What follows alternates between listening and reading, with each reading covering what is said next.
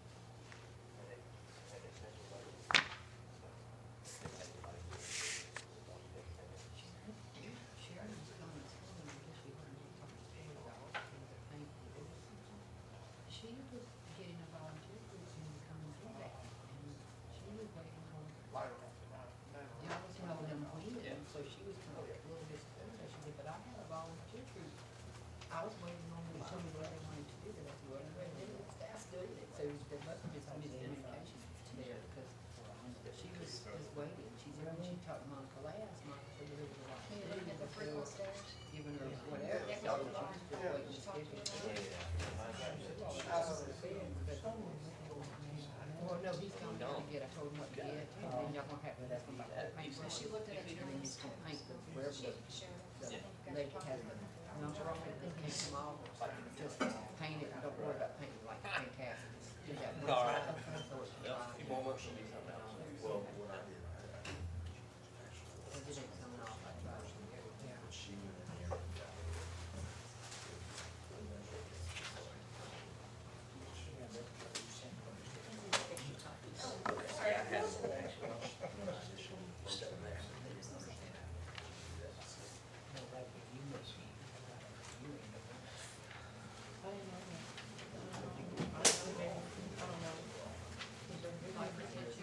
Well, he's gonna get it, so, the thing is, all you gotta do. Oh, yeah. Do that thing, have your paint, go up and down, smooth it out, and go to the next, and go next. See if I'm fleeing by the Wait time too I'm late ready. today, that's when you won't make paint and bring it back. I think the men will be complaining, but that's strong, and I don't want them doing something that's gonna make somebody, oil base is strong, it's gotta be there. No, cause they won't stick to that bed, that won't work.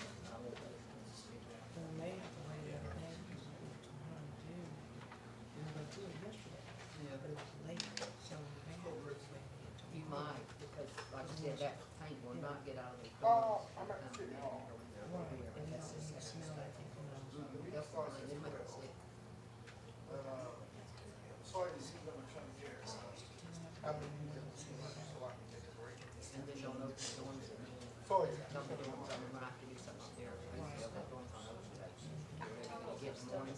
let it go back.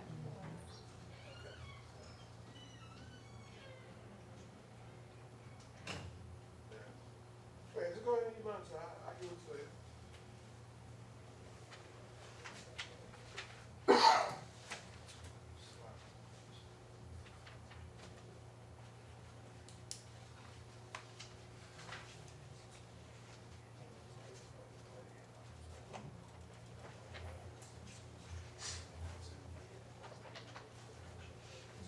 We're talking about moving the beds No, bro. in How are you, sir? They don't even advise till, I mean, I get ready to go in there and. We're working I illegally. gotta start doing it. Someday we I'll can. start that next week. It'd be great. Once I start that, all the bids. It's good though. They gotta all, so don't even. They don't know what here, so that makes it better, right?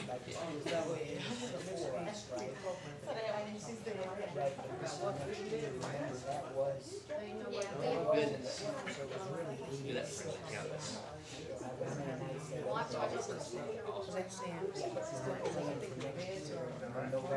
Six, I'm at one. They're up to 12 days. And they're right when you come in the door. So she was saying the ones that are up at Pick City first going and move them to the. So we'll try and create. Through August 30, 2014, the sign came down August 2nd,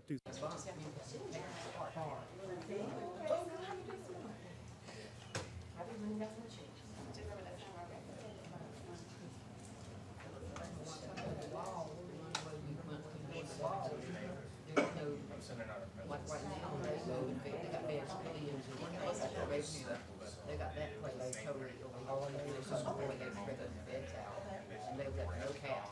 So I said, I'm not worried about it. We're gonna do it, you know, I'll take it. We're gonna go program one. Right here, so that-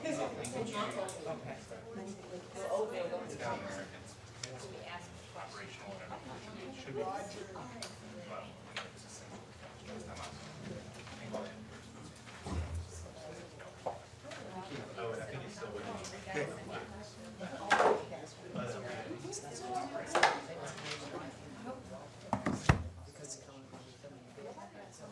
It's all yours. Right down the middle and it's back. No more spread out, I get really, and that, it'll be that way no more. They all, they get stuff, and then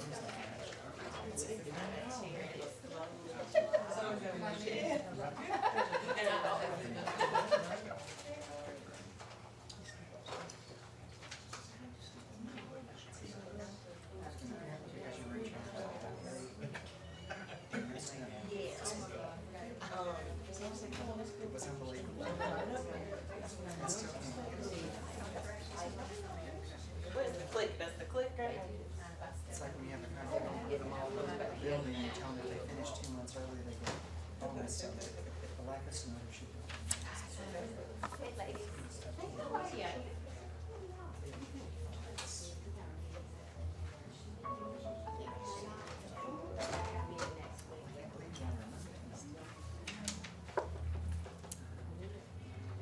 Is it a?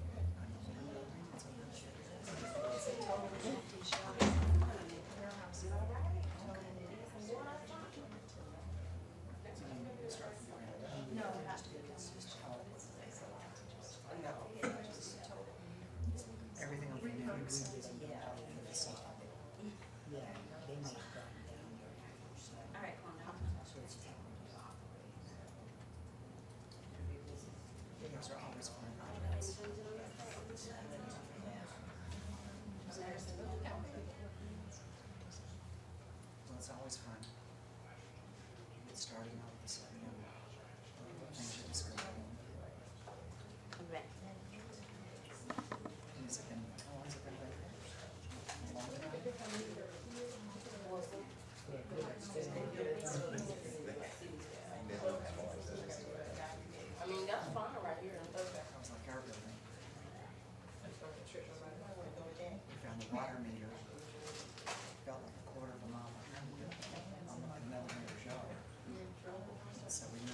front of the building, which made much more sense.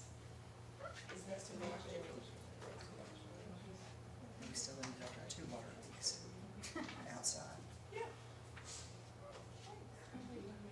That's okay. I see one.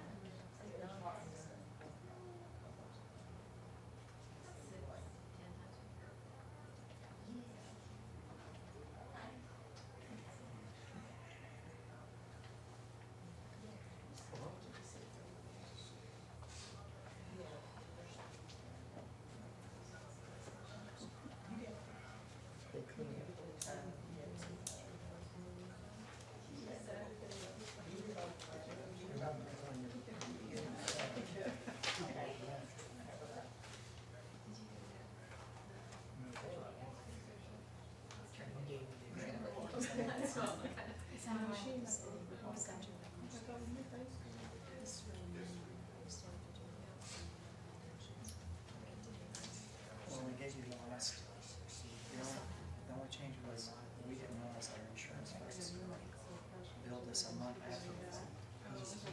So technically, the March insurance for the vehicle was in April. Yeah, see, that's why we want to have a commercial. Yes. Like it. You don't know if these people.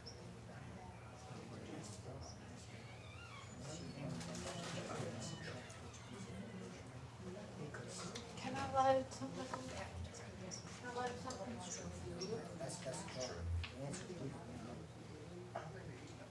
It's not of all these people. It was $90 a month for auto insurance. It's 60. These are certain. You never get to pay for Yeah. that. These are rental. Cold weather in here. 5 times. They were kind of cute to deal with. They lost the last time we done did sale.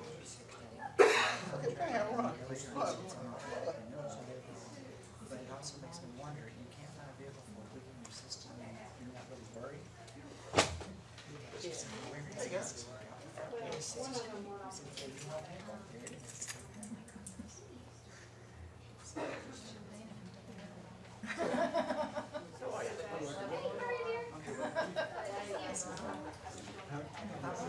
I'm sure it's just because it was such a long-term agreement.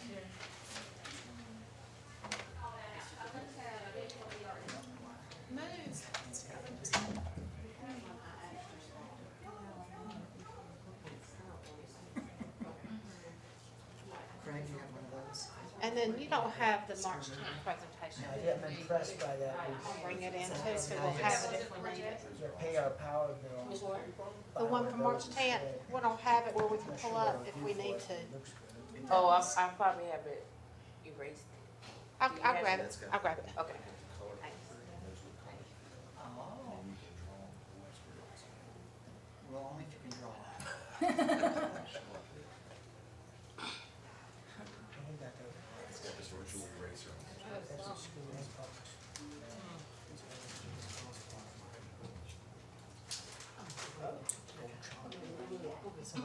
Nobody really wants to hear about Trump.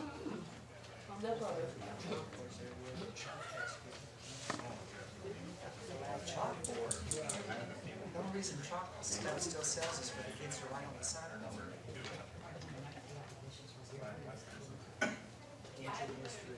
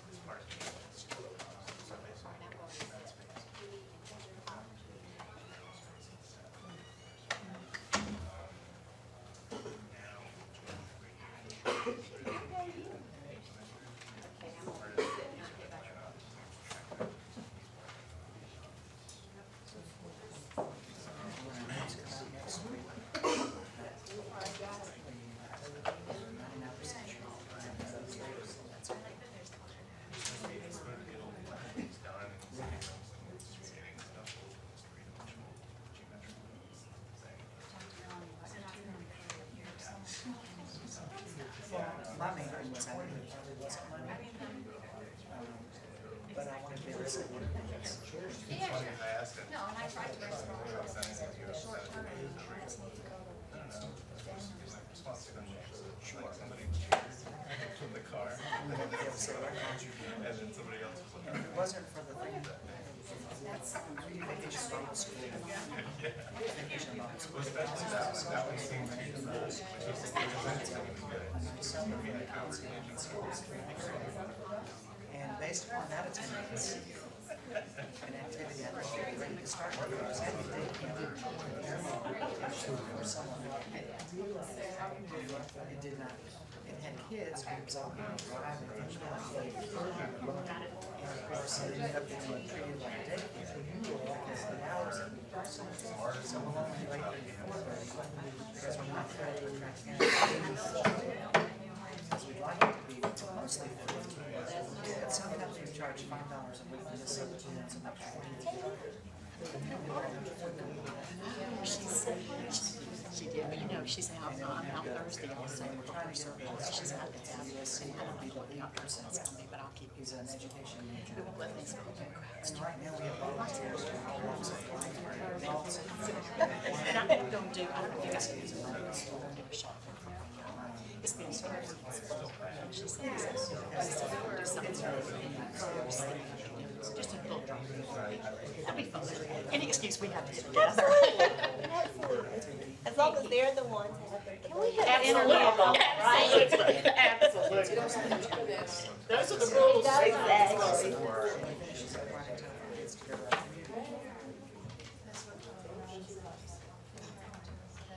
And there are 4 council members upstairs giving you. Maybe, I haven't seen Mr. Newman, is he here? I haven't seen him yet. And the mayor, is the mayor here? I believe he's been in and out all morning, but I haven't seen him. I know he's been texting and emailing. I haven't seen Mr. Newman, everybody else I've seen. Ms. Devine's not in court? Oh, no, she was here early, she was here, but she said she was gonna come back and eat something, so, Okay, so she's around too. yeah. Okay, good. Maybe a little bit. I know she said she thought that she might be in court. That's right, that's right.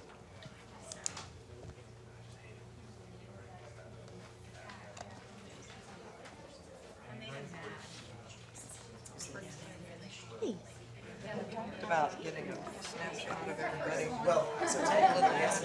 and uploading it to her. She left for Shepherd Center about an hour.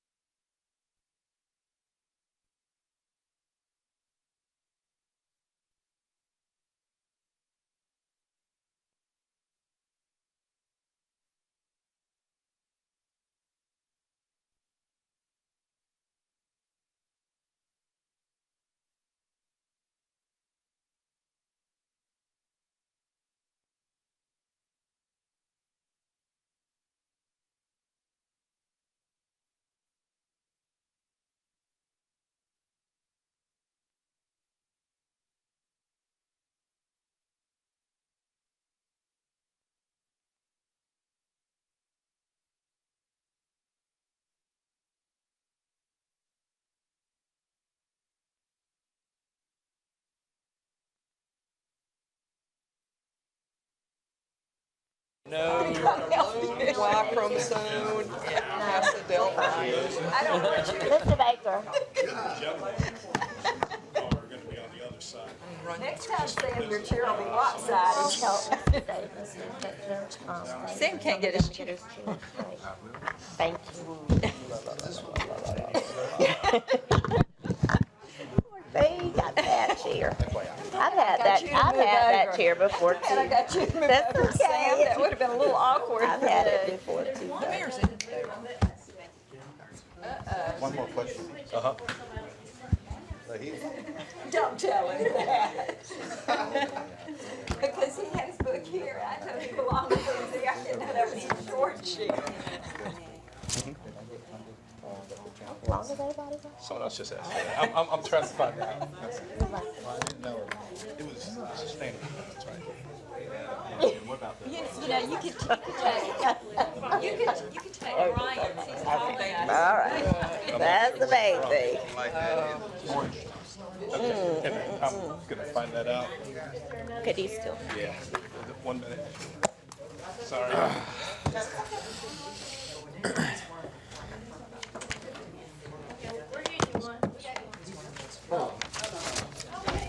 Thank you, dear.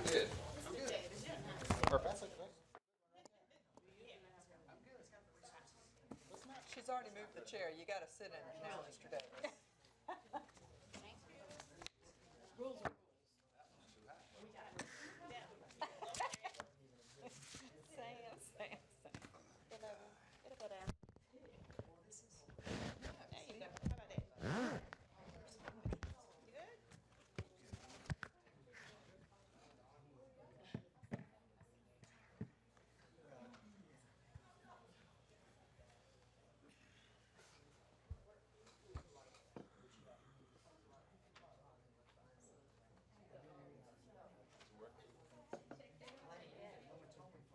there you are.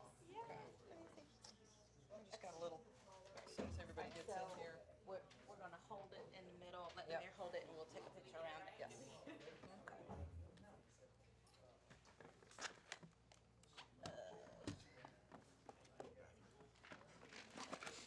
Now, even Allison looks a little. Yeah, your knees are gonna be in your throat. I know.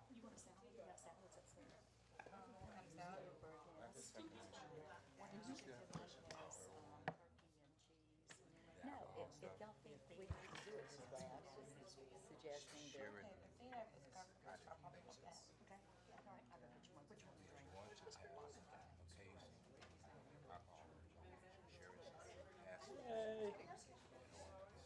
Yeah, and I was, yeah. See, what I was saying is why not just make it permissible in all parts, and they still have to come one by one and get approved. But if there is some reason we don't want to do that, then I'm fine with the way we're doing it.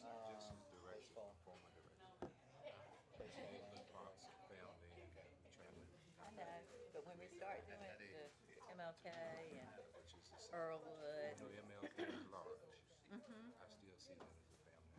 I do too. So is Earlwood. But, I don't, you know, Oh, I tell you what. this is how we need to do it, I don't have a problem. But I didn't see Here, let me get anything the clerks. about process. All right, clerks, before we start. Here, yeah.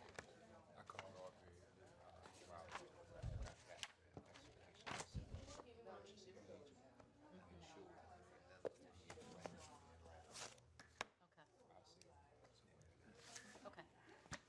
Mr. Baker, I ran into some folks who use the Wellness Center, there's some members over there, and they were saying that in the parking lot, that the stripes, I guess, are all gone on the parking spaces. I didn't go over there to look at it, but. We were actually working on that last Thursday. Okay. Restriping. Oh, okay. Usually, Public Works, places, community here, we go through all this stuff. Okay, so that's in the works right now? Thank you.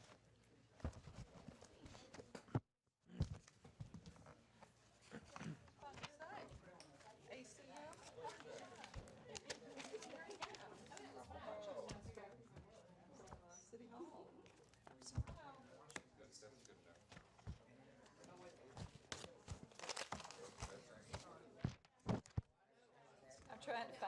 himself to market. 13. We need to,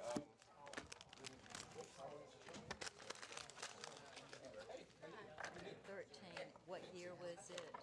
It was, is it the drainage, 13, 14?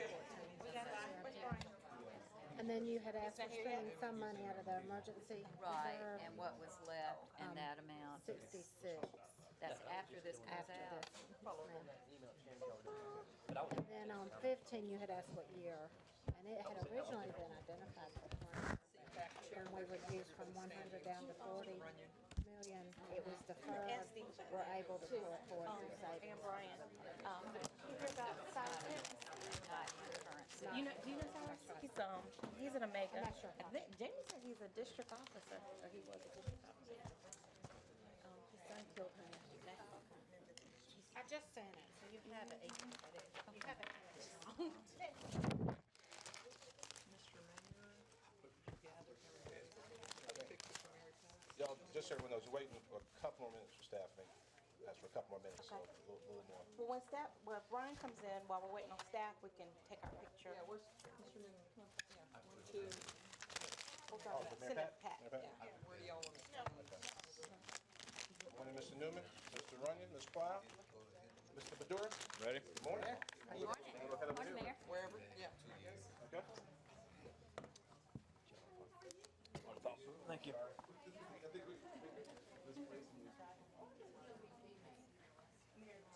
She can be very fat, strong for, that's right, for Shepherd Center.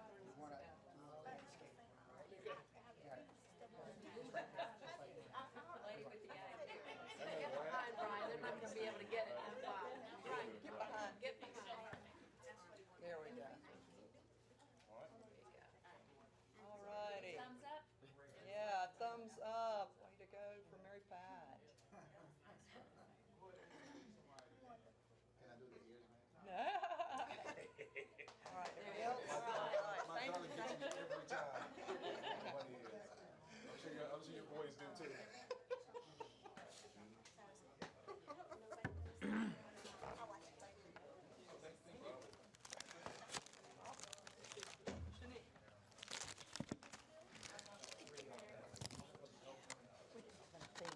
So I brought you the salad, summer salad, the chicken, apples, this bagel chips. I don't need bagel chips. Okay, well, never mind, give me something else. Okay.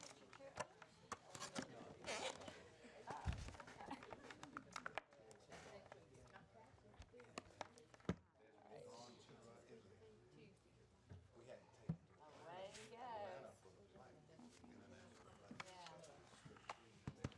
Wow. Gotta watch those Italy.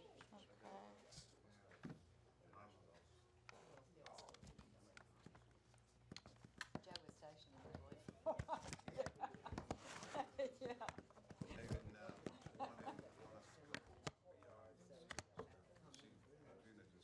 Fell apart.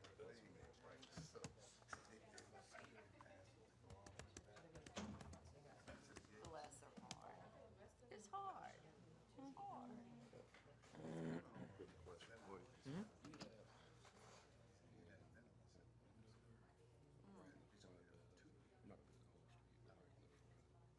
Joe was in the Navy station. Son of oil. I mean, I saw that one email from somebody raising saying about having to change your address or something. Yeah, I understand. Yeah. Ran the shop. Yeah, I think she's done this. On the ship, everybody loved Joe because Joe decided when it was gonna be open. I mean, not that I'm aware of. What they were gonna stock. I shipped him to him for about 20 years. He just upped. And this house built a shell car. Some allegations came to him about taking money from some local businesses, especially with the issue. So then they forced her out. And I hear you. Keep it moving and said that she oil was flowing and all that good kind of stuff. fight. Oh, wow. You know, God, that's a long time since, 21 minutes bit late, y'all. I think Missy's, ooh, she's making copies of stuff. More stuff? Yeah. I saw her in the hallway and she said she was almost finished. I mean, we can get started. I thought we were waiting on Ken tonight, holding it up and getting started. Because we got 2 other items. Let's rock and roll. Is he here? I mean, is he gonna come back in? Oh, I haven't seen the mayor today, so I'm not sure what's Oh. We just had a picture with him. Okay. So you think it's all right to get started? Sam, you I mean, if you all want to, I'm fine. We're ready to start whenever y'all are. I mean, we can get some of this stuff out of the way. Little stuff. Let's go with number 1. There he is. You got to do the roll All right, Tracy. Good, how are you? Right. Oh, Madam Clerk. Good afternoon. Mr. Madura? Here. Mr. Ryan? Here. Mr. Newman? Mr. Cloud? Here. Mr. Vine? Here. Mr. Davis? Here. Mayor Benjamin? Here. Good afternoon. We're going to begin with resolution number R 2015-032, authorizing consumption of beer and wine only at the Indy Grits Festival within the 1200 block of Taylor Street and 1500 and 1600 blocks of Main So Street. moved. Second. Discussion. I will tell you guys, for the kickoff of the POSCON conference this year, as you may remember, as we try to kind of replicate the South by Southwest success in Austin, we collectively supported a little bit more money in joint marketing between POSCON, Indy Grits, and the Converge SC conference. And they worked to get them all in the same week. POSCON looks like their attendance is up, significantly, maybe 300 to 400 more people this year. 300 to 400, is that fair? Huge crowd. Probably 900. It's now one of the largest open source software conferences in the country. That's fabulous. They'll be moving around the entire downtown area. So they'll be at ITology. This morning they were at the Music Farm. Okay. Last night they were in the Vista. So it's going well. And obviously we expect Indy Grits opening up the second theater. Council also supported tonight, and I think they're expecting a record credit Converge SC as well. So just remove the previous question. Did we vote already? Call the roll. No. Aye. Aye. Mr. Newman? Ms. Cloud? Aye. Mr. Vine? Aye. Mr. Davis? Aye. Mayor Benjamin? Aye. Thank you. At this time, we would ask Ms. Anita Floyd, who I know is here with us, the Vice President for Community Impact and Strategic Implementation from United Way of the Midlands, to present the Homeless Services Contract Update and the Implement Weather Center Report. Thank you. First, I'd like to thank all of you for your continued investment in this important work. We are very much appreciative of our partnership with the city, and I hope that you'll be pleased with what we're sharing with you this afternoon. This will be in 2 parts, so what I'd like to start with is what is essentially a first quarter report on the regional coordination contract that was awarded in late December, so this is about 3 months of work towards that. The priority for the first quarter was to fully staff our coordination team, and we brought some of them with, so you can meet them. So Gina Amato is our new Homeless Services Manager, and she, thank you, she recently served as Disaster Assistance Manager with the Red Cross in Rock Hill, but she also was Executive Director of Pilgrims Inn in Rock Hill, so she brings extensive homeless family experience with us. She is not part of this contract per se, but she is absolutely part of the team that is working on the regional coordination. Jacqueline Sloan is our new Homeless Services Coordinator. Jacqueline comes to us from New Jersey. She recently moved to Columbia, and she has extensive experience with the New Jersey Department of Child Protective Services and Jewish Family Services, so she brings great experience also with outreach here in homeless coordination outreach here in Columbia. And Jacqueline is going to be focused on both the meal coordination as a priority and then ultimately on employment service coordination. So these 2 ladies have started with us in the last month. The third party to the team is Angela Jones, and she actually starts this week. She'll be starting Thursday. She is going to be our housing coordinator. Angela is a practicing attorney who works with the Department of Social Service. She's leaving the South Carolina Department of Social Services to join us, but she also has good experience in landlord-tenant law. So she is actually going to be our housing coordinator and work on the youth services coordination. So you'll meet her next time. There were about 6 key areas of the contract, and I'd like to report on 4 of them that we made some progress on so far. The first is the local service coordination, and towards that, what we focused on is, again, our coordinated assessment system. And I think that at this point, you're all familiar that this is the first really deeply integrated coordinated assessment system in the country. It means that we brought all of the client data systems in the state together and also integrated them with 211. So we're piloting the referral system with 2 agencies, and this summer we expect to build that out and extend that to more agencies. One of the key things that we're doing in this area, though, is actually working on a different way to prioritize clients for housing. So we have identified these assessments, these vulnerability index assessments that we piloted with the point-in-time count. And what it does is actually identify who is most vulnerable and therefore who we should put into housing first. So it's different than kind of the typical waiting list that you see agencies using. So we're really pleased to be expanding on that.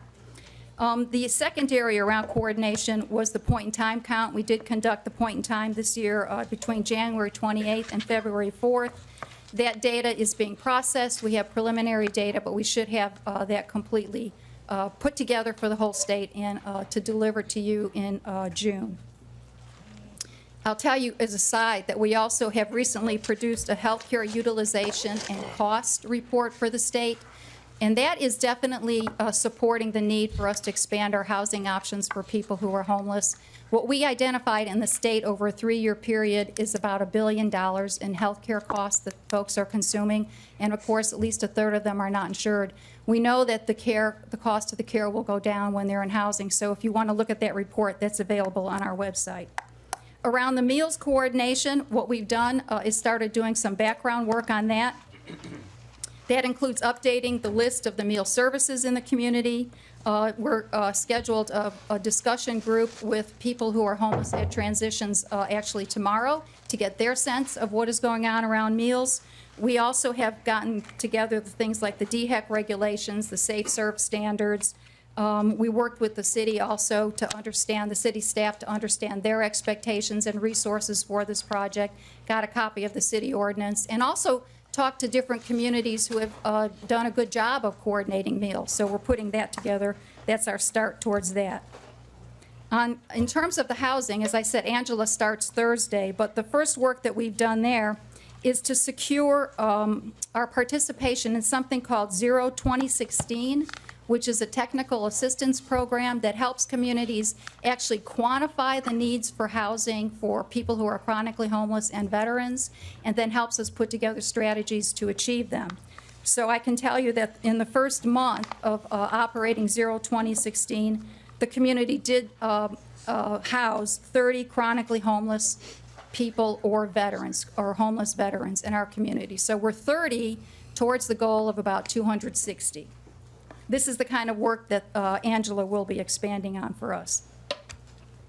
The fourth area is the coordination with our justice systems, and there are 2 things that I'd like to report there. The first is that the homeless court did have its inaugural court session on January 27th, and it was actually at Transitions, and it was a good disposition, and the woman who was our first candidate actually left the hearing to report for her job, so it really was meeting the needs. The committee that is working on the homeless court is now focused on improving the referral process. We've got some kinks to work out there, and then also developing the manual for that. The second area around coordination with justice systems is our partnership with the Columbia Police Department. What we are doing right now is registering the first 10 officers for the crisis intervention training that will be sponsored by the National Association of Mental Illness here in the state. So that's the first training that we'll inaugurate there. That's the brief summary of what we've done in the first quarter around that first contract. Next, I'd like to talk about the winter shelter, unless you have any questions or comments about that. Anita, I just have One, and I know that Angela will more than have her plate full, but just also under the housing options and maybe also under that judicial thing. Mercy is just they're very, very busy, but one of the things that when I do mental health court, one of the big things is placement once someone is released from one of the hospitals. And actually, Greg, I had a client this morning that the option is transitions. And certainly transitions is an option, but as we know, I think that with everybody, the rapid rehousing has proven to be the best way, but certainly with people who are dealing with mental health issues, I think that there should be some opportunity for us to maybe have some kind of placement options for them so that transitions isn't their only option. And so I'm not sure if there's some kind of, something that we can also, working with the courts and working with mental health and Mercy and to see if there is some kind of housing component that we could look for so that we're not introducing more people with mental health issues into the homeless population. Right, so that will be the focus of the housing coordinator, is to actually identify and look for resources to support people in housing. And that is the premise of the homeless court, is that you can't really recover from whatever you need to manage unless you have the stability of housing, whether it's the temporary or the permanent. So that is going to be the focus, and why we're looking at all of these strategies to figure out how to do this.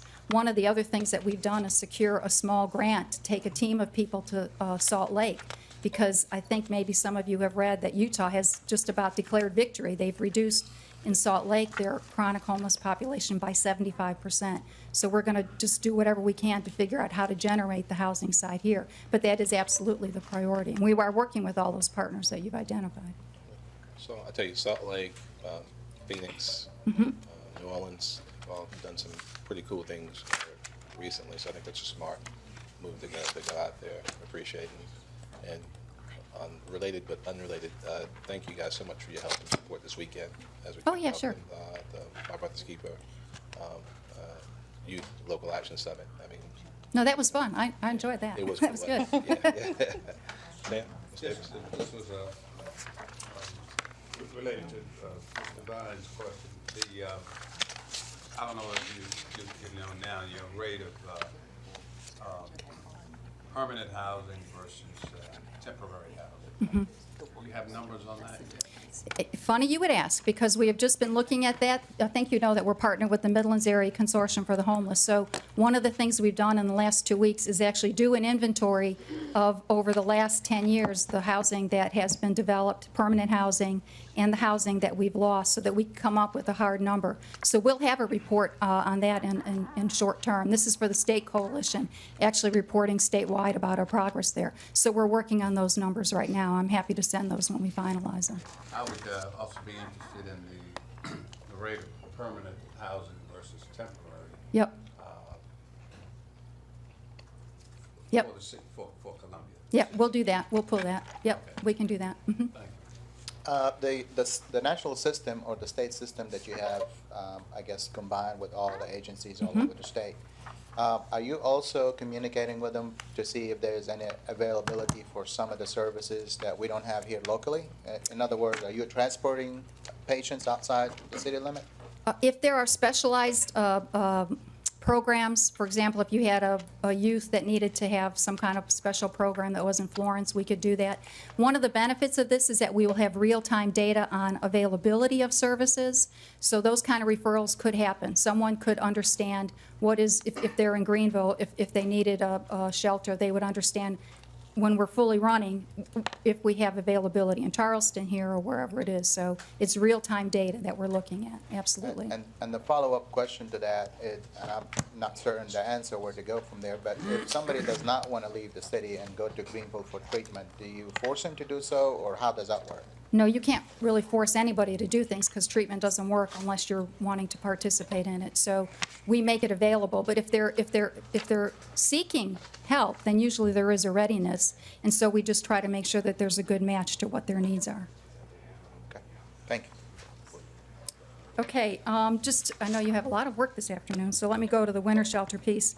The winter shelter piece, we started working on that with our partners, and I'm happy that they're here, because Transitions was obviously our lead agency in managing the center itself, and Salvation Army was our partner in terms of providing all of the food, and we did have hot meals every night for the folks who stayed there. Our other partners for transportation included Community Pastor Care, who has done this in the past, and they worked well with us, and then we had security with G4S Secure Solutions. So we had a really good team. We worked with the city staff to really kind of develop the program. And I want to just remind you about what the operational plan was, because it was a little bit different this year. So the facility was prepared to serve 180 adult men and women with a build-out to 240 with cots. So that was the maximum occupancy.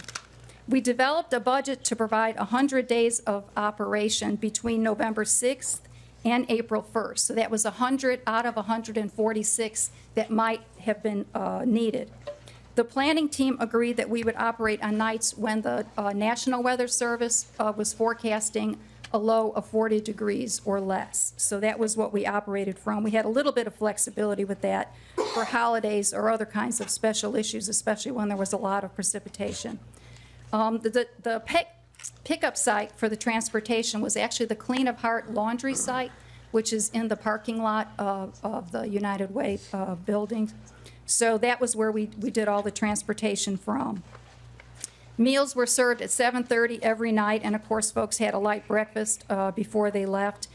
All of the guests were registered in the Homeless Management Information System, and we actually used a swipe card to help facilitate it. So that worked really well. That was a nice pilot to do in a very large facility, so that will be a good thing for us to learn as mock. The results were that the Winter Center operated 83 nights between November 6th and March 31st. The participation ranged from about 78 guests to a high of 203. The average for the season was 133 a night. That week of February 15th, when it was very, very cold, for the whole week, we averaged actually almost 200 people. That meant that there were about 754 unduplicated people who stayed in the Winter Center at some point during the season. When we looked at the demographics, they were pretty similar to the demographics we see for people who are homeless in the community anyway. So it was obviously highly male, more African American than white or other. There was a slightly higher self-reporting of people with disabilities. So that's not surprising, because chronically homeless people tend to have very complicated health issues.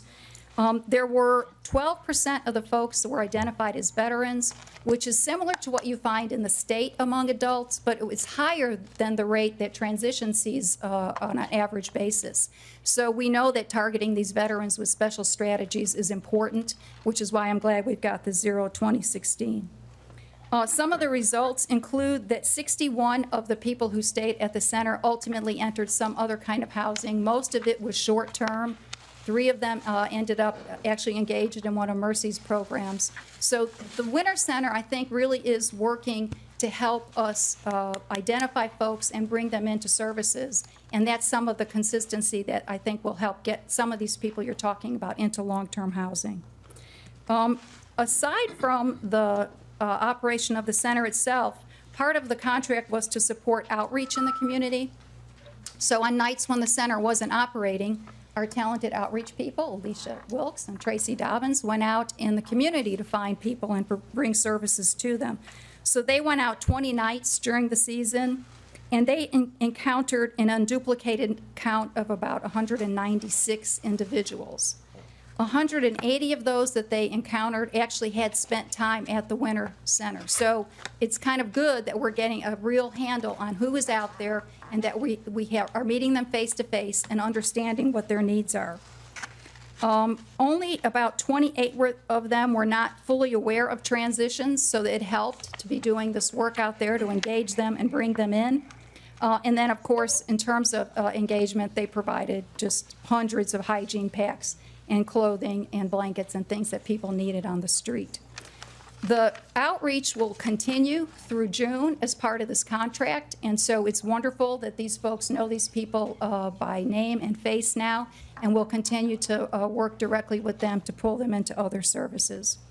In terms of next steps, we will continue to focus on the coordinated assessment system. Obviously, the housing is going to lift as a priority for us, and the meal coordination will be getting off the ground. We will still need to provide you a financial report on what happened with the Winter South Center and the contract, and then we also owe you recommendations in May for how it could operate next year. Sorry about my allergies. Yes, sir. Just one question. In terms of separating those that are diagnosed mentally ill and vulnerable adults who are developmentally disabled, do we have a special outlet for the developmentally disabled rather than the shelter as opposed to, say, Babcock or the BDSM board? We don't have short-term options for them that are different than the options we have for everyone else. Part of the point of having the programs in place is so that people can be safe where they are. In terms of specialized services, that's why they've got, dozens of agencies working at transitions. But we don't have specialized services, to my knowledge, short-term services for them, short-term housing. I was just wondering, are we serving developmentally disabled, diagnosed persons at transitions? On a Some, regular yes. basis? I mean, some, yes. Our goal would be to get them into Columbia area mental health. I mean, developmentally disabled, not mentally ill. Yes, The answer is certainly. yes, the answer is yes, and again, Columbia area mental health will help us with a road ahead. Mercy, I mean, the folks, the professionals look at them and try to figure out what's the best solution. The case managers really have to tackle that on the individual basis, and you're right, those are specialized services, so that's the only way we can manage it now. We're not gonna turn people away. I mean, they're gonna come, we're gonna do our best to help them. Exactly. Right. And I think, Sam, what you're asking, and that might be on the state level, a disconnect, but I see a lot that are, have developmental challenges, but they do, they come through Columbia area versus DDSN or something. I don't know how that state system works, but if they have any kind of issues, and then several of them might have dual diagnoses, Right. but they come through Columbia area. I know that is a misunderstood population. I think we could add the quality to the services if there is if there is a liaison so that the person that's diagnosed, whether it's through mental health or whoever, developmentally disabled, that they go into those services as opposed, because they're most vulnerable no matter where they are, and a lot of people don't understand how to deal with them. Simple things such as a seizure. That's right. And so I think if there's anything we can do to really enhance where we're trying to go with that, the folks in most needs off the street, if we could collectively kind of work at that. No, that's helpful, and that's why, again, this vulnerability assessment tool really is looking at just that, literally, that vulnerability. Who has got the most serious health issues? Who's been on the street longest? Who has those kinds of challenges that make it them even more vulnerable? So that's one thing, is to get a better understanding and prioritize those people for help. But I think that's something we could tackle with MOC, is to bring specialists in to help us be more informed. I know if you just take the Rich Lake board, they have a residential program, and they have a bed Exactly. overnight and that sort of thing. Thank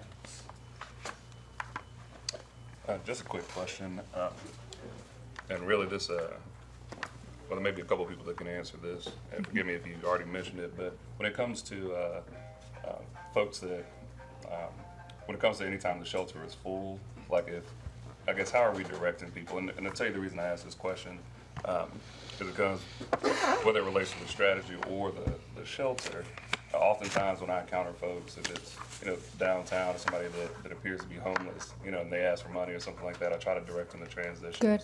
Or let them know about the shelter, and their immediate response is always, oh, it's full, or something like that. And I just want to make sure that that's not the case, and that we actually are helping these folks, and that I'm not mistaken here. So the Winter Center was never at capacity, so we always had room there. So that when it was open, we always had room there. I don't know, Craig, if you want to respond in terms of your, 203 was the highest number we reached. but So in there terms were of always men and transitions? women's. Now, transitions will fill.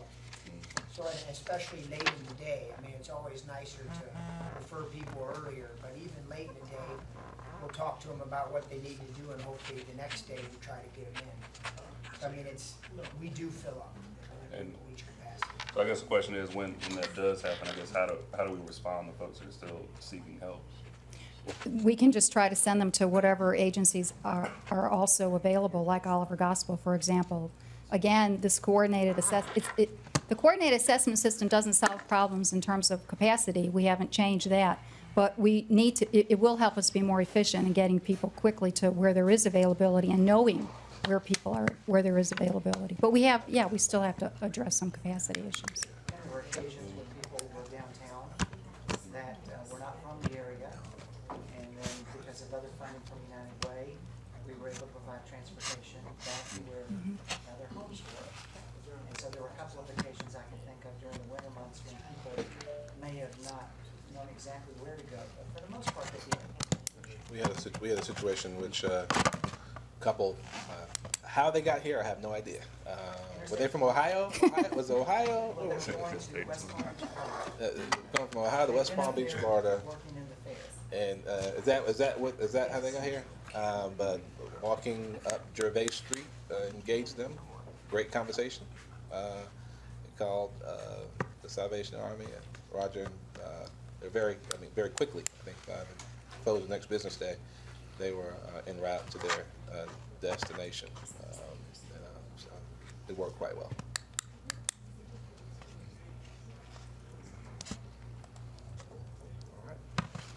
Very well done. Thank you so much. I appreciate it. And I Thank appreciate you, our partners. Anita. Thank you all very much. Next step. Well, Anita mentioned, Mo was asking next step. She mentioned they come back in May with We'll give you recommendations. recommendations for the operations next year. We had a preliminary meeting, and I don't think we need to change too much. We've got little tweaks that we want to suggest to make it just a little bit easier or safer. But I mean, and then the financials, we'll get back with you. So, and then we'll have a final report, because as I said, some of the work continues with the outreach, so. And we give you quarterly reports on the other contracts, so you'll be kept informed of that. Thank you. Thank you, Anita. I want to now move into our budget review. We have several presentations. Yes.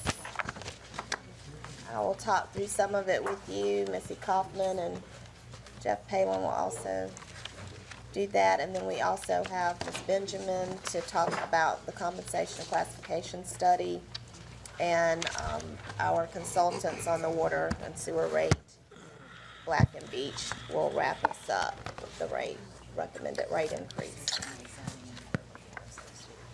Let's clear it out.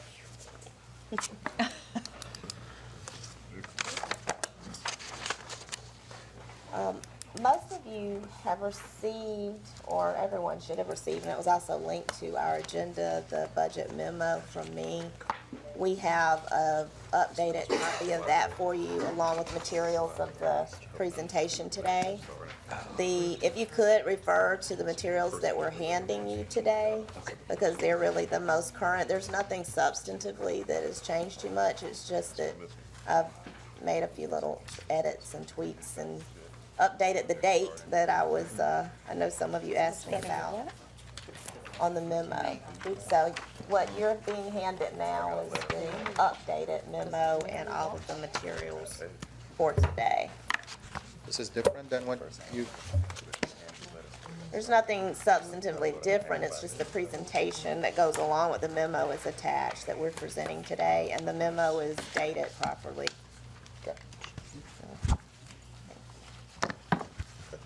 tonight.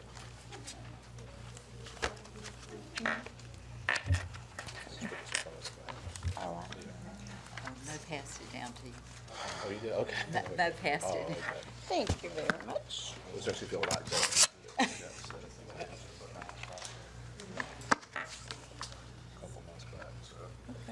So if you all are ready, we'll get started. Nothing substantively, Mayor. I've just, it's dated properly now. I think it had a wrong date on it when I originally sent it to you all.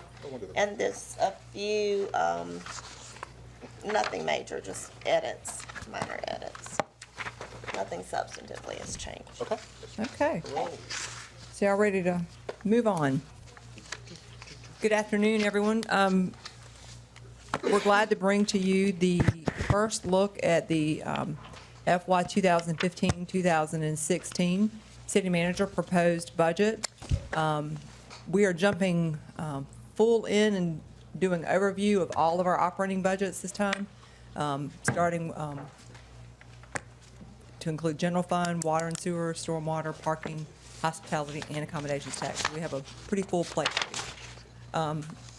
Starting off, we want to talk about the fact that this budget is a theme of planning for our future, knowing that we've had a lot of growth in the city and thinking about where we are in terms of how we're moving forward and the growth that we have yet to come. Just as the overview, looking at the total, all funds, budget that we just mentioned we'll be going through. The general fund and water and sewer obviously make up the largest majority of our operating budgets. The proposed general fund budget is $130 million. Parking fund is $7.2 million. Water and sewer is $133.7. Stormwater is $7.1. Hospitality is proposed at $10.6, and accommodations is $2.1. That makes up the primary operating budgets of the City of Columbia. As we move forward, some of the issues that we focused in on in terms of guiding the preparation of this budget and guiding its focus, there were some significant issues and overview over those items. We just want to make sure we share with council what was used to help guide this. Of course, public safety is top priority. City Council makes that loud and clear on a regular basis, and it's definitely a priority of this administration and the city manager. Water and sewer infrastructure needs must be addressed.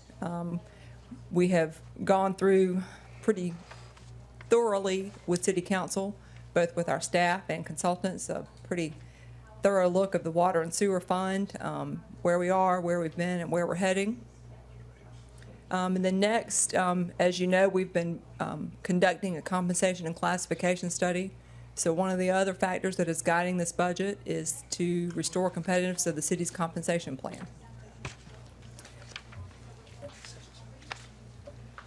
To get a little more specific with regards to those top priority, to those major issues, public safety overall in the general fund budget, out of the total general fund budget increase, 2.8 of that increase is for public safety departments, and that's just for the departments, which accounts for 81% of the total increase of the general fund.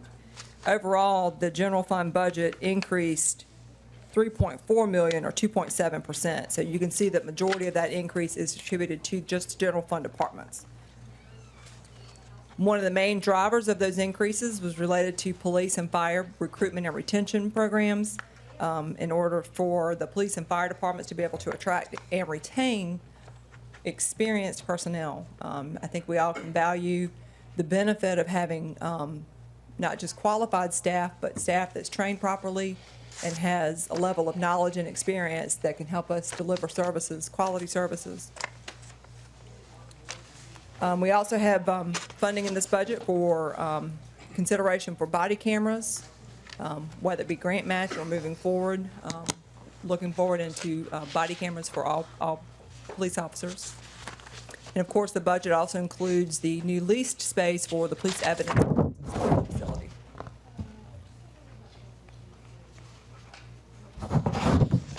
With regards to water and sewer, a lot of activity is related to water and sewer and putting forth the resources to prepare the water and sewer system for the infrastructure needs that we are contemplating and have been doing. When we last brought the water and sewer rate increase to City Council, it was proposed at 12.1%. This budget now incorporates a proposed rate of 9.5%. Black and Beach, our rate consultant, is here and will go over in more detail the rate proposal, and we'll bring updated rate information for you. We will incorporate that presentation as we go forward with the budget discussions today. Another significant item is that the city manager's proposed budget reduces the transfer from water and sewer to the general fund by $2 million. Current budget is $4 million, so it reduces it in half. Another factor in the water and sewer budget is that we have shifted $1.6 million in water and sewer expenses that are being funded from water and sewer to the general fund, which is made up primarily from the Office of Business Opportunities and the Development Corporations. So that's a combined $3.6 million shift from water and sewer into the general fund. Through that, we now have budgeted $20.3 million worth of cash for the capital improvement program for water and sewer, and the total CIP remains at the $120 million. If you keep in mind that the capital improvement program is funded both from bond proceeds as well as budgeted cash, which is what this refers to, and then fund balance.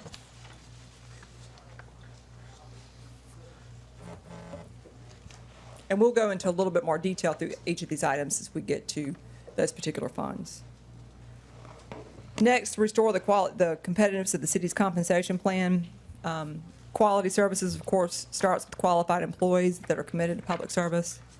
We have $3 million budgeted across multiple funds to help with phasing in and implementation of the study, the results of the study. The study, of course, supports the efforts for the police and fire recruitment and retention programs. One of the other significant items from the compensation and classification study is adoption of a compensation philosophy that we will use to guide us as we hire and retain our employees and consider where we're moving forward. On that note, we're going to move into an actual update on the compensation and classification study from Ms. Benjamin.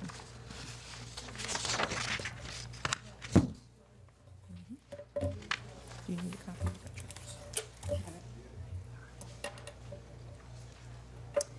Good afternoon, everyone.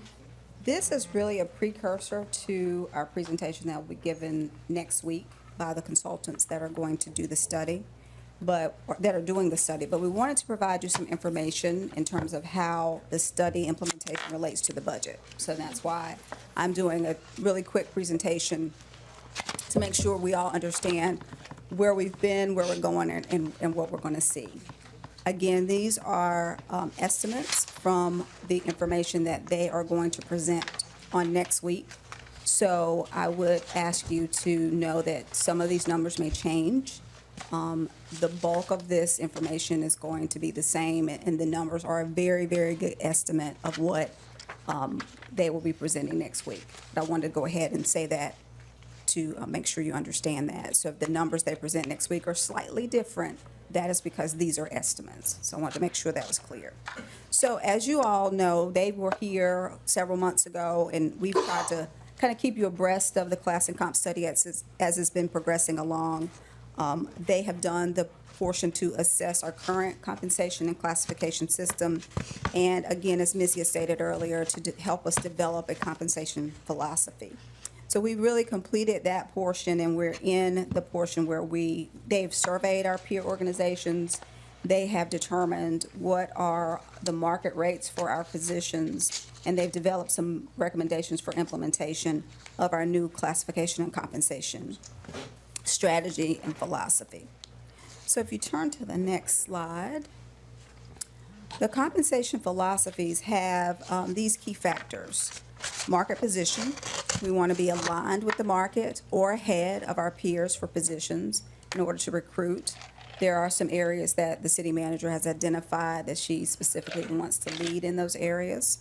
And so they have taken that into consideration when they have proposed this implementation strategy.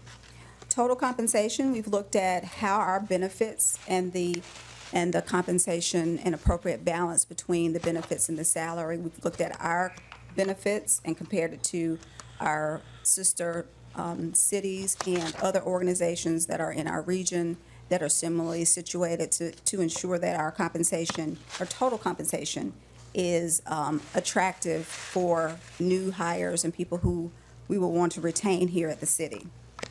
They've looked at our classification and compensation structure design to make sure that the design that they suggest and recommend will fit in with what our philosophy is trying to achieve. And lastly, there are going to be some elements of reward, some strategies to help with related experience, additional education, certifications, and performance pay that's going to be included in what they're going to recommend in the completion of the study. So let's talk a little bit about kind of what the numbers look like and some of their implementation strategies. We have talked through, I can't tell you how many different implementation strategies that we have considered in order to make sure that we are taking into consideration our organizational culture, what we are all trying to achieve, and the philosophy that we are using as our guiding force in this study. And I think I might, did I skip the slides? I skipped a slide. That's the next one on ours. Mhm. Well, anyway, so I was going to just show the philosophy, but you all have seen that, and they'll show that again whenever there's a slide missing. Okay. So when you look at the implementation strategies, like I said, we've looked at several different ones. The basic implementation strategy starts off with making sure that we bring our employees to the minimum of the new recommended pay grades. As you may be aware, the city currently has 60 pay grades. What they are recommending is that we have 27 pay grades, so they've collapsed some of those pay grades, but the ranges are wider. And so it looks as if there's a page slides missing. I'm trying to do a dance up here and dance around through it, but we'll get you copies of that because there's a couple of slides missing. The condensed pay grade slide, isn't it? To 67 to what? To 20 to 26. 26. Mhm. You said 27, okay. It's going from 101 to 127, and that's just the way that they're recommending the numbers go. We currently have 60 pay grades, and our ranges are 60% from minimum to maximum is our range. They're recommending that we collapse some of those and do 27 pay grades. So what they've done is they have looked at our current pay grades, and they have made sure that they took into consideration all of the factors that I stated earlier, our competitiveness, whether we are close to market, what our sister cities and comparable organizations are paying their employees for the jobs that they're doing. And so these are the new pay grades that they have recommended. And we'll get you a copy of those because I want you all to see those. I'm gonna do it right now. Okay. So what happens with the first recommendation or the first phase of the recommendation is that everyone will be brought to those new minimums at least. So if anybody's salary fell below the new established minimum salaries, they'll be brought all to that minimum salary. So that's your first line that you'll see there. That's estimating at $2,607,255, and it will affect a roughly 1,031 employees. An estimate average salary adjustment of $2,528, and around an estimated 8.8% increase. So that will be just basic to bring everybody to the minimum of the new salary ranges. You're saying that you have just over 1,000? That would be Below the affected by minimum? that. No, that, Below our new established minimums, yes. Of how many? Of our current employees that we have.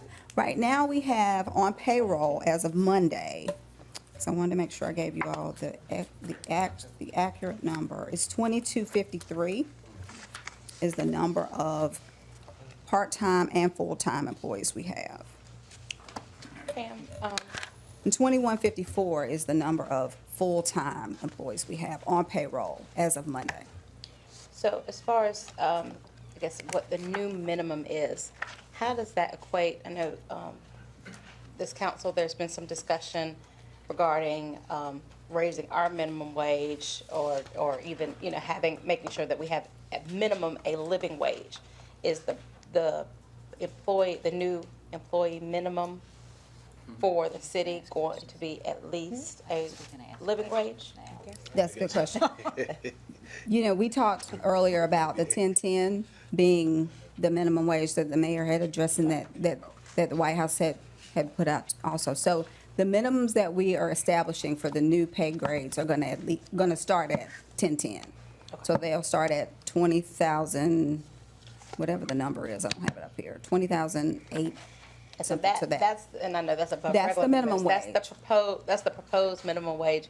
I know we had talked that, did you look at, because I know a few years ago when we said minimum wage versus living wage was actually higher than minimum wage. Do we know what the current living wage is? Right, I looked at the living wage, and of course, you know that the living wage varies based on whether you're a single person or whether you're a person that has a family, whether you're two people in the home or what have you. For a single person, you know what, Ms. Devine, let me get my notebook, because I don't want to give you the wrong number. For a single person, the living wage was $9.33.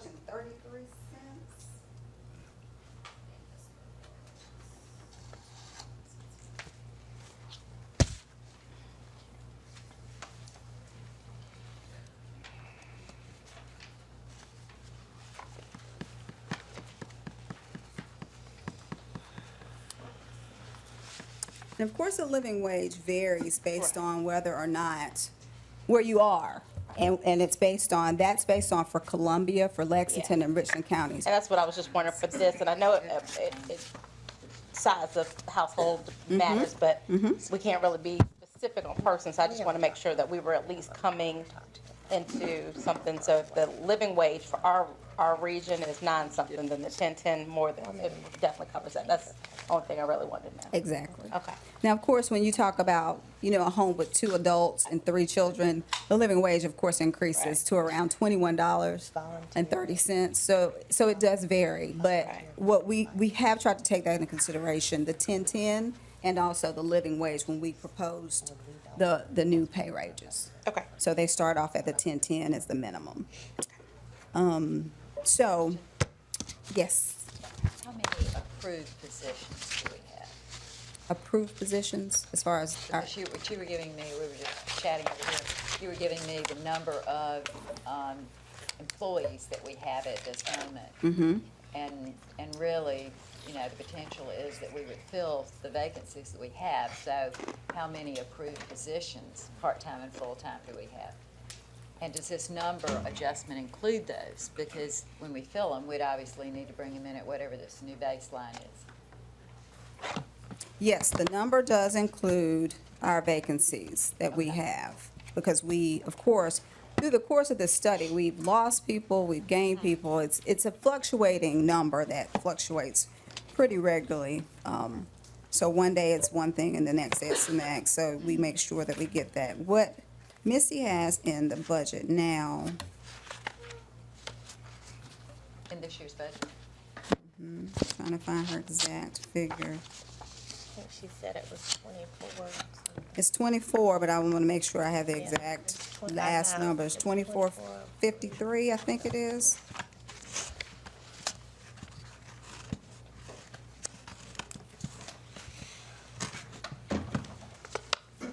Well, I'm pretty sure it's 2453, but when she walks back in, we'll have her verify that. Okay. So it does take into account those vacancies also, because you're right, we do have to estimate it based on if we were at full staff. It's very difficult to get to full staff, but we certainly have to anticipate that. The second phase of the implementation would be to take people to what they call current range penetration. And what that does is it looks at every individual where they are now in our current ranges, and it makes sure to place them at that same exact place in our new ranges. So for example, if a person is 50% into our current range, they'll go to that same place in the new ranges. So it gives them an adjustment, so they don't lose any ground as far as where they are within our ranges. So that's what they're talking about when they talk about current range penetration. And again, when they come to next week, they can explain a little bit more about that. But what it does is it makes sure that they don't lose any ground, that they stay in the same place, and that their salaries aren't reduced in any way.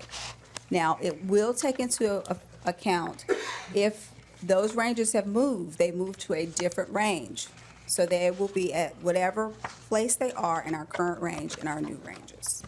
All that takes in consideration also whether or not a position needs to be reclassified, needs to be changed to a different position that it really isn't.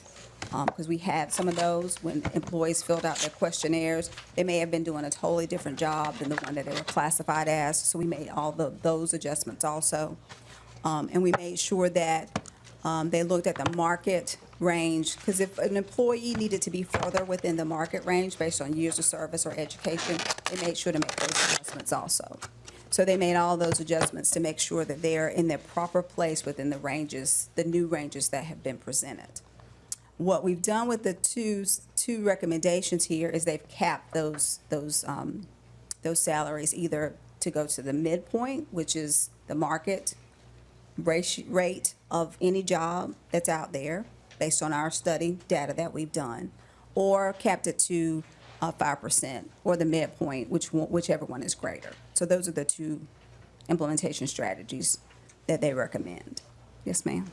So just to make sure I understand that an employee, when they're moving into the new pay range, they will either get a mid-range, even if their salary wants them to get more, their current salary?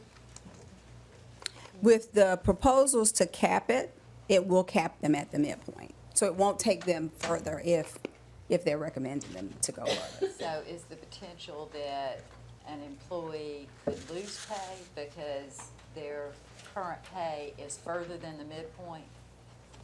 No, all of the midpoints are higher than the current salary. midpoints. Right. Okay. So they're all adjusted up. So no, ma'am, there's not a chance that somebody could lose Okay. money. So they will be, and what's going to decide whether they get midpoint or 5%? It's going to be based on the option that we choose to implement.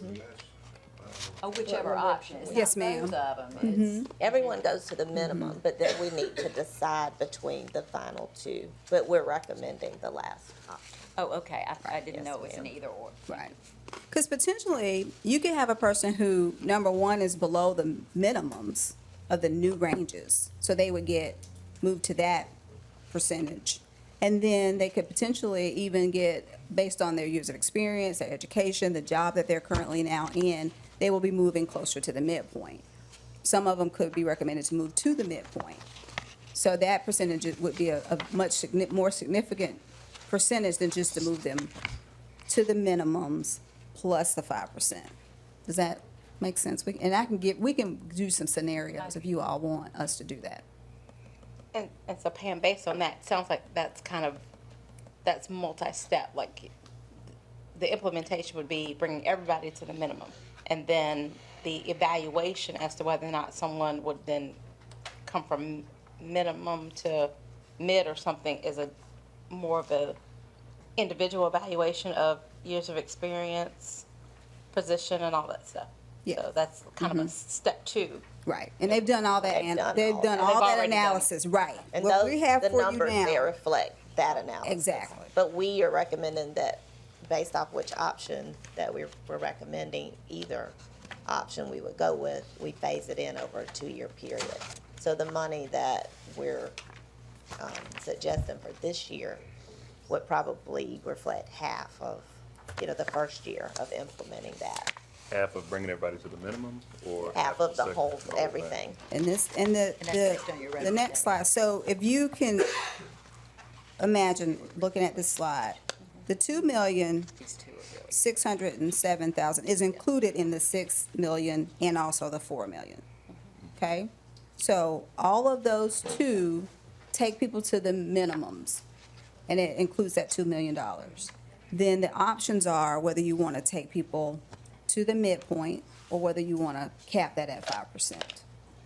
So those are the two options. So, and you see the cost for those two options, it's either the 6 million or the 4 million. The same number of people are impacted. You see the 1965. It's just as a matter of how far within the range they're going to be taken. And that's going to be the difference. You'll see the estimated average salary adjustments are slightly different, and then the percentage of the average projected increases are different. Well, Help me understand why the number is, I just can't think through logically why the number is 1965 on the second tier options and bringing to the minimum is a lower number. Because there are already people that work for the city that are above the new minimum. minimums that they're recommending. Okay. That 1031 is inside 1965. Yeah, so they're 830. Yes, ma'am. Yes, ma'am. So that's why that number is reflected there. Mr. Bador, did you have a question? are those numbers reflected in the budget that the city manager is proposing today? Yes, sir. Yes. Mm-hmm. They sure are. And one thing, sorry. I'm sorry, and then that, I guess the 2.2 million and the 4.4 million, whatever option that's including the fire and police and Yes, all sir. the employees in the state? Yes, sir. Uniform and non-uniform, okay. Yes, sir. Yes, ma'am. Which was the point I was just gonna make, is that, I mean, I think it's telling that you've got roughly 2,200 employees and 1965 are affected by this. So we talked about this for a long time, but I think that's just telling and for us to understand, as we talk about all the things happening and our priorities, this clearly shows that, you know, the overwhelming majority of our staff have not been, looked at for a while. Absolutely. Ms. Blau, did you have a Trying to question? remember, I did, I was trying to remember our I'm question. sorry.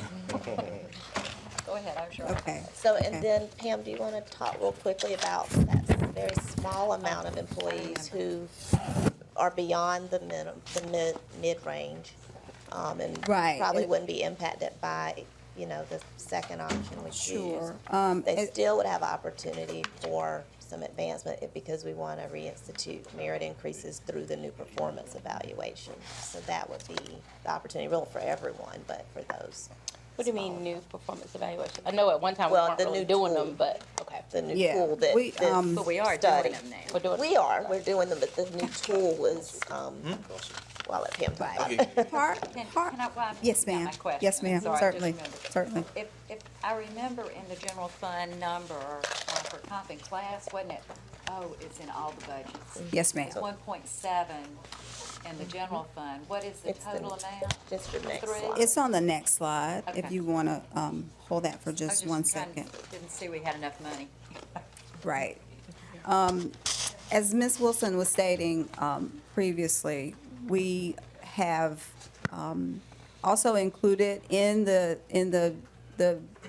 study for them to help us develop a new evaluation performance appraisal system.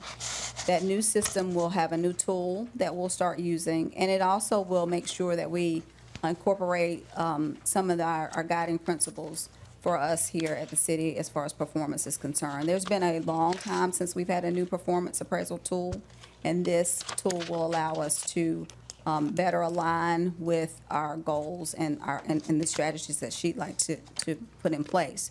As you all stated before, there are about 189 individuals that are not shown on this.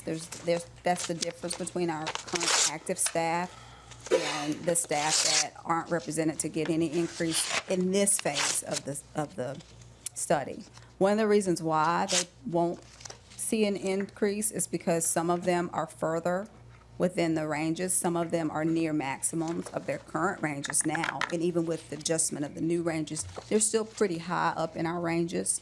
Some of those are long-term employees who've been here, 25-plus years, have remained in their same positions, so they haven't advanced to higher-level positions, so their salaries are well within the range of their current positions. And even with our adjustments, they're still higher than the midpoints. So we do have some of those employees. We've got some new employees that won't see any significant increases anyway because they will get to the minimums, but they may not see what some of our longer-term employees will see reflected. Yes, ma'am. How are you dealing with employees that intentionally did not want to get promoted because they would move out of their ability to earn overtime? Well, we can't really change that completely. I mean, there are going to be some employees that don't want to advance to a higher level position. I don't know that we have addressed that specifically. That's something we certainly can look at, but I don't know that we've addressed that at all in the study. They've just really established what are going to be our good competitive pay ranges and rates, and we didn't look at that particular situation. Is the staff been looking at ways to address so that we don't have such a large overtime budget? So we have enough staff people that we're not having to rely on so much overtime? We are constantly looking at that situation, Ms. Plow, and it's mostly in our law enforcement or our public safety areas, our fire and our police. Through our new Kronos system, we have better analytics of looking at that data and seeing, how the trends are. Of course, a lot has to do with whether or not they're fully staffed and they have the employees that they need. So with their efforts, their new recruiting efforts, they've put a lot of emphasis on increasing their staff so that they can reduce that those overtime rates. But we look at that all the time. I mean, that's something that's a constant concern of, I know Chief Jenkins and Chief Holbrook and the city manager, and that's something we're constantly looking at. The other departments have done a lot to try and staff up so that they don't have to do that. Some of our water plants, some of our other departments have worked on that. But that is a concern, and we certainly are well aware of that and try to keep that at a manageable rate as much as we can. Where are we with our vacancy rates in public safety areas? I didn't bring that with me. Chief, you got any idea about that? I mean, I know I just signed a couple hire packets on yesterday, but I don't know where we are as far as the numbers are, because I didn't bring that with me. We can bring that for you if you want that for next week. Yeah. Certainly will Or make you a can note of email that. it out to us. Okay. Yeah. We'll make sure we look at our vacancy rates, because I did not bring that with me. I'm so sorry. Tried to put Skip on the spot, and he would not respond. I was That's wondering, I noticed he was very quiet when she asked the question. They are doing a lot of important things, so. They can read it every month. We've hired 50 since the first of the year. 8 minority hires, 5 certified. We're at 41 vacancies, and we have 20 people to promote once we get our staffing. The recruitment's going fantastic. Right, so he was at 41 days. Yes, ma'am. Which is what? 10%. Around. 10%. Skip, We need to be about 3%, that would be at 10%. you may have just said that, sorry if I missed it. How many folks are you recruiting already certified? How many new? 5 of those 20 have been certified, and that was post incentive announcement, so we think that's working. a positive impact. Awesome. Tremendous. Thank you all for that. Any idea from the fire department? If you don't, it's okay. I mean, we can be, With it your can be sent to vacancy, me. Vacancy. your vacancy. We got around 35 of them. We are hiring. And yours is what, that's about what percent? What's your total number of positions? We got about right around 500. 500, yeah. Chief Jenkins could look around that room you had packed for your birthday party. You got a lot of people who love you. You have to have some recruits in that room, man. Had a whole ballroom full of people. We just gave a plan, we just gave some HR where we can look and bring some people in pretty soon. Yeah, we've included those 30,000 strategies and all. in what we are proposing in order to Come a long way. accommodate the plan that they have introduced.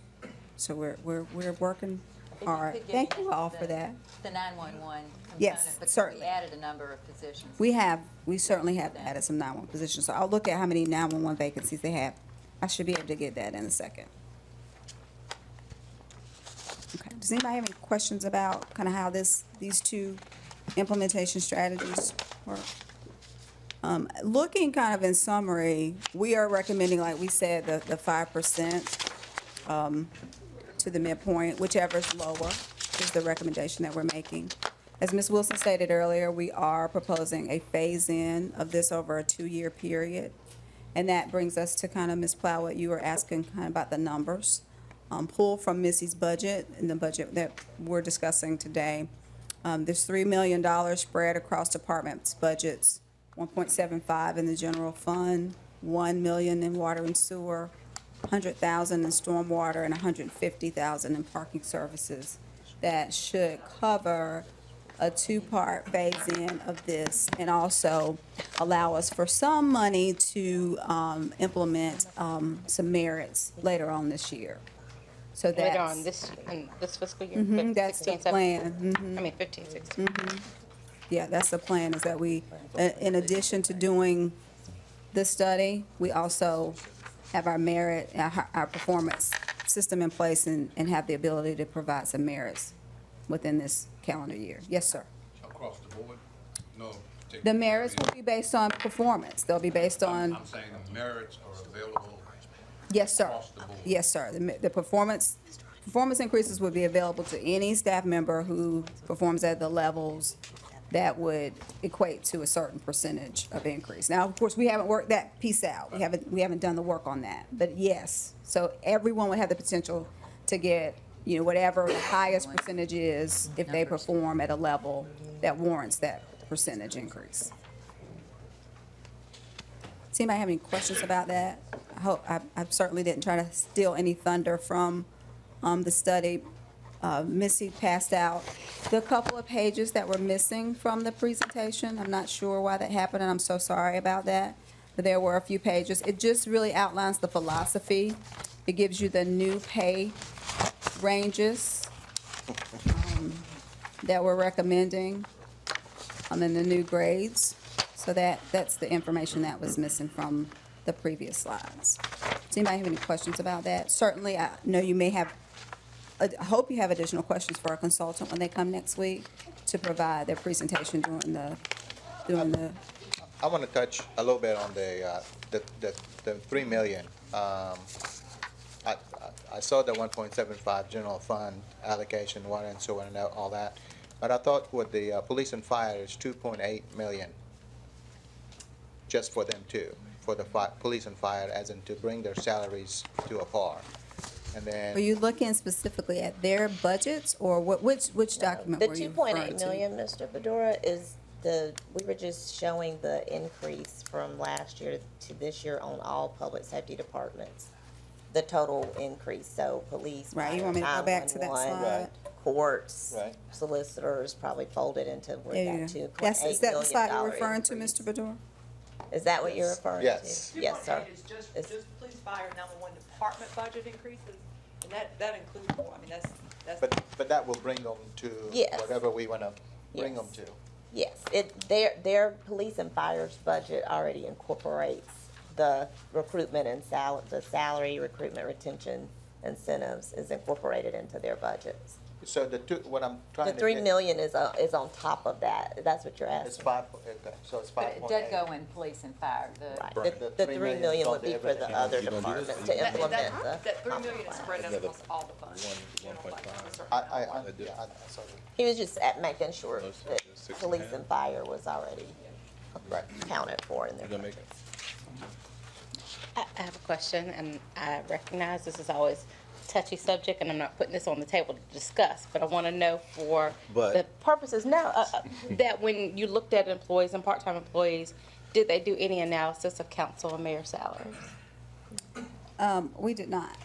That wasn't included in the study. But we've done that before for you all. Right, we We have, have we have that information. Well, we've done that before, and I was just wondering, I just think that when we have the discussions, and there's always a lot of rhetoric about different things, but when you have data that supports or tells you where you can go, I think that brings some validity to the discussion. And since we're Absolutely. doing this, I just didn't know if it was part of the analysis. And so We did not, but, we've done that before, and we certainly can provide that to the consultants and have them review it. Yeah, I'd just be interested in, I've seen what y'all have done, and I think it's very valid, but you know how folks are. I just think it'd be, now that we have consultants at the table, and they have a wide range of stuff that they bring, I'd be interested to see what they say. Okay. Would you like for us to have them? Yeah, look I'd at just it? see if you would have them look at it. I think it's useful information to us. What we do with that is a different thing, but I think it's good to know, just going back to even the discussion when we were talking about the mayor's salary. Bob served for 20 years and didn't take an increase, and yeah, that was fine for Bob, but what does that do to mayors after him? And I think the same discussion for council members, and the counties and the cities around us have been looking at theirs, and we're the capital city, and we are always, for whatever reason, nobody wants to discuss it, nobody wants to talk about it, but I think it's a real discussion that needs to be had regarding the salaries that the elected people in this city get paid. Certainly. We certainly will have them look at that. We'll provide them with information to look at. Yes, Ms. Black? This chart that shows the pay ranges, I'm not sure the range spread, what that's really trying to say. It's the percentage from the minimum to the maximum of that particular grade. So you'll see it starts at 50, 55, and goes down to 60. So what does the And there- 50% mean? That means from $21,008 to $31,512, there's 50% between. 50% of the 21, 50% of what? I guess I'm still not sure. If you take 21,008, You get 10,000, so you get it, 10,500, I guess you're taking 10,500, putting it over 21? And I think Yes. you get a 50%. Yes, ma'am. Do you have something that shows the dollars that are in this allocation by pay range? So we can see, what I'm trying to see is where is the money going? Is Okay. it going to the person on the street that's filling the potholes, or carving the line out, digging the line out, or, running the sewer plant, or who's it going to? Yes, ma'am. We can show it by departments, we can show it by positions, we can show it in multiple ways. Whenever they finalize the study, we'll have all of that. So you don't have that now? I don't have that in a format that I would want to share with you now, because it's not going to be completely accurate. So we'll have it next week? We'll have what you want to see next week. I mean, part of it is the implementation piece of it. And we don't want to do that prematurely without being able to have it approved as a budget, and then being able to share it with individuals once we have it all approved. So we really don't want to tell people, oh, you're going to get a $10,000 raise, and then something happens and they don't, and they knew that they were going to, but, so we're really trying to manage all of that. Just look at pay ranges and Certainly, see and we how can much show you, money we is can kind of generated group by it, each we pay can range. group it, sure, we can do that. That's not a But I problem. guess, because I would be interested in seeing it as well, as far as position as Ms. Plow talked about, but I guess what you're saying is if we put in there, positions, a call taker, two. No, you can't. That would notify that, so you can't do that.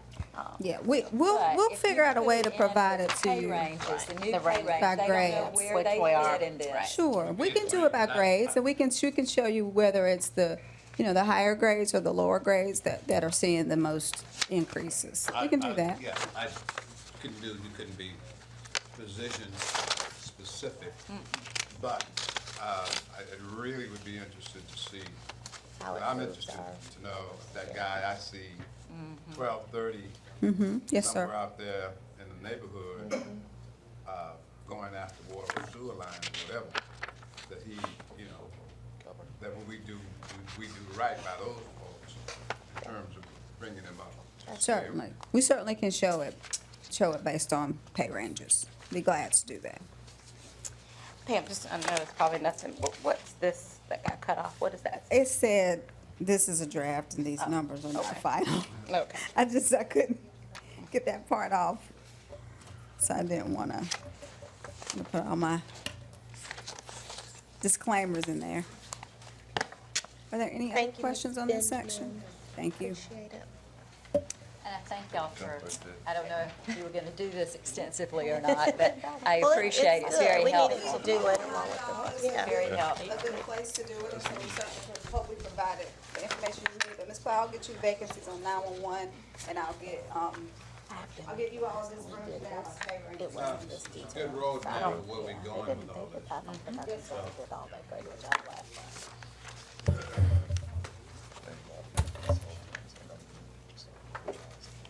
Everyone still with me?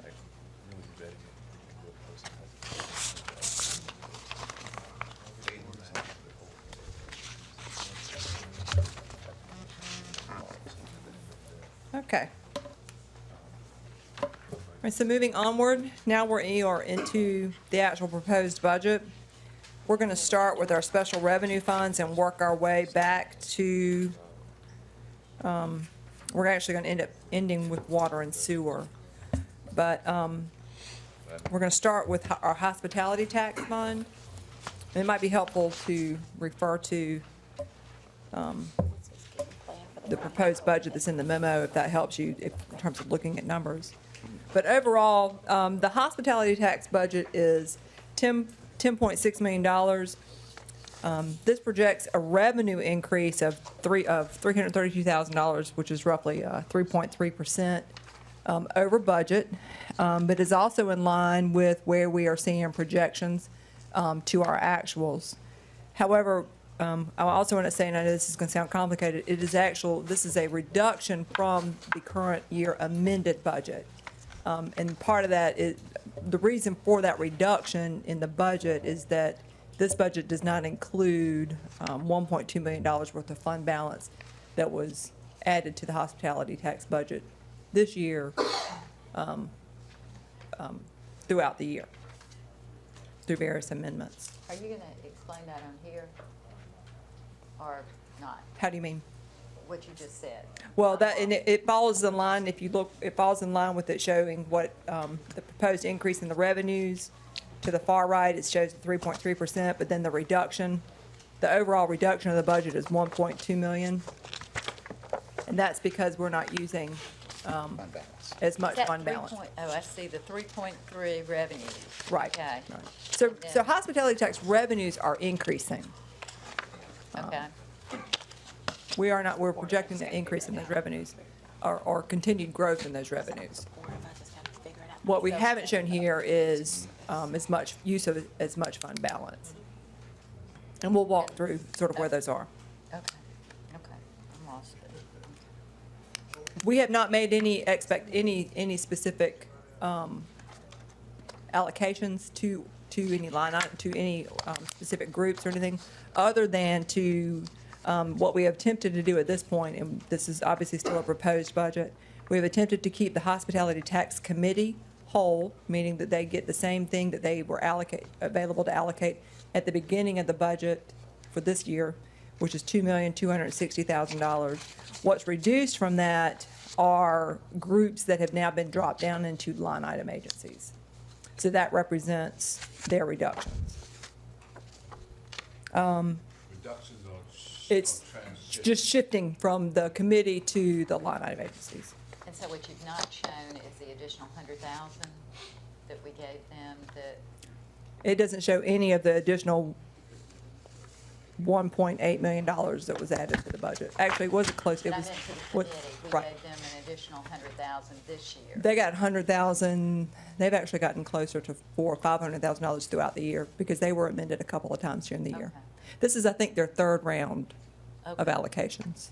And this reflects only one round. This only reflects what they start out, and typically, and that's what has been what we've done historically, is that we start out the budget showing what they have as the base allocation.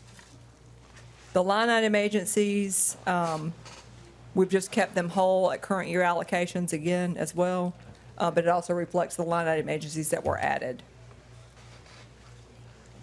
Going through, the other allocations that were listed under council allocations are those groups that have already been dollars committed to from council during this year.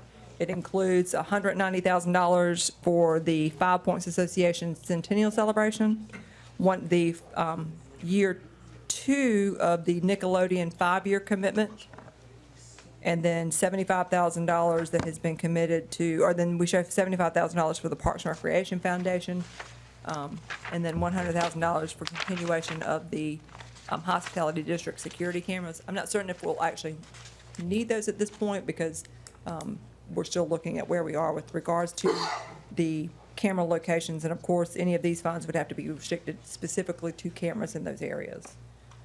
So again, that's just making some baseline assumptions at this point with regards to allocations. The transfer of the general fund, we started out the budget with $3 million, but it was amended right before the first reading, and so we've just put that back to what it has been historically. And then the debt service reflects just what is the debt service schedule for the 2 hospitality tax bonds. Yes, ma'am. The 2.5 transferred to general fund last year, and we're going back to the 3 million this year. I guess my question is, what did we not do this year that we need to put back in for next year? I'm sorry, I said that, you mean with regards to hospitality tax? Part of what was the difference, that $430,000 was then allocated to specific projects or some groups. So this budget just assumes putting things back to where they were. But there wasn't anything that we had to cut out per se, because of the loss of that $430,000 this year. At this point, it just depends on where we end up going with all the different allocations. I mean, any of the groups that are listed under council allocation, it doesn't assume that any of those groups will get the same allocations again next year. So those groups would be, I guess you could say, they're not cut, but they're also just not reflected yet in this allocation. Yeah, you're not, let me see if I can say it a different way. Are you talking about what's been cut out of the hospitality tax budget? Yeah, what's transferred to the general fund. It would, we only transferred 2.5 right this current year. Right. And we were able to do everything we needed to do, apparently. It reduced the general fund budget, and then those, it was also part of the capital projects. Trying to remember what all the transfer ended up covering. It was a couple of different things. I thought it was primarily for police and other security in the hospitality. You mean in terms of what we fund? Oh, yeah, the Yeah. fund, yes, that is, I see, okay, I'm sorry, let me start over there. I know, I just couldn't see. You're referring describe to, you what nothing was- has, okay, the transfer to hospitality tax to the general fund from hospitality tax is, we attribute that to those things that would be hospitality tax eligible, which includes police, mostly police more so than fire. But there's police, there's also Parks and Recreation, Public Works. We have over $3 million worth of expenses. So we haven't technically cut anything. It's just putting that transfer back whole. We just haven't increased it either. We're not recommending to increase it. Yeah, and I guess I was saying, apparently we've made it this year with the 2.5. And we did what we needed to do.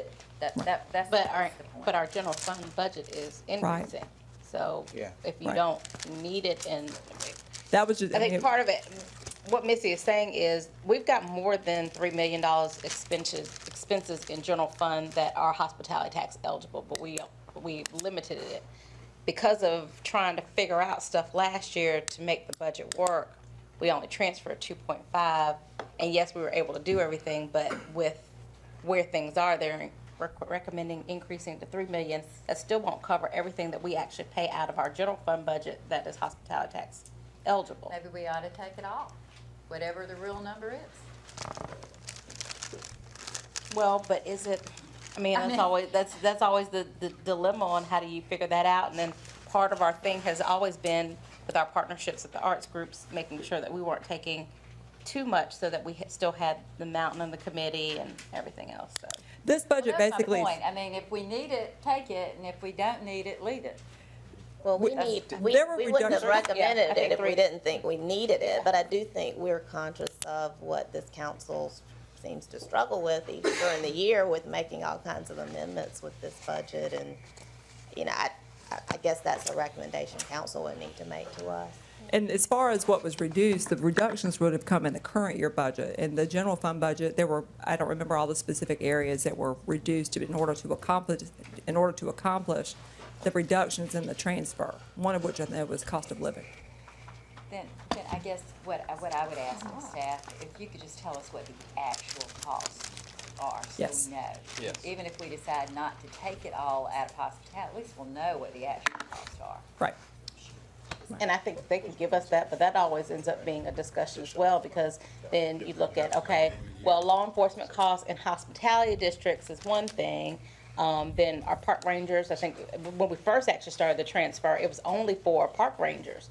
But if you look at it, I mean, it could also go to, you know, expenses at Drew Wellness, because, you know, or in our other parks. So, I mean, I think that if you, I think we've only used it for hospitality. Am I wrong about that? Is that the only thing? well, it's a transfer to general fund, so it's not exactly. I mean, the basis under Designated. which that, I mean, I could be wrong. I'm just saying what I I know that recall. it's only allocated for those things that would be considered hospitality eligible. tax eligible. We just don't fund them out of the hospitality tax fund. Right. It just helps to justify the transfer.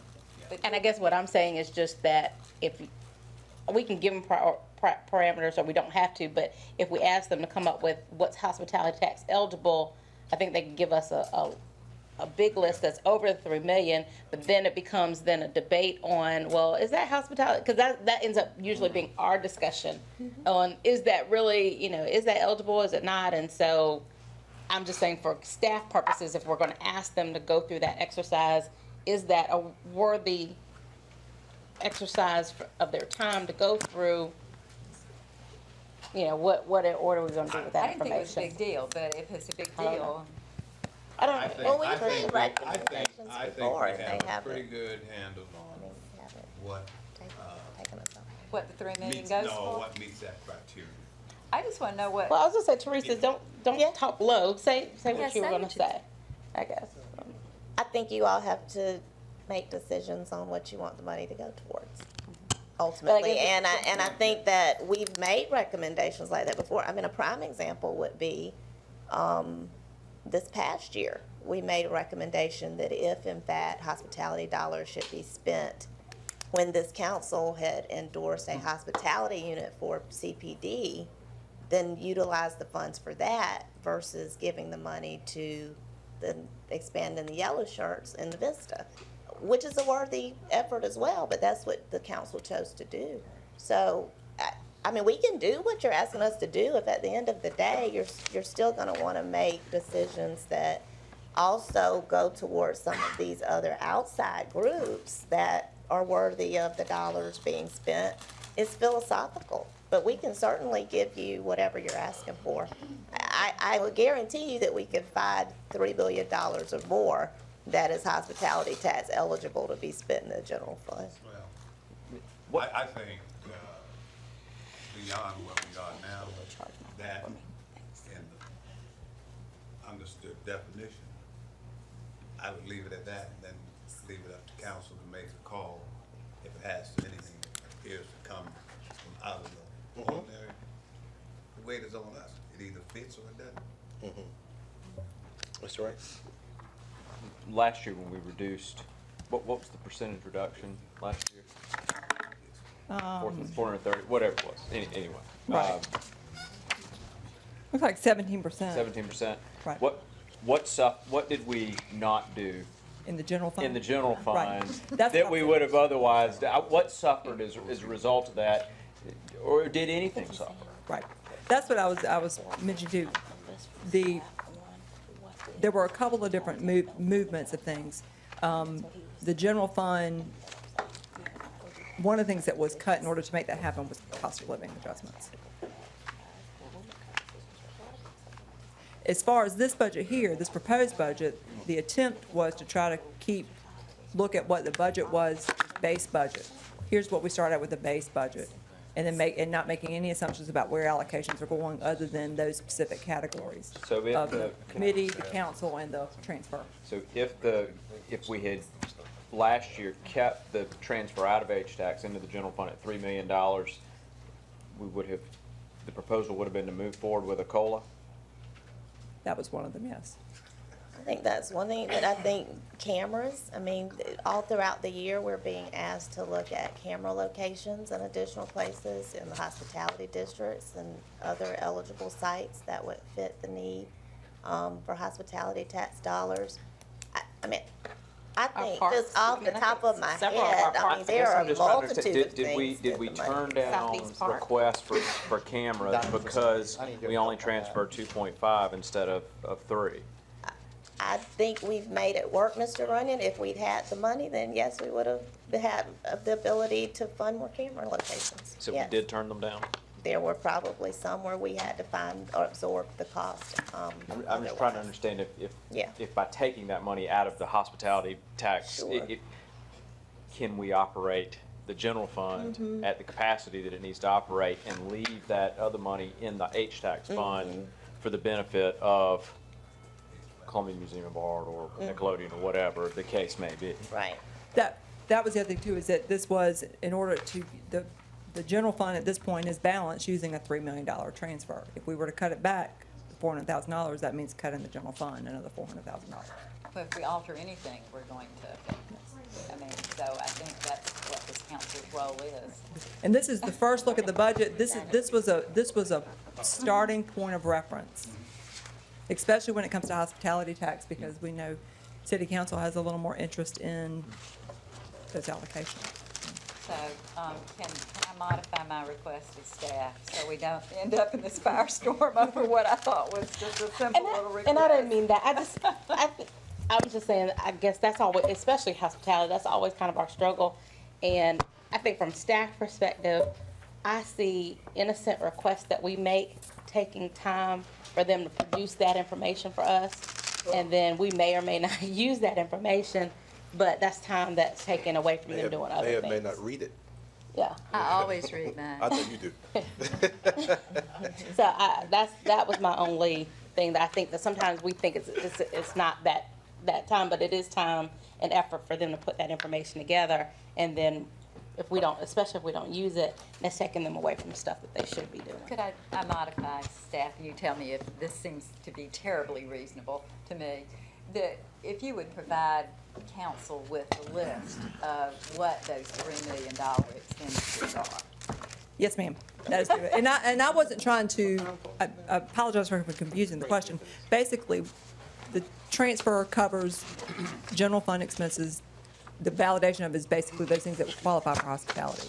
What suffered, whether or not in the current year budget, would be only based on that $400,000 reduction. In the budget going forward, at this point, it keeps us whole, trying to keep the hospitality tax budget whole, with those two sort of criteria, again, from a starting point of reference. But I think the point here as well is that the hospitality tax budget, we're only allocating at this point $215,000 of fund balance to make that budget balance. But that leaves us with a very estimated projected fund balance of $138,000. Wayne and me.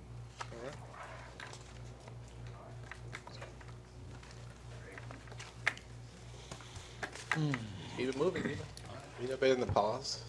All right. Keep Are going. you gonna talk about the fund balance sheet, or are we gonna go over that? Are we gonna talk about this sheet at all? The hospitality? Any more, what other questions would you have? Down at the bottom, if you could understand what fund balance is, what we're using, what we aren't using, what the carryover is. I'm just not clear what's happening at the bottom of the page. Let me start with the column says actual FY 13-14. The audited fund balance as of June 2014 was $1,903,000. Which is what we start out 14-15 year with. So if you see that moves over to the estimated FY 14-15 fund balance, $1,903,000. No. At the bottom, it's the $1,903,000. I see the 1,000,009, but it looks like in the amended budget is 1.8.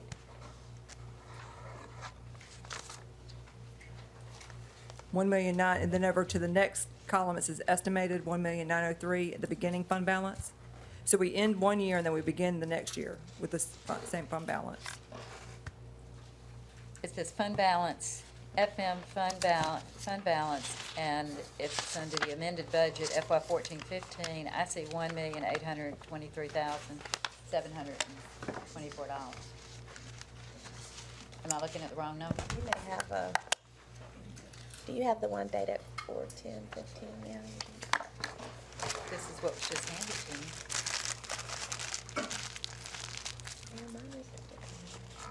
No, yours is. That's the number I'm looking at. Am I looking at the wrong number? At the bottom. Yeah, but this number Oh, at the bottom yes, comes yeah, up yeah. to the top. We're coming down to the section at the bottom. I know, but if you take that number, doesn't it go back up to the top? No, of the ma'am. next column? No, Okay. ma'am. Mm-mm. All right. Where it says from fund balance, 1,000,008, that's what we were projecting. That was what we budgeted to use of that fund balance. Oh, and you Well- ended up with 1.9. No, that is the amended budget. That's what we, in order to balance the budget, we needed 1.8 million of the 1.9. I got you. However, moving over to the estimated FY 14-15, we show you estimated here because obviously we have a couple of different things that ended up occurring. We ended up not needing all of the $1.8 million. We only needed 1.5 of the fund balance through various reasons. Either all the allocations may not come through or some extra, projected revenues coming in a little bit higher. Okay. So then that's what moves us, so that's where we just moved. So if you move down to the bottom part, beginning fund balance for 1 year is the starting fund balance for your next year. So we only needed the 1,549,000, which means we're projecting a fund balance of $354,000. And what about the 10% reserve? That's just there for informational purposes, if we were to have it. We don't have it. No. Then moving into the proposed budget, we're using $215,000 in the proposed 15-16 budget, which leaves a projected fund balance of 138. And that would be assuming where we are with collections and expenditures, assuming we collect 100% and expend 100% as of June 2016. We're really looking out to the future. Okay? Of course, that number will change as the audit's completed. Just follow-up question. The 3% projected increase in revenue, I thought at one time we were looking at different charts or different projections last year where we were talking about the baseball, and that number was a lot higher than that.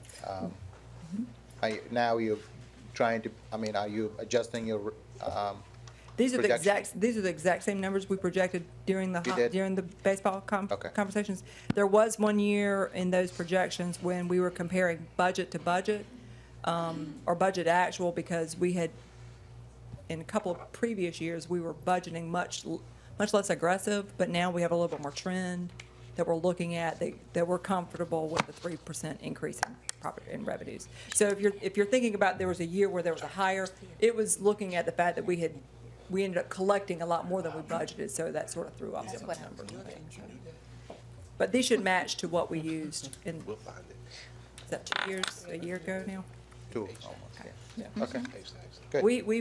We've retained those same projections. We're confident going forward with those. And you've exceeded those projections the past 2 years anyway, haven't you? Kinda.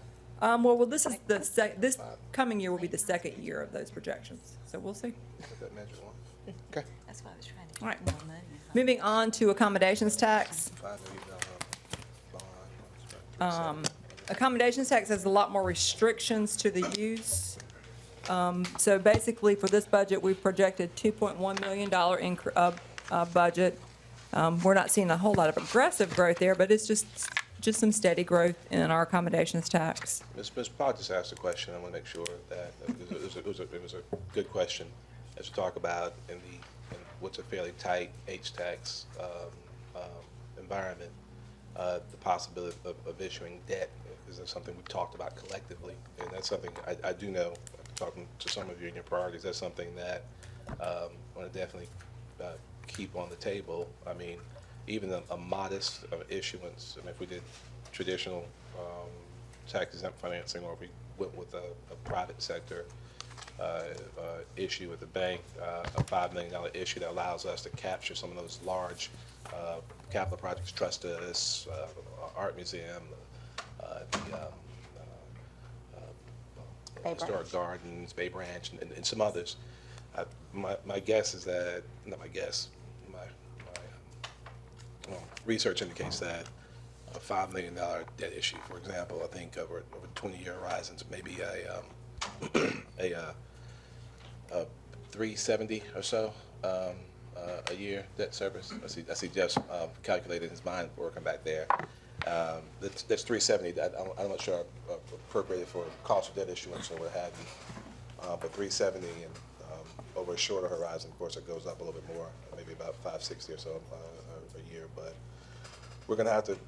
I think this cycle, as we discussed, we need to really give some thought to that. 370 is something I think we can absorb if the allocations are meaningful. But they are. It's probably the only way we're going to be able to tackle some of these larger capital requests that have been pending before us for a little while. So thanks for raising that. Yeah, but what I see is the only available funds to cover any of that is $138,000.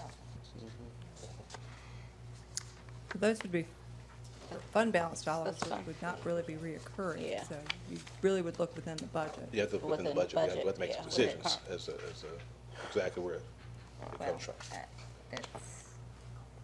It's a valid point, i.e. the conversation about transfers to general fund. Or deciding as far as, our committee allocation or, our other allocations. Because some of the projects that are being mentioned also are currently in that budget. Sure. I mean, several. So I think you just kind of play with the whole fund. Several. I mean, I think everything we do, obviously, we'll do in conversation with John and his committee, and most if not all the organizations are actively involved in that process, making the request every year. Some of them are just too big and they gobble up the entire budget. So I think we need to make sure we have the full conversation, everybody participates, but I think it's long overdue. A few of these things are really, I think, potential game changers, but we're going to have to operate within the existing budget to figure out exactly where that annual debt service would come from. If I could comment to that, Sure. what concerns me greatly is that most of these organizations operate on shoestrings. And any idea that what they have to compete for on an annualized basis with us might slip away into a capital fund, could just be devastating to them. So, I would hope that my colleagues would seriously think about preserving that 200 and whatever thousand that we didn't send over to the general fund last year. I mean, it's 430, that we preserve that and leave it in hospitality so that we don't have the fear factor in the community that somebody's necessary operating money might be infringed in any way, and that we have some money to really look at doing some of the capital needs that we have. But that's just for my colleagues to think about. I'm not making that in the form of a motion. I just asked you to consider it. I think to follow up with that, Ms. Clow, if I may, it's maybe look at whatever funding that we talked about funding and when it capital projects and see what the total is or what's it qualifies for it or not, and maybe get a better picture of how much we need to make the mortgage payment for that bond. Does that make sense? It does, but this is the time, I'm going to speak Right. from the staff standpoint now, this is the time that if we are going to make any of those kind of adjustments, that we need to make it, because they can't be, last minute looking for how they make up $430,000 in the general fund budget. So I just put it out to my colleagues to think about. I think you're right, we need to look at those projects and make sure, but I just want to have some flexibility for us when we get to that point. That's all I'm looking for. Yeah, I think that's well taken, but I also think that we recognizing that, as the mayor said, in conversations with John and the groups, I think that there are some groups that I know I've met with that, like we did with the State Museum. We made the commitment for the capital, so during the time where they had the capital commitment from us, they didn't request additional marketing dollars. And so, you know, because there are groups that have these big capital requests for them to expand what they're doing, if they are currently in that budget, there may be some discussions about foregoing some of that to allow that to be committed towards the bond. So I know what you're saying about some of the other groups, and I know Sam always raises that, especially the small groups, and I don't think the thought would be to affect them negatively per se, but maybe look at the allocations that the people in front of us have requests for and see if there's a way to maybe offset some discussions and bond that money that they get annually so that they can do some of these projects, and then we get those projects off the drawing board. But I mean, all that's part of a discussion that we need to have sooner rather than later, but I think that gets too far in some of the weeds today. Yeah, I think moving forward, in terms of further discussion, we ought to have this discussion, because there may be some options. If you support or help fund a capital project, what would be an alternative, what would maybe a compromise? In that way, I think everybody still gets what they want, but nobody gets it at the expense of anybody else. That's what we're all saying. There's a way to do it, but, you know, let's have the discussion. Thank you. Missy. Okay. Accommodations tax, just to finish back up on this one, it's $2.1 million projected revenues. We've broken out the allocations just by how they are categorized under state law. First thing in the state law is $25,000 to the general fund. So that comes off the top. And then after that, there's percentages breakout, which we've just combined together because typically the groups that get them fall under these two areas. 30% is allocated for advertising and promotion of tourism, and the other 65% is allocated for tourism-related expenditures. Then there's another 5% for general purposes. This amounts to $103,790. Again, we have not made any assumptions about allocations. Missy, if you could try to move a little more expeditiously through parking and Yes, storm. yeah. and Parking fund, there's not significant changes over parking fund other than it's about a $340,000, it's a $7.2 million budget, $349,000 increase, about 5%. We've added a couple of positions here related to some initiatives that are underway with the parking fund and the parking services, mostly focused on improving our facilities as well as helping to improve relationships with our business partners and those that utilize our parking garages. We've also had added a little bit of funding for some capital funding, and then added back a transfer to the general fund of $500,000. We used a transfer from parking fund several years ago, so to accomplish some of the goals that we're trying to accomplish with the general fund, we have looked back at transferring them out again. Is that parking services, that 280, 390 increase, is that personnel? No, sir.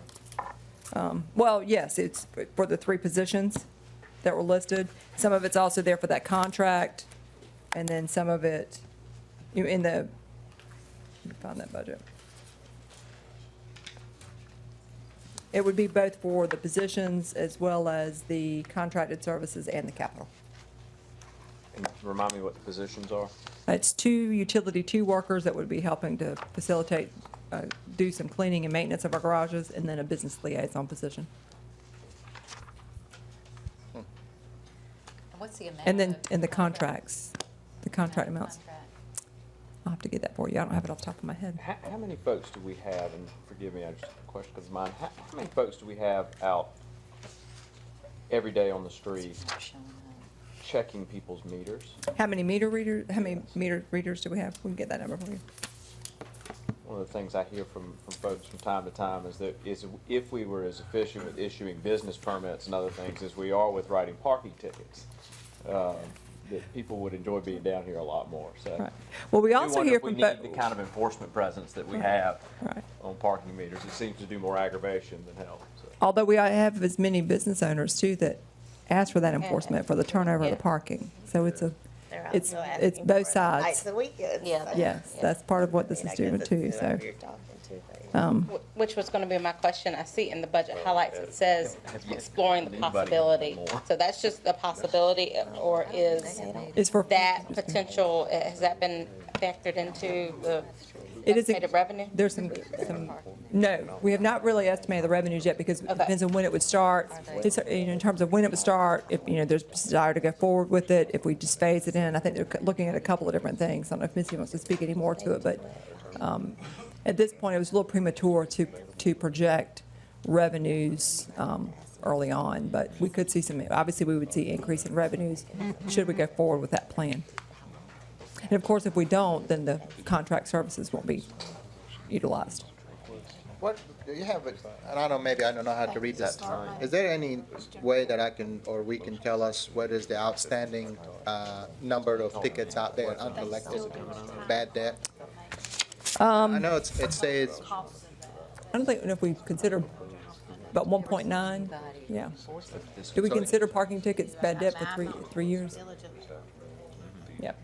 Yeah, we accrue for the whole amount, yeah. so how much is that? 1.9. 1.9 million? Right, they don't, Where does that on here? Is It's that- not. It ends up coming off of your balance statement. So what do you do to try to collect that? Have we, There's been a number of initiatives over the past few years with regards to collecting on parking tickets, some of which, I don't know if you talk about some of the efforts that have been gone into for $1.9 increasing million old parking uncollected tickets. parking tickets. Wow. How much? 1.9 million. But there's no limitation on it. Why? Well, Why? why not?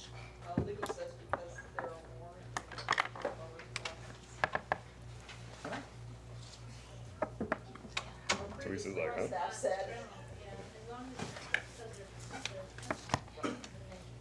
And we do have conversations going on of how we can switch that from criminal to civil. So we're working, both PD, parking, and legal are working on that initiative. So that would change that number pretty. Are we changing the way that we're paying them yet? I mean, online system? We have approved the vendor for the pay by phone, and they're currently implementing. The online, we're very close. So if y'all remember back in, I think November, we approved, it may have been earlier than that, the T2 software. The implementation of that software will allow for online payments, and we will be announcing that pretty soon, and we'll invite all of y'all to join us, because I know that's a big initiative. They pay their fines so 1.9 much. million. Right, we're very close to being able I to. heard can't about get that over this that. morning, they can pay their fines It is, sometimes I mean, online. It's difficult to pay that stuff. Never drop by, Okay, all right. never pay in person. Moving on to stormwater fund. A lot. The proposed stormwater budget is $7.1 million, which is a decrease of $485,000 or 6%. Part of that decrease comes from, we have eliminated the transfer from the general fund. We have talked to you before about how we were decreasing that over the past couple of years as we move forward into this utility being established now. The rate is at what the consultant originally established when we first established the utility 10 years ago or so. So we have moved forward with eliminating that transfer. As far as expenditures go, not a lot of significant changes, some capital items there that has reflected in the utilities and engineering budget. And then, of course, funding for capital projects, 2.2. Again, that's just the budgeted part. We still utilize fund balance for part of our capital projects as well, our stormwater CIP. And we should have that for you at a future meeting. I want to go back to parking just for a minute. Have you given us a parking CIP? No, ma'am, we have not yet. Okay, have you given us fund balance analysis?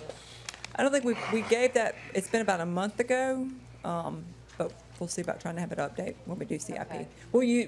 we'll try to Both have, of them? yeah, I Next think we'll, week? if we can have, it's May 5th is when we're planning to bring CIP.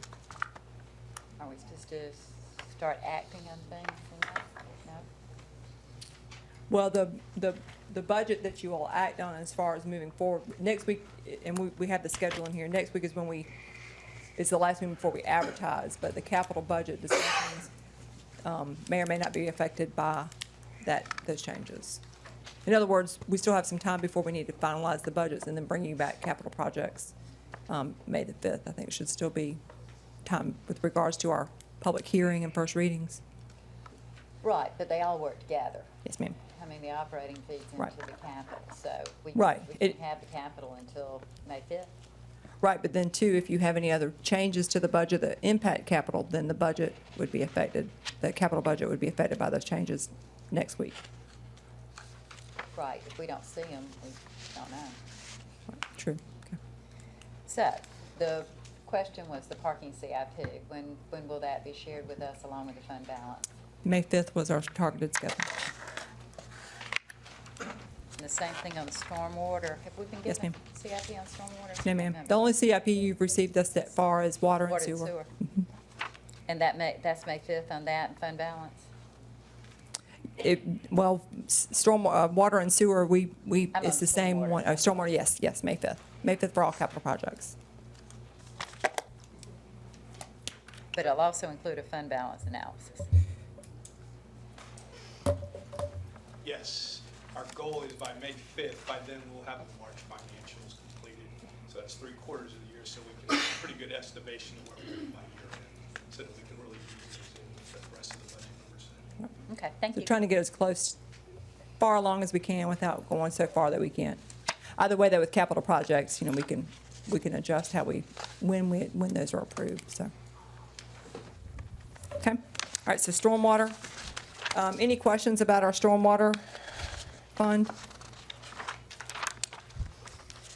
I would just want to ask about the philosophy of not having general fund forward money into stormwater. You know, it was begun with the whole idea of we needed to have sufficient funds to do adequate capital projects. So by reducing that down, are we confident that we now have enough money coming into the stormwater to be able to address capital needs? We're still looking at the same amount that we budget, the budget includes for capital projects. Moving forward, we also utilize fund balance. The rationale initially behind the transfer at all was that when the utility was first established, there were personnel and operating expenses in the general fund that shifted to the utilities, to the stormwater fund. At that time, though, the rates that were proposed with the start of the utility were maybe half of what initially was done. So in order to only implement half of that rate, the general fund would transfer till such time the utility could be stabilized with the full rate for the staffing and operational needs. So it was really more for operational use versus the capital needs. But operations is in there now. Yeah, the operations have been in there now. Yeah. So, Operations, I don't know, we're transferring 2.2, which is down from what we were able to transfer out before. for capital. Uh-huh. But the operating expenses they have been there now for Right, right. operating expenses, the staffing and stuff that shifted when they shifted from the general fund to the utility fund. Right, And so I the- don't and when the know. rate was not, The total revenue then coming in is right at 7 million, yes, ma'am. which my point is, it's really not much money to do a Well, but the rate capital was just, project. the rate was just introduced, the rate was increased, I think, this is the third year now that it was raised to the current rate. The current rate that we have in place now, I think this is the second year of that rate increase. And this rate increase is only for city residents?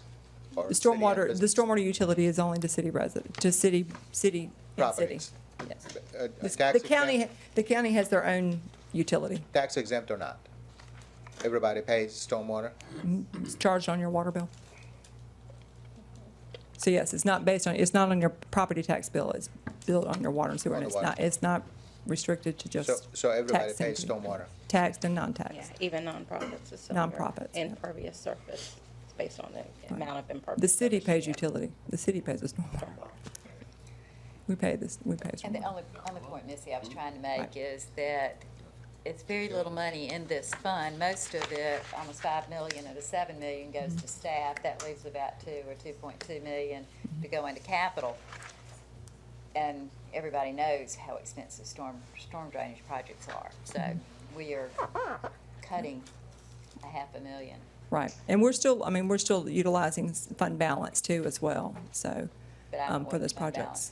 balance is. I think last year's CIP was closer to $7 million. So, I mean, we're adding a significant amount of fund balance at this point. Any idea what the fund balance is in storm drainage ballpark? If I can get you in trouble? No. Just laughing. If you do know, I mean, if you don't, it's all right. Ballpark? Okay, if you could send it. And again, too, that's part of the reason why we are backing through these different funds to lead us to the general fund, because these changes were made as well in order to help us accomplish some of the other goals desired out of the general fund.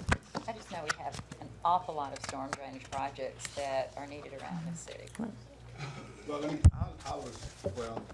just a question here.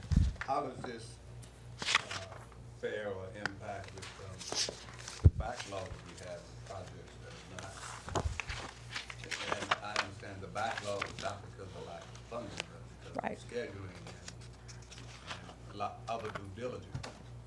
Yeah, I would, So, I don't know if Missy wants to speak, that's probably very similar to saying, well, what we had seen with our water and sewer CIPs in that sense.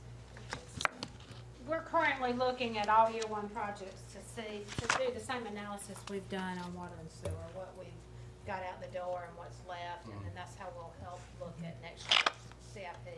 Anything that was identified this year as a year two, I wanna make sure that we're trying to pull it forward to be a year one project. so as we continue to look at reductions and increases,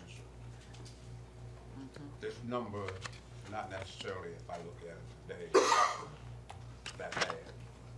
This is just a portion of the funding. There will be another. Yeah, they'll tell us There'll what be the a fund balance is, but, think we you know, use what about- we're doing is taking $500,000 away from normal fund balance that we would put into capital projects. That's what we're doing. And utilizing more of the fund balance for capital projects. I would assume we're using all of the fund balance, not more of it, we're using all of it for capital. We're making our way through. Okay. All right. We are going to go a little bit out of order from the slides that's in your package. I'm going to go straight to the general fund and come back to water and sewer, and then we'll transition actually to our Black and Beach rate consultant. So the general fund budget, the city manager proposed budget is $130,951,953, which is an increase of 3.4, almost $3.5 million, or about 2.7% increase over current year budget. As mentioned previously, the public safety department's increase of 2.8, and that's just the departments, make up the majority of that increase, or 81% of the total increase in the general fund budget. Most departments have remained at current year or slightly reduced level budgets from their current year budgets. As we've already mentioned, we've reduced the transfer from water and sewer to the general fund by $2 million.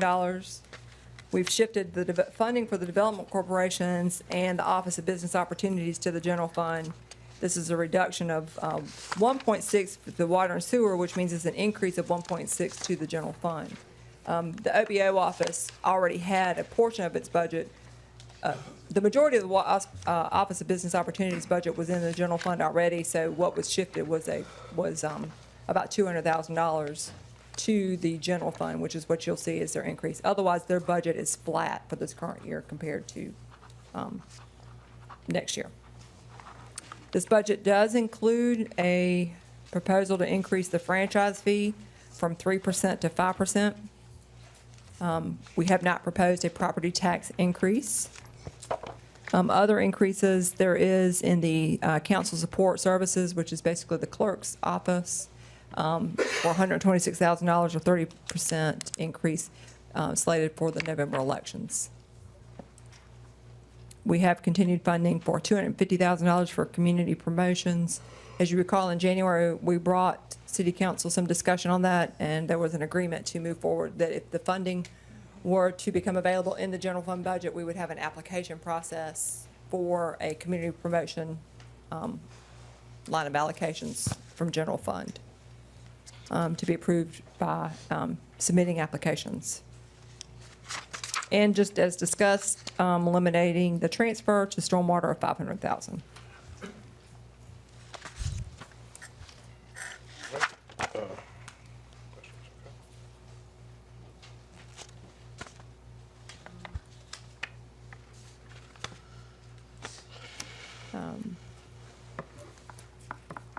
Obviously, there's a lot to talk about with the general fund. We just tried to hit on a couple of highlights for this first review. A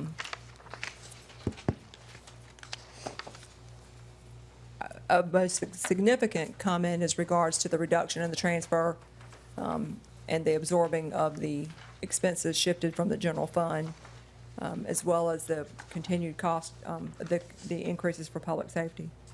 We do have funding in here, as mentioned already, for a plan for body cameras, moving forward with body cameras for our public safety. Some other line items that have remained flat,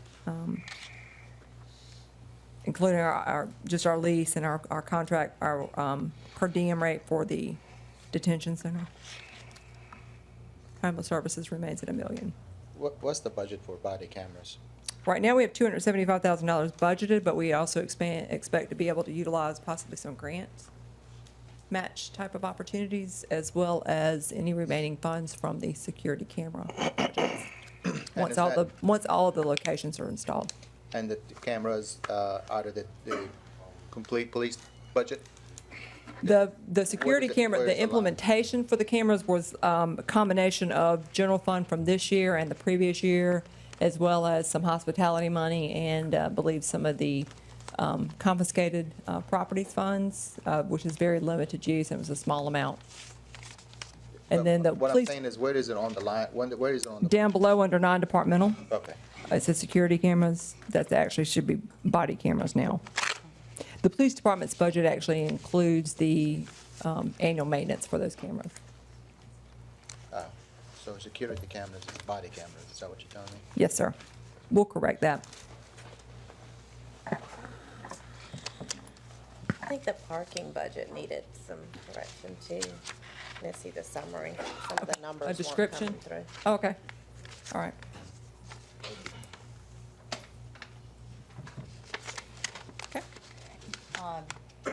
Number of new positions in the general fund budget. Next slide is new positions that we are accounting for. The general fund, code enforcement for commercial. As you know, we shifted the code enforcement personnel to, from planning and development services to the police department, as well as some of the code enforcement for commercial properties. And so they are in need of a position for the commercial code enforcement. IT for another system administrator, and the municipal court, as discussions, prior discussions with council and management with regards to a court administrator position, consideration of a court administrator position. So there are 3 new positions in the general fund. Yes, ma'am. And any deleted positions in the general fund? Not at this point. And I would say, I should actually correct that. These are the new positions.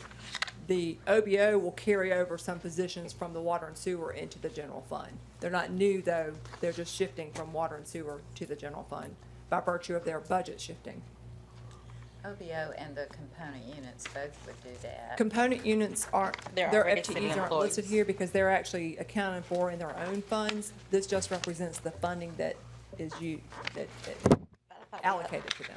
And I thought we had already switched, like, well, maybe not all their staff, but I thought like their executive directors were already in general fund.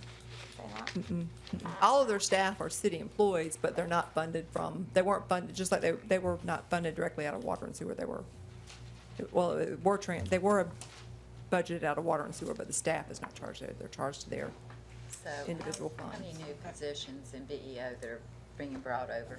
I'll have to get that answer for you. And component units, the conversion?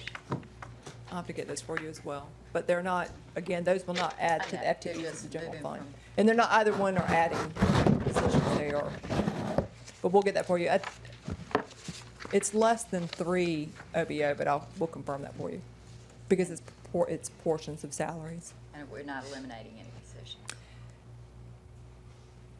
None come to mind at this point. And the only other thing I have, Mayor, is if I could have a detail of the economic development, special projects, and, In the general fund, I'm sorry, no, I meant What? that in water and sewer. I'm sorry, it's water and sewer. Jumping I want to ahead. ask about that. Jumping ahead. Special projects Sorry. like the contracts? No, I was reading the wrong budget. I was thinking about the other budget.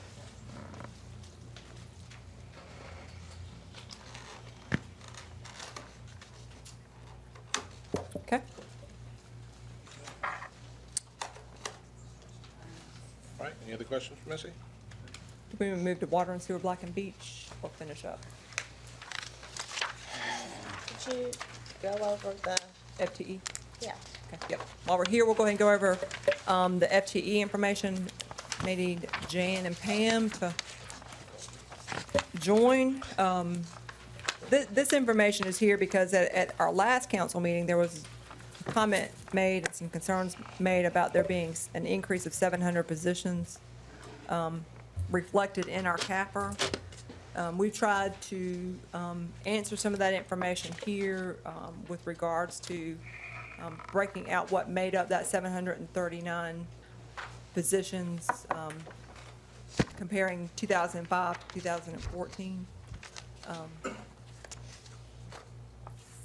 465 of those positions in 2014 basically existed or were not reflected in 2005 numbers.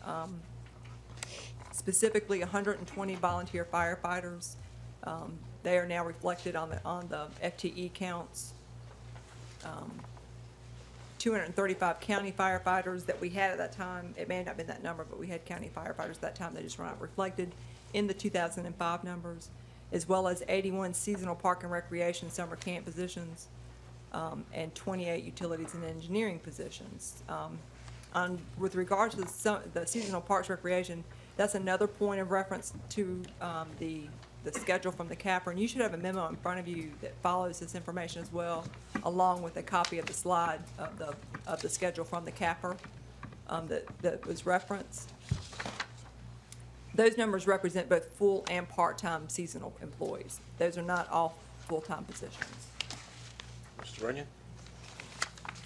Looks like we added in the police department 64 sworn officers and 30 non-sworn. Is that a typical ratio that we would see with 2 sworn for every 1 non-sworn, or?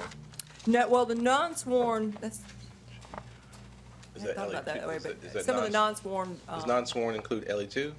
Or include? that would include like our CSOs, it would CSOs. include our analyst positions, some of the other support staff that are not sworn.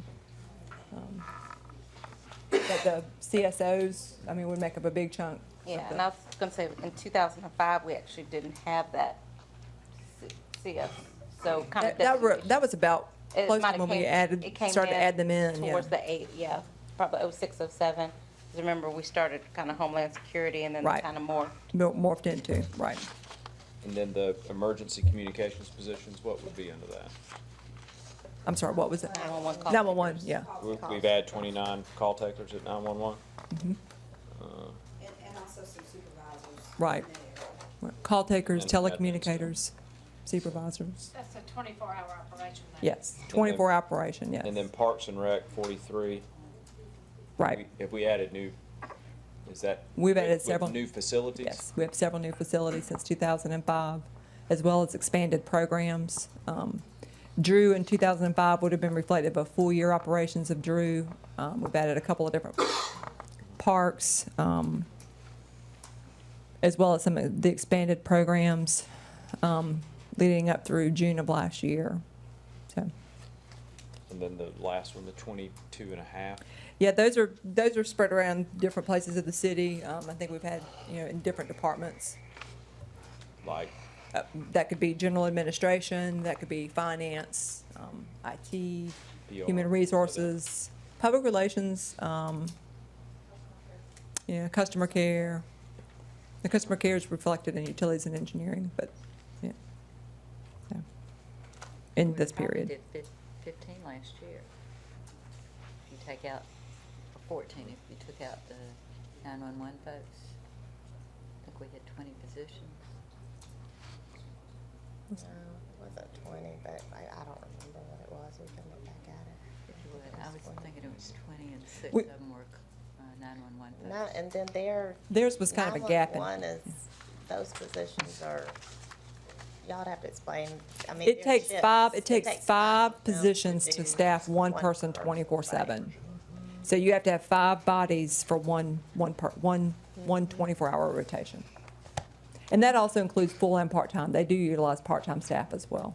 It's just like a police officer or anything that is 24/7 operations. It takes multiple people to be able to staff that operation. Consider, what would be one person.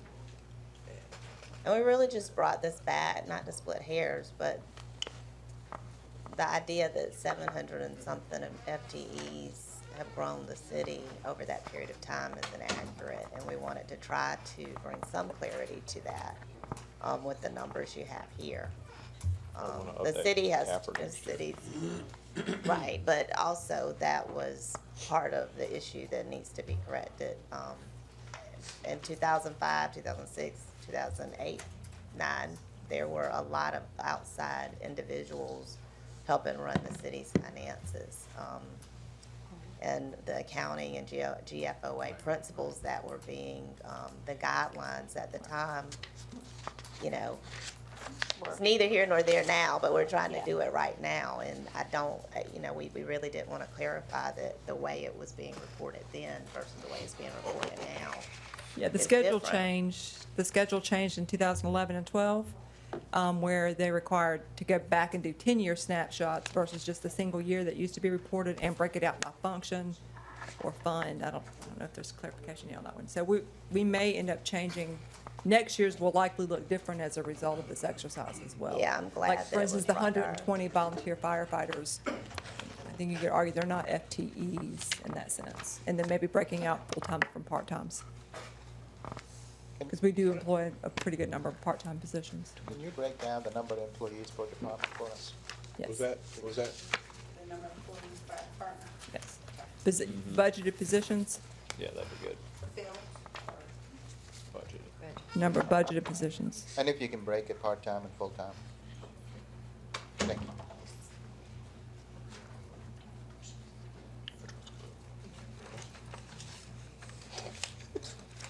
This is helpful. So I hope that helped with some of the information.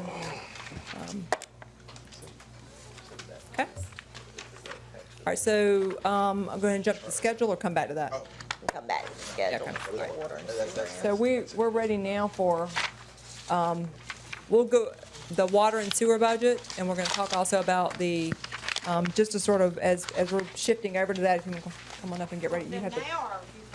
Yeah, I'll do this, but if you want to get them loaded up. They're loaded as soon Oh, as. they're loaded? Okay.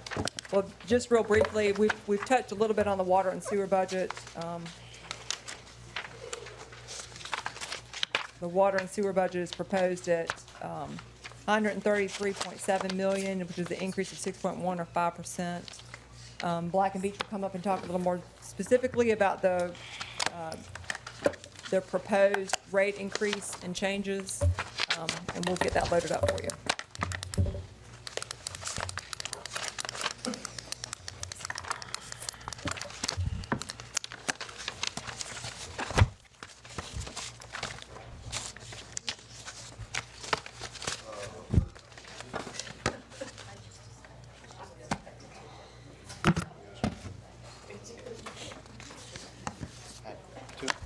This morning, as of this morning, 5:30. You want one?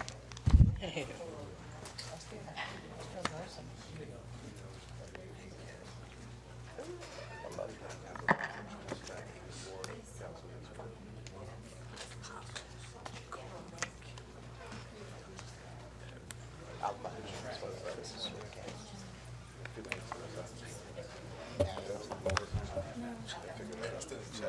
more paper?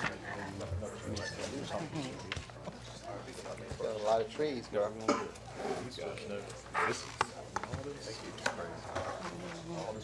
Paper. Oh, it does? Well, Well, if and, it does, but we put had it in actually there. talked about, and I think Erica has it in. Well, but that's what, but you need the software. I know. Software, where is it? You, Wes. Sorry. We're not holding it next month or something like, but we're using it. He's one of the council. You know what, this is, you tell Teresa this, the other thing is, not that we really need it, it's only 7 members, there's only 7 members to the district, school district was going to that, so they all have iPads, actually, whatever software they got, or Galaxy, or whatever, what do we have, Surface. So, cause James has a Surface, cause that's all I'm saying, I'm on bank board, we all get iPads, but I had to get one, because that's the only thing that's software. But it's by July. I'm here now. Yeah, but I'm looking at Novus, and Novus is compatible with either one. Yes, it is compatible with either device, and what they do is they can actually vote on things. Half the time we And think so he's the up vote, here. the votes will, Yeah. I know, Very much appreciate what's going on here. And this one manages boards and commissions too. So, but yeah, that, launch that to this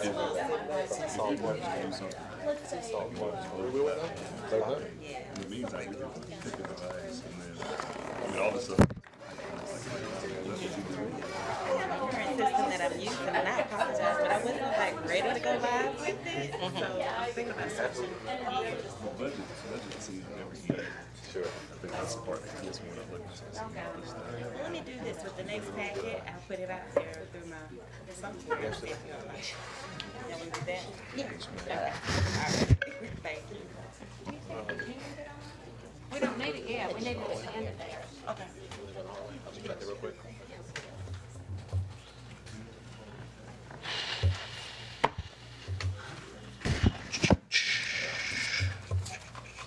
Should give y'all these on behalf of Miss Wiley. Wiley Freaky. Get that. She wanted me to give y'all a letter to start the bank. So I imagine, I said Miss Wiley wanted me to hand out to y'all. Miss Wiley wanted me to hand out to everybody on council about Belvedere's Food Bank. RFPI. Request? Request or what? That's not a request. Just want us to bring food. Yeah. Yeah. If you want to. This is the notice. That's nice of her. That's a nice thing that they're doing. Where is it gonna be housed? I don't know. You gonna remind us? Did you at the, She's you here need to- today. if you either room at the UNE, hey, Did I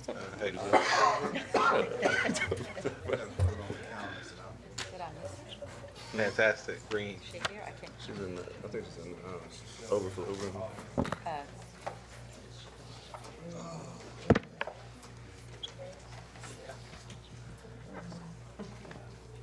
Ready?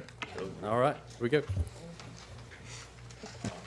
We're going to give a rate study update. Richard Campbell is here and Clint Sheila with Black and Beach, excuse me. They're going to give a rate study update, but before they get started, there's been some, and this thing just worked. Jeff, will you hit enter? That's right.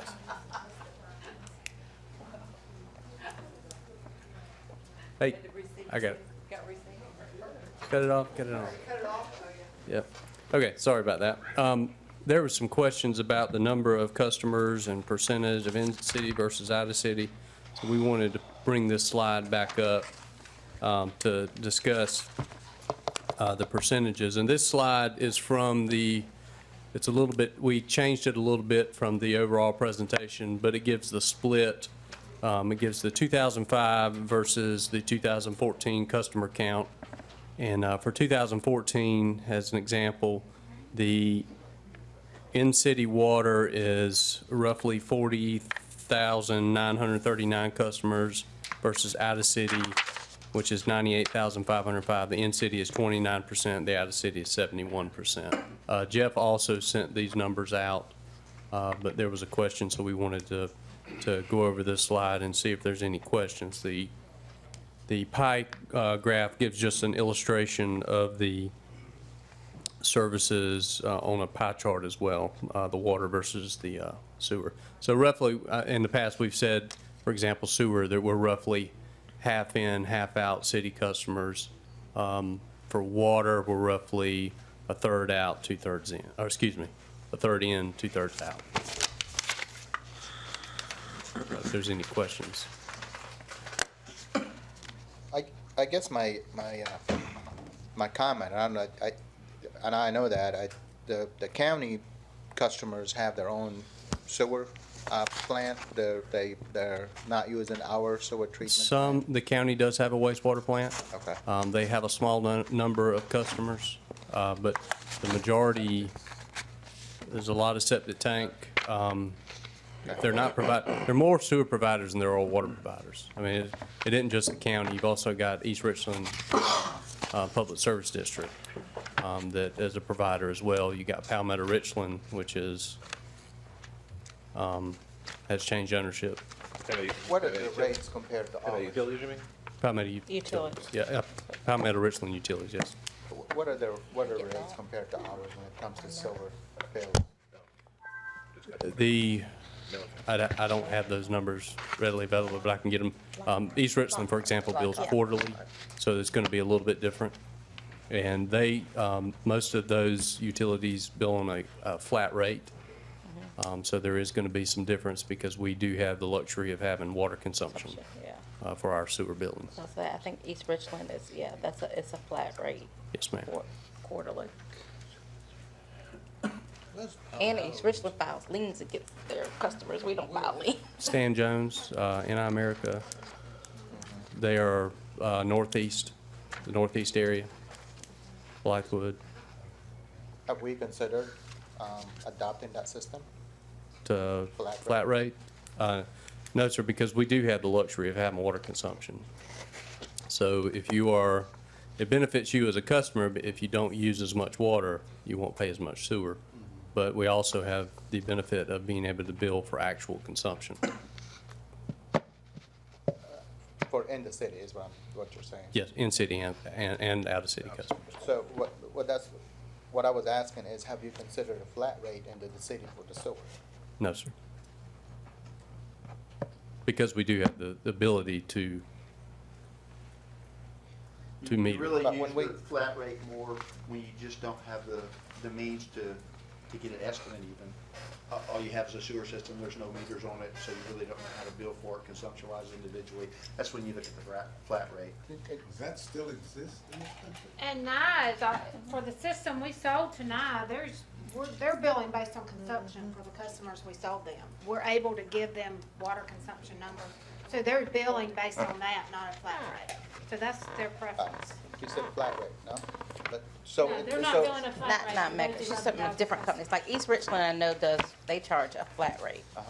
And I think it's like $45 a quarter or something. No matter how much water you use. Because they don't have that information. Yeah. Yeah. Or have little. I mean, Little, yeah. it's an average. I mean, they have to look at it based on how much water they treat. I mean, they back out to get to an average. I would love to see a comparison. I don't know if we're comparing apple to apples, but, because we're talking about annexing some of the properties, some of the counties into the city if we can, because we're offering better water rates and so on. If that's not the case with their total bill when it comes to sewer rate and the water rate, Well, what are the advantages of still merging into the city? If we're annexing a piece of property, most likely we're providing sewer service already. So the benefit will be they will pay an in-city sewer rate versus an out-of-city sewer rate. The benefit to the customer. Now, I'm talking about whatever standard. If we were to if we were to annex a piece of property that's served by East Richland, Right. for example, because we're contiguous with East Right. Richland, they would continue to provide sewer service. I mean, we wouldn't automatically take them as a sewer customer because they would be connected to East Richland's system. So we would not take them immediately as a sewer customer. So it's not a perfect system because somebody could, from the county, could annex and pay the lower water rate and still pay a flat fee for the sewer system that it's serviced by Richland. If they didn't have. If city that, sewer. I mean, Yeah. where the county Yeah. provides sewer, I mean, we're not close enough. I don't see that happening in the near future. I mean, I don't know that I could tell you. I mean, East Richland and Palmetto Richland County are the two providers that we are contiguous with. Now, East Richland and the City of Columbia does have an agreement where we share.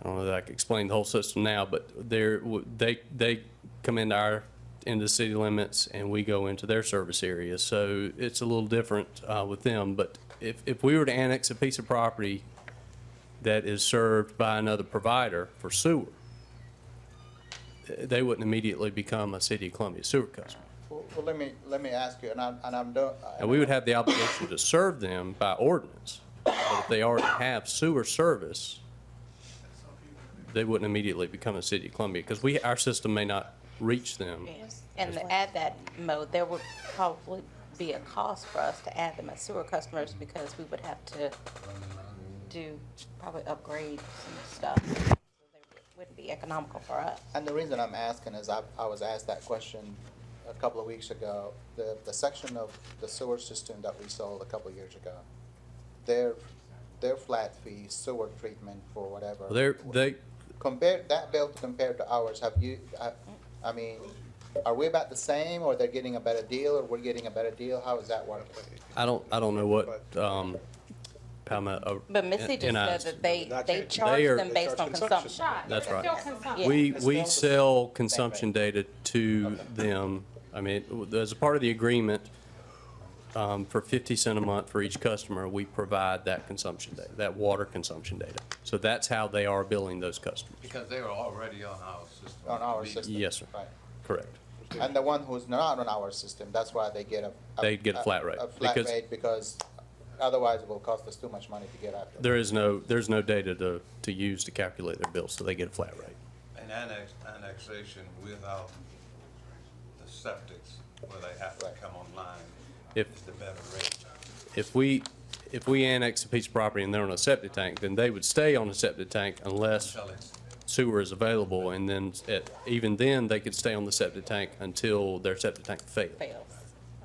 Require them All right, to. let's keep it moving, y'all. Okay. You had something, Mrs. Davis? Are you good? No, Any other questions on this? All right, turn it over to Rick. Can I go back? I do want to ask about Okay. that. Just to make sure that I understand, the trend, it looks like, and I know we sold sewer customers, Sure you want to do that? but the trend seems to be that our base is growing as sewer customers.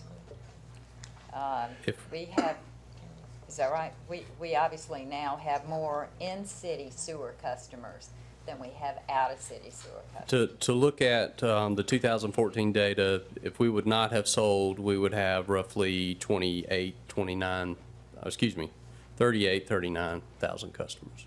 But as it stands right now, which is what we have to look at the moment, is that the larger number of our sewer customers are in the city. Yes, ma'am. But, you know, we're seeing some good and interesting and positive growth in terms of the water customers in the city. Still, the vast majority of our water customers are growing outside the city. Yes, ma'am. Okay. Well, the largest growth area for the city, as far as a utility, the largest growth area is going to be out of the city. The largest potential for growth. Sure, that makes sense. And our 208 area, Yes, ma'am. most of the growth is in our sewer, is in the 208 area, and that's outside the city, even though that's not necessarily reflected in those numbers. Yes, ma'am. Thank you. Okay. All right, now we want to take a lot of the information you've been shared already today with different things like the budget. Got actual budget data from all the departments now, some of the transfer information, OBO and Development Corporation, those transfers that are happening in the general fund. Take those, let's roll them in and show you just what it means as far as rate impacts and what's happening. So we've actually got a couple scenarios that we've built in here. We call one the scenario 2A. Everything we've done, we've calculated based on a 2 times debt service coverage. For purposes of this scenario, keep everything the same. The scenario 2A is what Missy mentioned, the 9.5% rate increase. That's combined. We've talked about this before. We've looked at the water and we looked at the sewer separately, and then we looked at, let's look at all of them combined, and everybody is, we'll talk about here in a second, everybody's going to be treated equally on the scenarios we've run. If we say 9.5%, then we did 9.5% for water, 9.5% for sewer.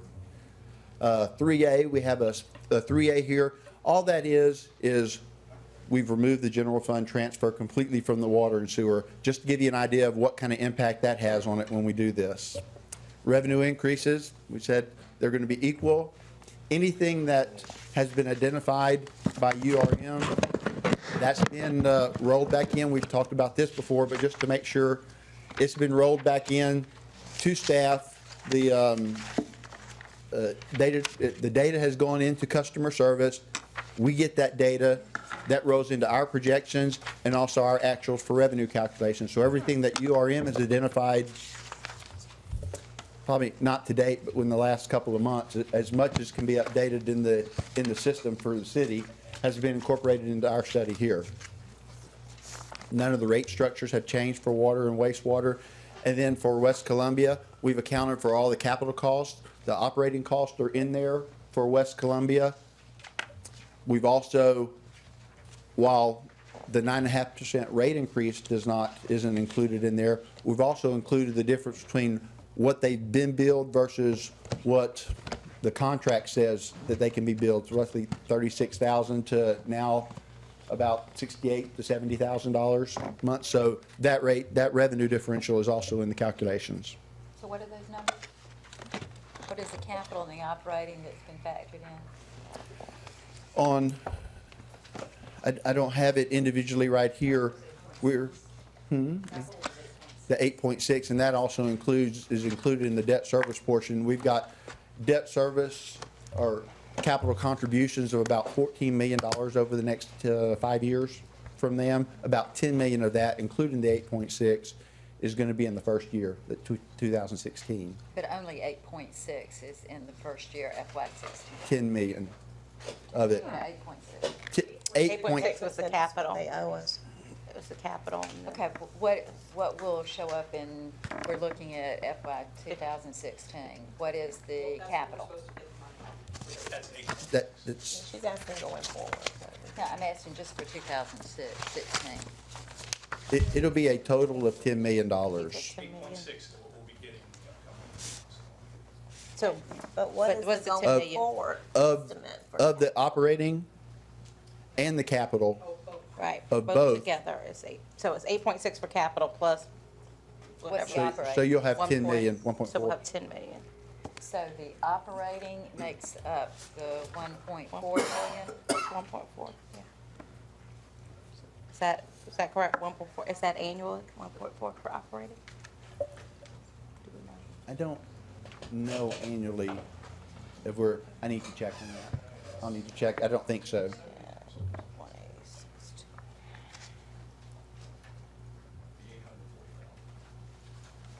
So operating, the estimate is about $840,000. And what's the estimate going forward on the capital? It changes this year. We'll have to get that. It'll total 14 million over the 5-year period. Exactly. So we're getting the blunt of it in the first year.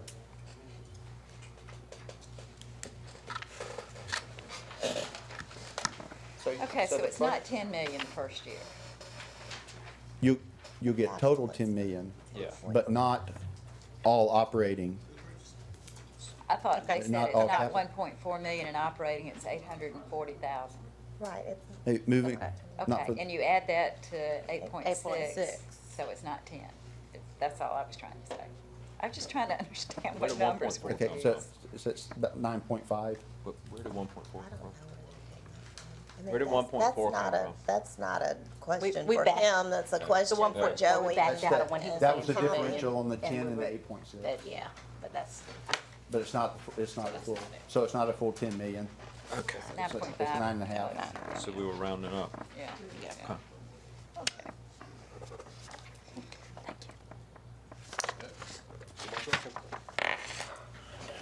So the first one we'll look at, again, as we mentioned, everything on the 2.0 times coverage for debt service.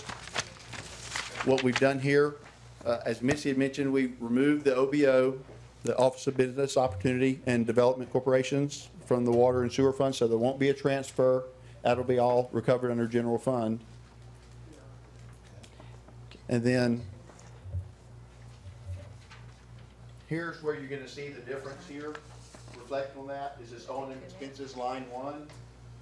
This, when we talked last time, was around $3 million higher. So part of the difference is that transfer that's been stopped, that's about 1.6 million there. The transfer from OBO Development Corporation.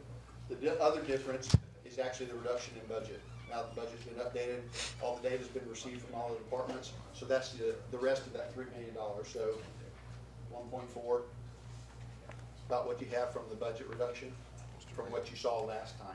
You had a question, Cameron? Yeah, and I don't know if you're the right one to answer this, but and I know we talked about this before. I went and did a little bit of research after we left on the 2 times debt service coverage, and I went and started pulling some bond docs from other municipalities that run their own systems as well, and it seemed that 2 times was very hard to find.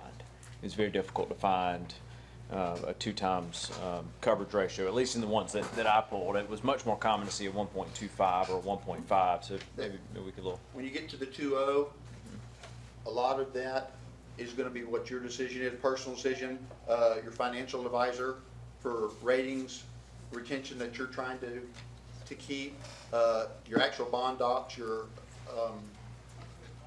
official statements, they are gonna run probably between 1.1, 1.25, somewhere there, maybe 1.5.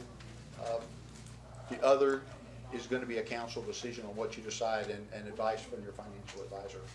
You will not see a 2.0 in an official statement. I thought we saw that some comparative systems were actually much higher.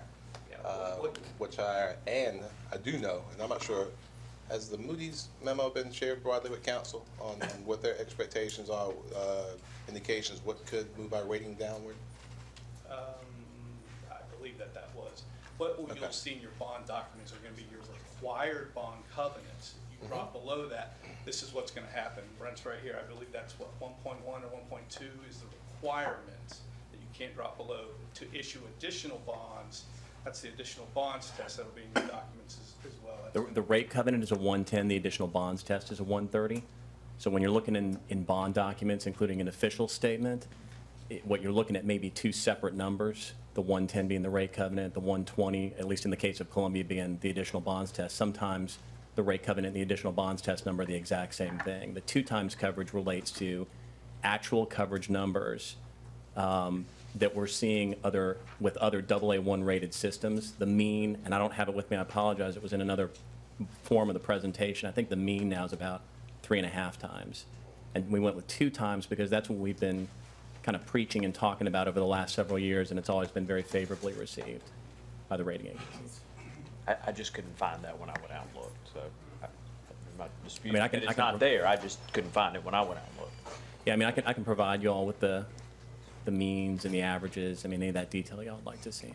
I had the conversation with Jeff, but when you read the credit letters from the credit agencies, what I walked away with was that local officials were shooting for a 2.0, but that, I can't remember whether it was Moody's or whoever, was addressing the fact that it was a strong 1.86. They would expect, given our capital needs, that might even drop a little bit. So they were kind of anticipating. I mean, so it didn't lead me to believe that the rating agencies were really, one, looking for a 2.0 coverage. We were. I don't know enough to know whether that's good or bad. The other is that Jeff and I talked about the rating agencies actually in both letters took out the maintenance number from our operating cost and therefore lessened our overall operating management and operating number. So the ratio is higher. And I know that's not how we view it, but both rating agencies included that calculation when they were running their numbers. So I don't know what to make of it other than that's how I read it. Well, I'm not sure which credit report you were looking at, but the 2 times coverage has always been, but between the two, I'm not sure which one, but the 2 times coverage is not coming from them as a recommendation. That's a recommendation that I've made or that our firm has made as a target for the city, given other parameters that the water and sewer system is looked at, all the different data points that go into the credit analysis.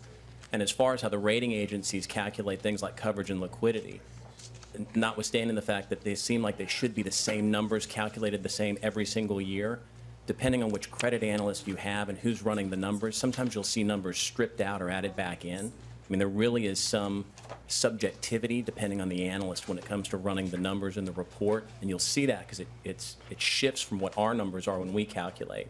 So what we try to use is just the common standard, is what the city's used since 1993 is the legal covenant-defined version of coverage, which relates to your rate covenant and your additional bonds test as well. The last time we went to the market, did we go to the market with a 2.0? I think we did, but I'd have to go back and look. If you're good to know. I honestly don't remember, but I think we did. It didn't sound like we did. I'm just reading the letters, but then, I don't know that the letters would address that anyway, so. Sometimes the letters are, they're not just with the City of Columbia, but with every issuer that I work with. When you get a credit report coming back from the rating agencies, their numbers may differ from yours because they'll strip some numbers out, they'll add some numbers back in.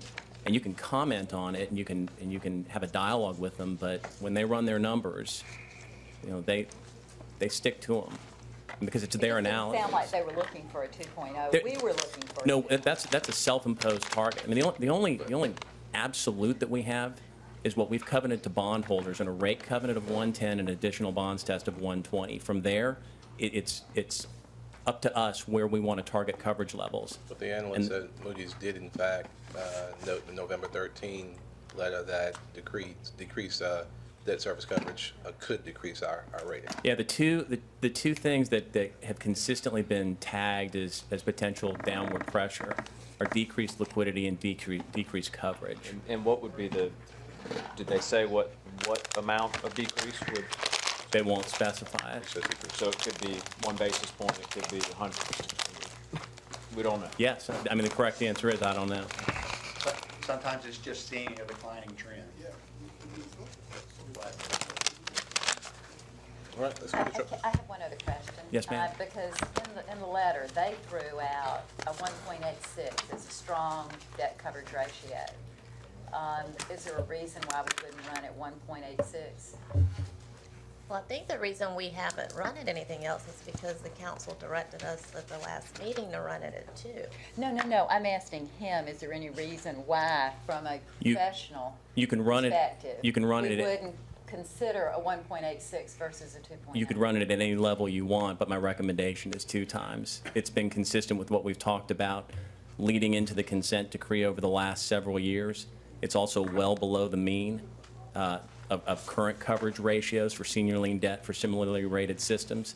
So don't feel like it's at all being heavy-handed or too conservative. And at the same time, it's also consistent with what we've shown credit analysts and investors in the past. You can look at any level you want, but my recommendation is 2 times. What would I look at, Brent, to see what we went in with in our last issue? I can Where pull- would I find that number? Probably in the old, the official statement for the transaction. There'll be projections in there. If you would pull it. Sure. I appreciate it. Sure. I think it's an appropriate, if it's not, stop me. I have one other question while Brent's up there. On the operating reserve, that we have bounced around with that number. I think we started at 145%. Now the number, I think, here is used, I'm assuming it's still used at 138%.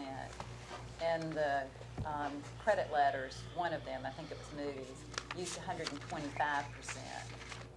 Is there some magic in those numbers, and could we not use 125%? It depends on what they ended up using in the numerator and the denominator when coming up with their ratio. When we looked at targeting what was the appropriate amount of liquidity, I did research on how Moody's had calculated it for about 10 fiscal years, and what they were using as the denominator would change. They would take some funds or some expenses and put them in or pull them out depending on the year. So the 125%, when you saw that lower ratio in there, it could be that they just ended up increasing the denominator that year because they included, I wouldn't be able to begin to guess, some component of depreciation perhaps. That's probably not it, but. Could you tell me in the last issue what percentage we used? Sure. I mean, would you pull that for me? Sure. Okay, thank you. Mm-hmm. Well, Brett, since you're pulling that, maybe in the last few years, I remember that when a lot of municipalities were getting downgraded, we didn't, and there were some things that they noted as to why. I just want to know if at that point, did we have that amount of coverage, and if that was looked at as Cash and coverage, that's the big things. Yeah, so maybe do, instead of just our last issue, a span of time so we could kind of. Yeah, the official statement on the last transaction should show, on every transaction that you did, it should show, I think, about a 10-year history of coverage levels. Liquidity's not spelled out quite so specifically, but we could look at that too. But I think the official statement will provide a lot of information for you. I'm happy to pull that. Sure.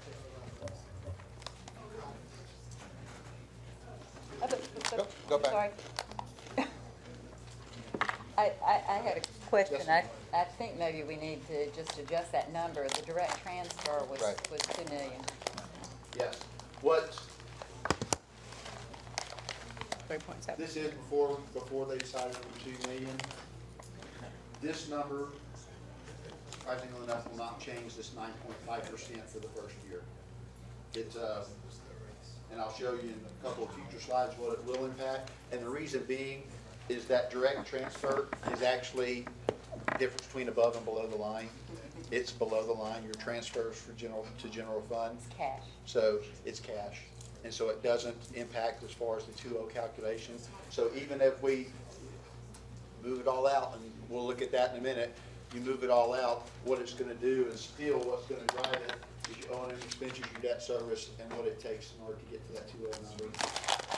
So, and then whatever's left over, right, is cash. And it's what you have available then to spend on capital projects, that type of thing. Reduce your debt. So, yes, ma'am. So, which then impacts outlying years. I mean, you're right there, but for 2016, it wouldn't impact the 9.5. It would impact the additional year for year 2 through 5.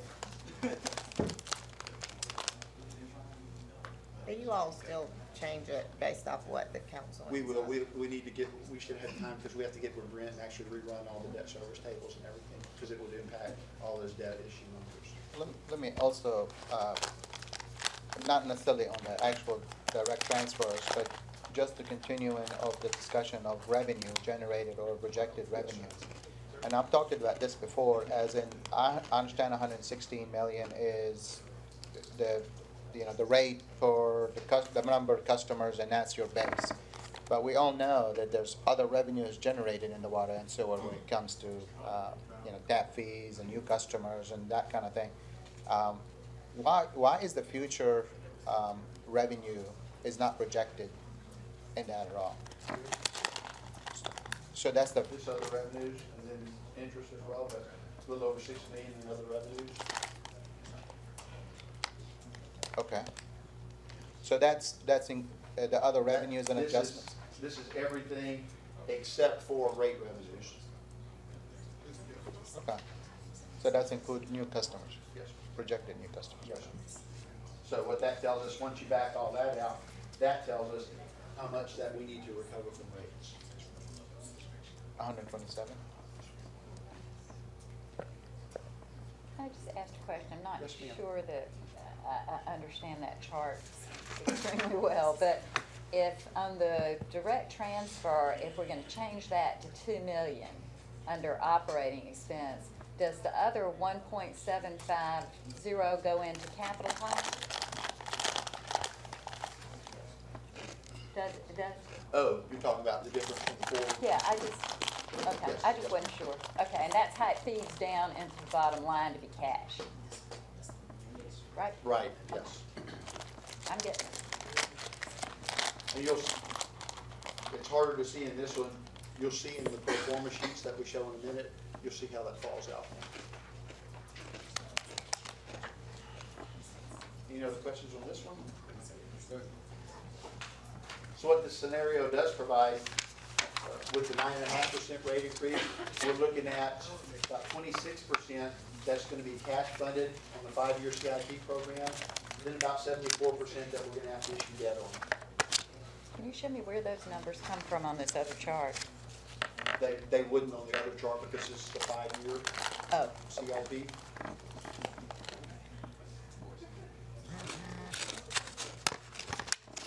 But 5 year, doesn't say that. this is what we're looking at from a total combined system. And this is what I was talking about from a cash flow standpoint. The pro forma, here's your 9.5% that we're talking about. This is where it'll come in when we change that number, and we change it just to the $2 million. These, the 7.1 through the 7.9%, from 17 to 20, these numbers will go down. Because what it'll do is you're actually gonna, cash fund is gonna change your debt issue. You're not gonna have to issue as much debt because it is gonna, we are gonna throw more cash at the bottom. We'll have more available because we're not transferring it over to general fund. So once we rerun this, you're gonna see these lower. But just make sure I understand, even though they'll change a little bit, right now, the way that reads is we would have to do a rate increase, starting July 1, this July 1, of 15? Of 9.5. Okay, but that says 16, so it's FY, is that a FY 15? Year ending 16. Okay, that's, okay. Fiscal year Ending Yes. 16, You- okay. Yes. It's the budget 15. So that actually is this July, we'd we'd increase by 9.5, and then you come down, right now, it would be the very next year, we'd have to increase by 7.1%, the next year 8%, the next year. All that is to feed a capital, a CIP of 20 million each year. Right? Roughly, yes ma'am. Well, actually, the first sheet is 120, and I think if I remember from my other chart, it kind of changes every single year, right? It does change. Yes. Well, the total- But you average out about 100.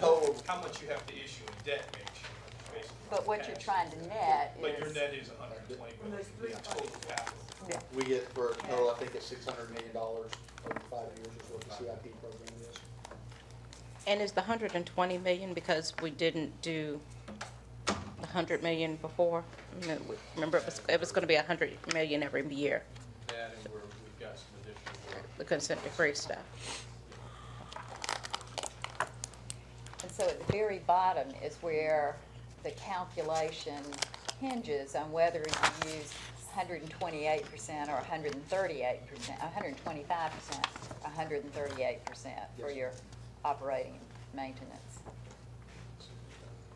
Because you're trying to drive two things. You're trying to drive that fund balance and you're trying to drive the two coverage. So you may hit one, but you may not hit the other, so you're not necessarily gonna be right on every time because they're not linear with each other. But they're not constant either. They're not. It's a glimpse in It time. absolutely is, yes ma'am. And again, this is a combined system, so this is assuming we don't worry about what was one utility cost versus the other utility cost. We're gonna take both of them and combine it, and everybody's gonna get the 9.5 to 7.8 in this instance. Now, we mentioned about the scenario 3A. All we've done here is said, let's do away with the transfer completely, all $4 million. But we're gonna throw the development corps and OBO back into the expense line item. So what it means is instead of the 9.5, if we did that, we took out the general fund transfer, but we threw the other expenses back in, OBO and Development Corporation, we would have 11% increase. Basically, what this is saying is, here's a scenario, here's what it would look like if we just took into account the $1.4 million budget reduction. Now that all the departments have reported in, you've got the refined budget, this is what you'd be looking at. Under 3A, what are you doing with the $4 million that was transferred out to the general fund? What's physically happening to those dollars under scenario 3A? It would be cash at the end that you would apply to capital funding. So it is not being used to reduce, under this scenario, the amount that we have to go to the capital markets for? It would in out years, but it's not, it can in this first year, it would not, but it would in the following years. And the reason it still drives to the 11% is because you're still trying to hit that 2.0 number. But I just did some back of the envelope math, and it looks like if you pledge the 4 million in your 5-year scenario, if you pledge that 4 million in to pay as you go, right, that you increase your, you increase the amount that you're pay as you go over that time by 13.8, almost 14%. You're increasing that. So I'm assuming that over 5 years, I'm still not sure I quite understand this 11% deal, but I'm assuming that if you're increasing by 13.8% the amount that you're pay as you go over 5 years, that you're on the net over 5 years reducing your rate burden. Absolutely, yes. Okay. Absolutely. It's just not in year one that it's not captured. Okay, just want to make sure. That's fine. I think I understand where the rate increase is coming from. And I would ask that we calculate a scenario 4A, where we would continue to transfer out the development corps and the VEO office and eliminate the transfer to the general fund of the 4 million. And pledge No, it towards It would pay be as you here go. for year one, No. but it would not be for years No, 2017. that's only 2 million. But it would still be this for year one, but it would change for years 2017 through 2020. I know that's what you were trying to tell the councilman. I didn't follow it because that's at least money going into cash that would reduce your ability your need to issue debt. But it's not reflected as, that would be captured in the first year. It would be captured in, when are we doing the debt issue? February, March of 16. So we're doing it near the end of the fiscal year. Which is why we wouldn't capture it. Because it would be after this rate year. Well, it depends on when you actually realize those savings. And that's true, definitely. So You could apply it in year one. You could realize them early in the year. You could, and if you did it soon enough and it changed your debt issue. And that's what and I the would debt be issue was interested earlier. in seeing as, But, That's only if we issue the bond. Right. We have to make a payment during that year. That would have an effect. We're issuing bonds so the payment is into the following year. So the 4 million is still going to lower that debt issuance. If we move our bond issuance up in the year, we're actually going to have a higher rate increase. well, I'm not trying, no, I'm just, the realization of the savings is all I'm talking about. but the issuing debt, if you issued debt today, you wouldn't have any impact on your customers until you actually had to make a payment, which is not till the following year. And that's why you don't see that 4 million or that 2 million or whatever it might be, because you don't actually make a payment until the following But year. that's what I think, help me, that's what the existing 9.5% reflects. And it reflects what happens when we actually issue the debt. in FY '16. Right, which is nothing, because you don't have a bond payment until 2017. That's what's happening.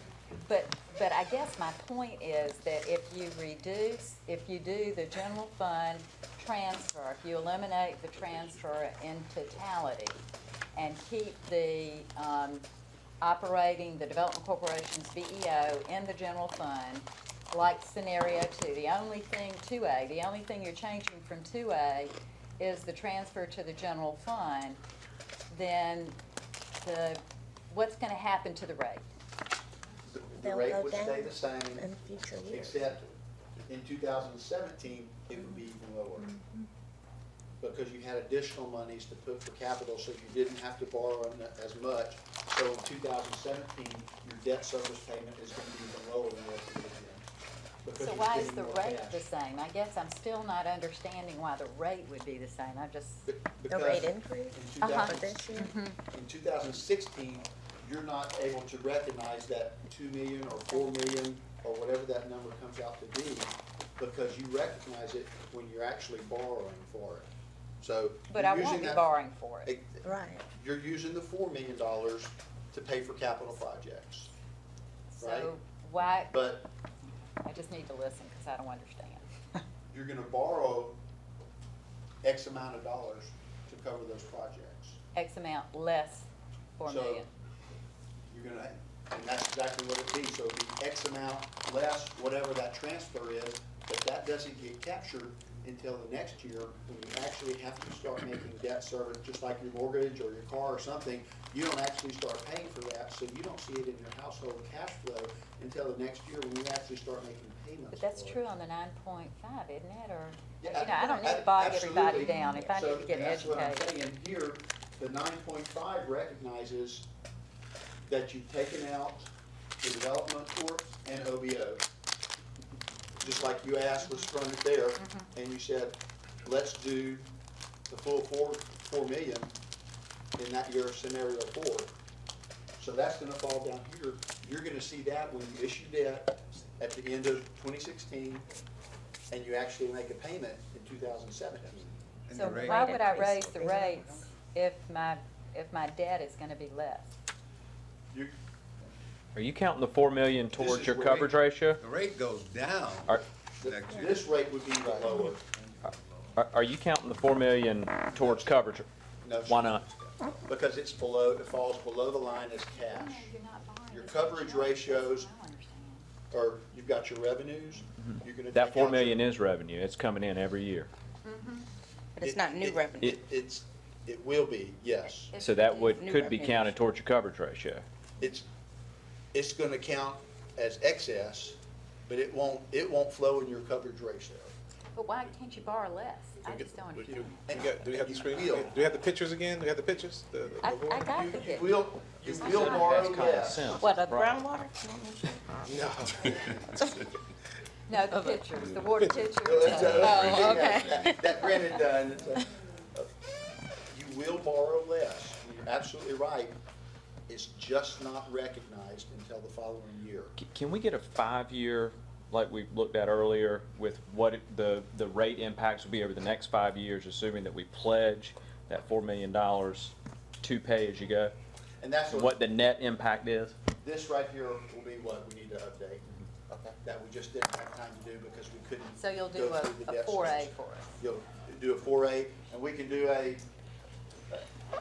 we will update this one to 2A with the $2 million, and then we can do a 4A with the $4 million. We got a meeting coming up soon. I will tell you guys, I'm gonna make some recommendations at the end of this. I'm gonna talk to them with council, but please go ahead. We'll do Stop that, and beating it'll him be up. much clearer to see. Stop beating him up. This is the sheet. want everybody to be transparent. See I need what to the- understand you need to it. understand Yeah. what the increases will be with whatever the, And I Whatever apologize, scenario. we just didn't have time to update. This sheet is what you need to see. That will clear it up, and what you will see, then you'll be able to track it here, and you'll be able to tell here the difference in your debt service payments. That's where it'll be reflected, and that's where it'll flow through. If my debt, sir, I'm gonna say this one more time. my debt service payments are reduced. Why isn't my interest rate reduced? Because your debt service payments don't come in until the following year. We start, you won't start any debt service payments in 2016. You won't even issue your debt to almost the end of 2016. So if we're not issuing debt until the end of 2016, if we issue debt at the beginning of 2017, we would be able to reduce the rate. If you issued debt at the beginning of 2017, you probably wouldn't start debt service payments till 2018. Yeah. You'd have a 12-month. Like again. I know, you're gonna miss the window with the lower rates then. So if the together. water rate increases jump in or starts July 1st this year, the CRP project, we can start spending on CRP or take on CRP projects the same year, or we have to wait until the bond is issued? You have to, you may have some cash, I don't know what you have as far as available cash. We'll have cash, we're gonna have to issue a funding resolution, that's what usually you'll see bond council comes out and talks about. Before you do a reimbursement resolution, so if you start projects, and payments come due, you have a certain time period that you reimburse yourself back with bonds. Okay. And we would probably do that in July. So we're ready to see, y'all ready to see action and work on the system right away? Yes, yes. Issuing the bond later in the year is not going to slow down projects. Joey got a lot of stuff, you have a lot of stuff to wade through. So, enough to keep you busy for the year. Okay, can we move on? I don't wanna, we're still, I know, and we will bring back this sheet, will help and it'll make a lot more sense with the actual numbers, get rid of the general fund transfer, we'll get rid of those two at 2 million, and we'll get rid of it at 4 million. So those two scenarios will help you see the difference. Have you projected that out 10 years as well? No, sir, we're just looking at a 5-year period. But we're anticipating about 10 years worth of It needs. it just starts to get a little washed out. Right. You go too far out on your projections. Fair enough. Fair enough. In fact, we showed the number even now, year 2, by the time we roll through actions and things, costs and things come in, we may look at one number now, we may, if you take a look at some of the past ones with the prior company, we do it 1 year and he projected out 5 years. In the end, we didn't really have to do the full amounts that they put out there in those reports. That's why it's important to update this every single year. You'll be getting different CIP numbers, everything as you start to get actuals for projects and everything, so all that'll change. Awesome. This is that we took it from an individual, we kind of already talked about this too. It's not water that's driving this, so it's sewer, if you look, water's really not needing anything until 2019 and 2020.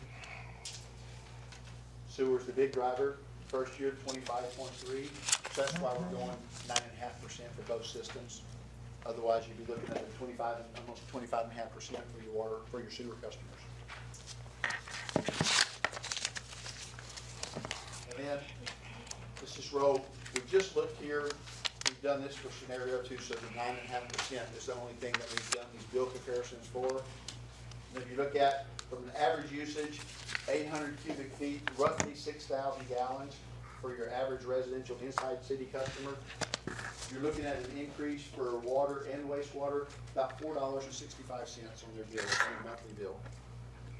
Their monthly water and sewer bill. And then same thing for the outside city customers. Same average usage, about $7.92 on the water and sewer bill per month at the 9.5% increase. Yes, ma'am. I'm just curious, why we call it a 9.5% rate increase, and yet most of these numbers are around 9.7. Because remember, you have some customers that you cannot raise the rates on, your contract customers, wholesale customers, state, things like that, that you aren't raising that 9.5%. As we mentioned at the beginning, West Columbia, that 9.5% doesn't apply to them. So it has to be made up with the rest of your rate base.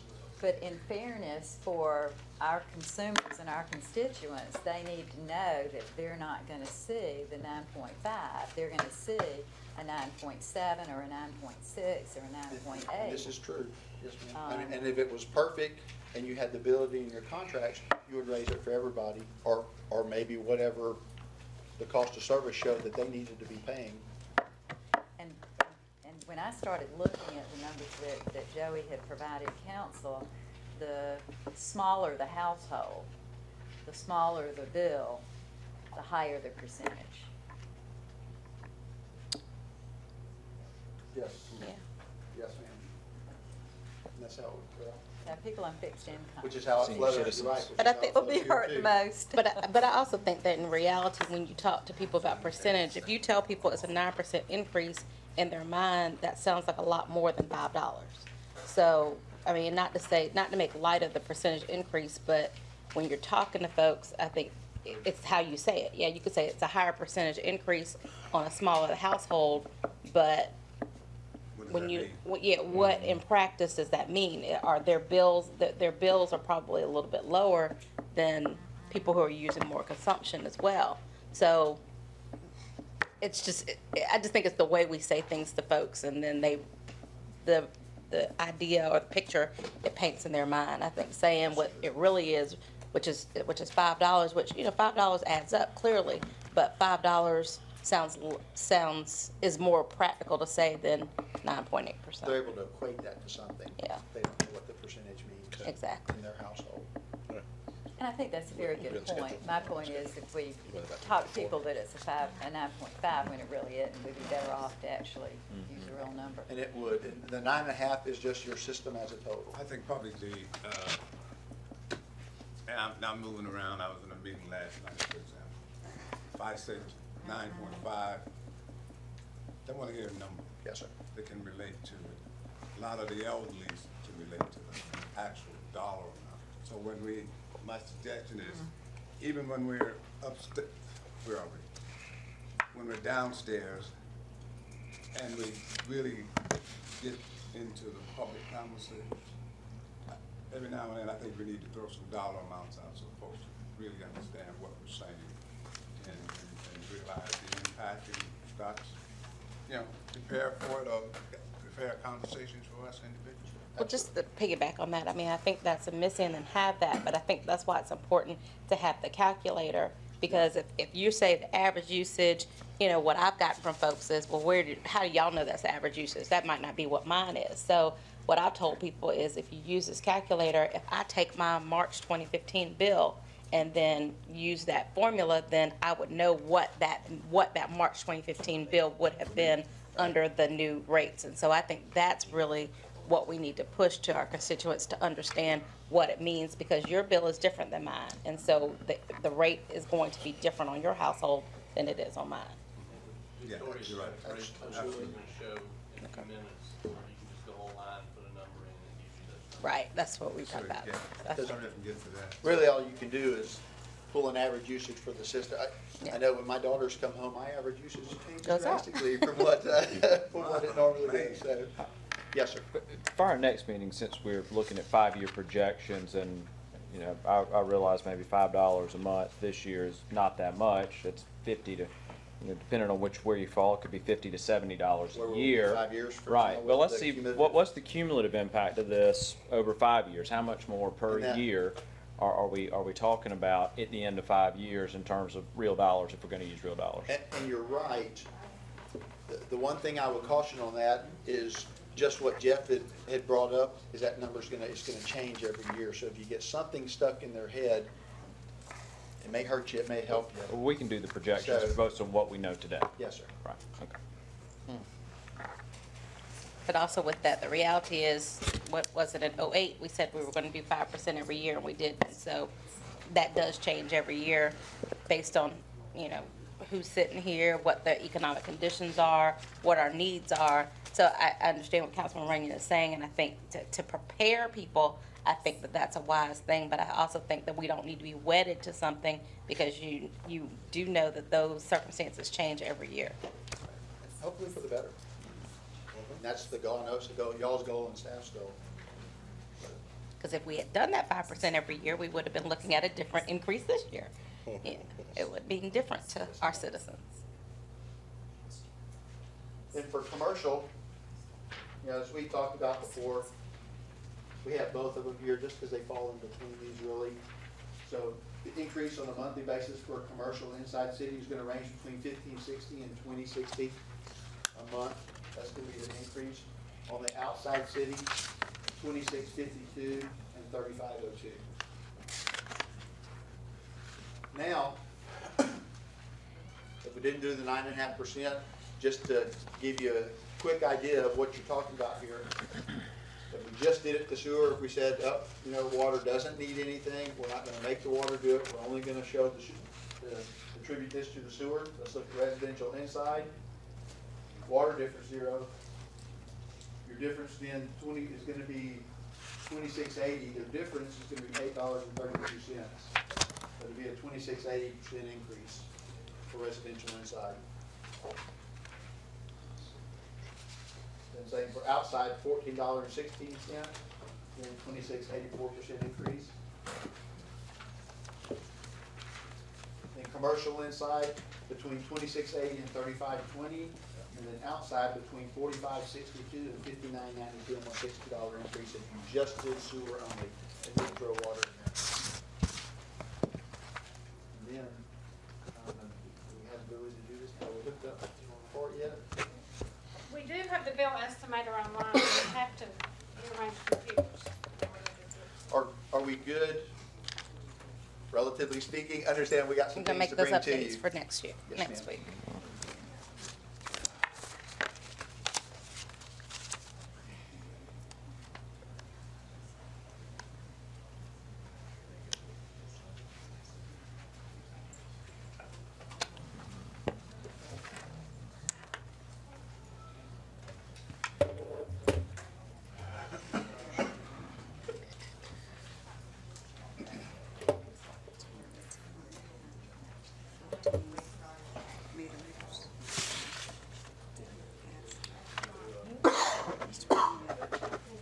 You asked how many meter readers we have?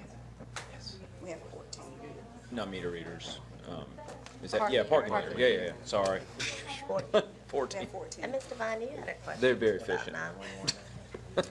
Oh, yeah, while they're doing this, not that, no, I was just wondering, I've read like 2 articles about other areas that are having issues with when people call 911 from their cell phones. Are we up on whatever technology is needed to make sure that we? Not in Richland and Columbia, but other places, or Other you're getting places those?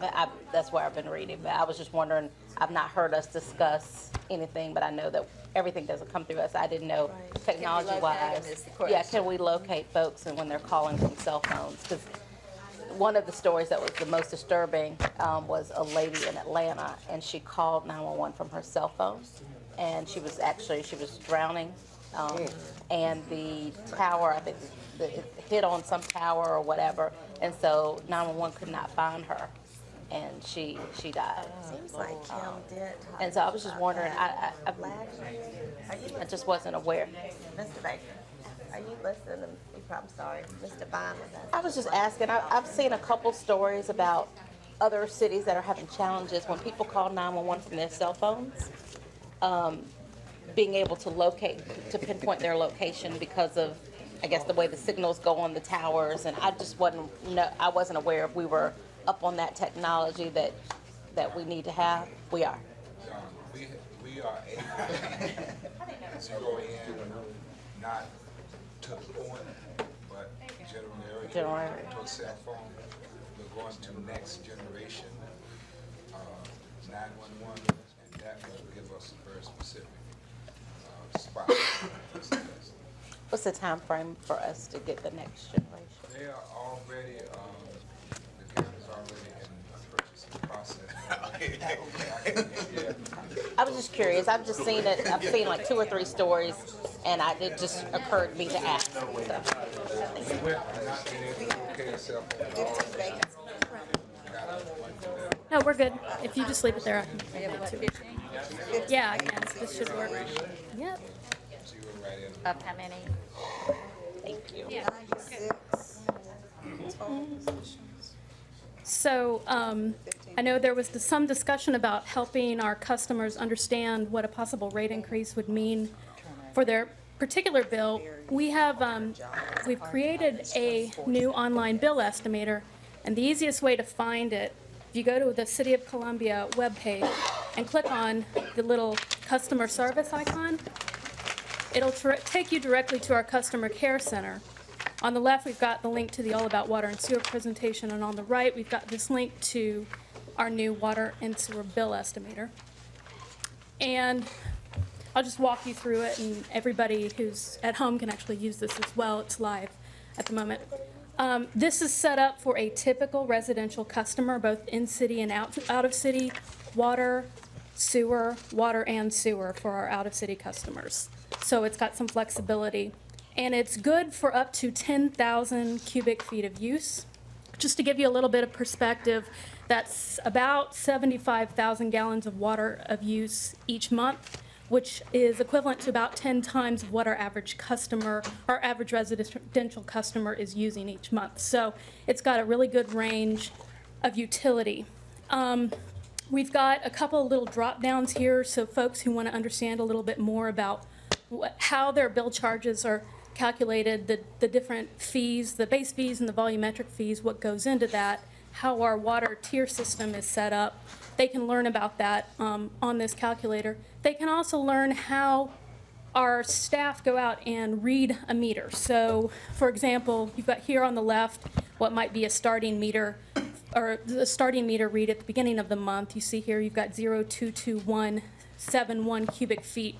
When our staff go out and read the meter, they don't record those last two digits. So that's how they get the 100-unit increments.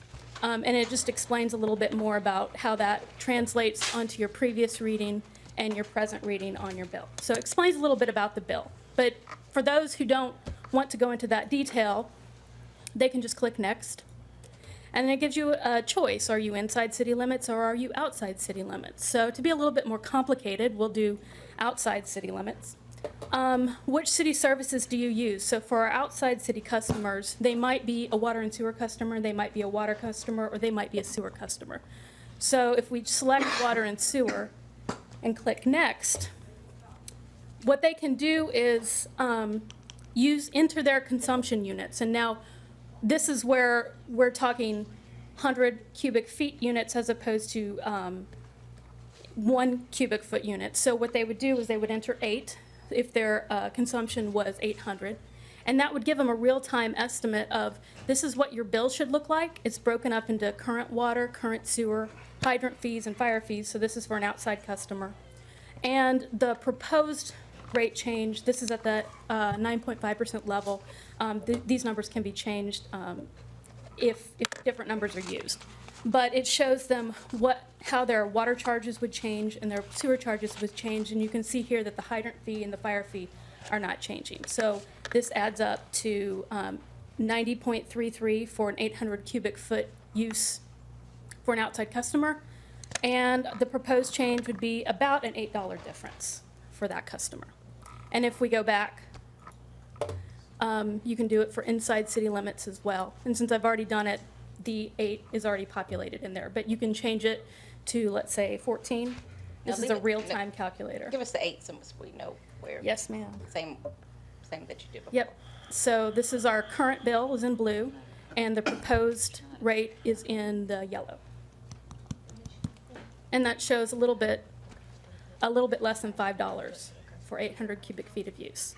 And this should, unless somebody has additional donations or things like that on their bill, this should be what they should be seeing on their bill if they're using 800 cubic feet. And then just for those, again, who want to know a little bit more, I have included a table that shows what the actual base rate is, both current and proposed, and shows the stormwater fee not changing for our in-city customers, and then also how you would calculate it on your own if you wanted to. Because some folks like to try it out on their own, and other folks just want to plug into the calculator. y'all may have already thought about this, but you need to do all that on City Talk and let it run on Channel 2 and put it on the YouTube channel. We absolutely will be doing that. This literally just went live last night. So, any questions? What was the in-city? What did it turn out to be, Victoria? It's a little less than $5 difference. So current is 54.64, and the proposed total would be 59.29.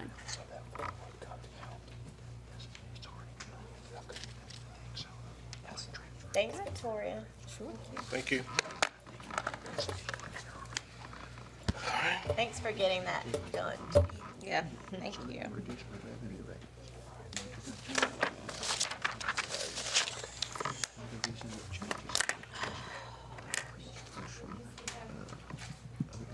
I think she needed to go with the schedule. Was that the last thing? Pretty much the schedule's the last thing. So it doesn't estimate your bill, it estimates the 8 that you put in. If you say it's gonna be 8 cubic feet, it just estimates 8 cubic feet.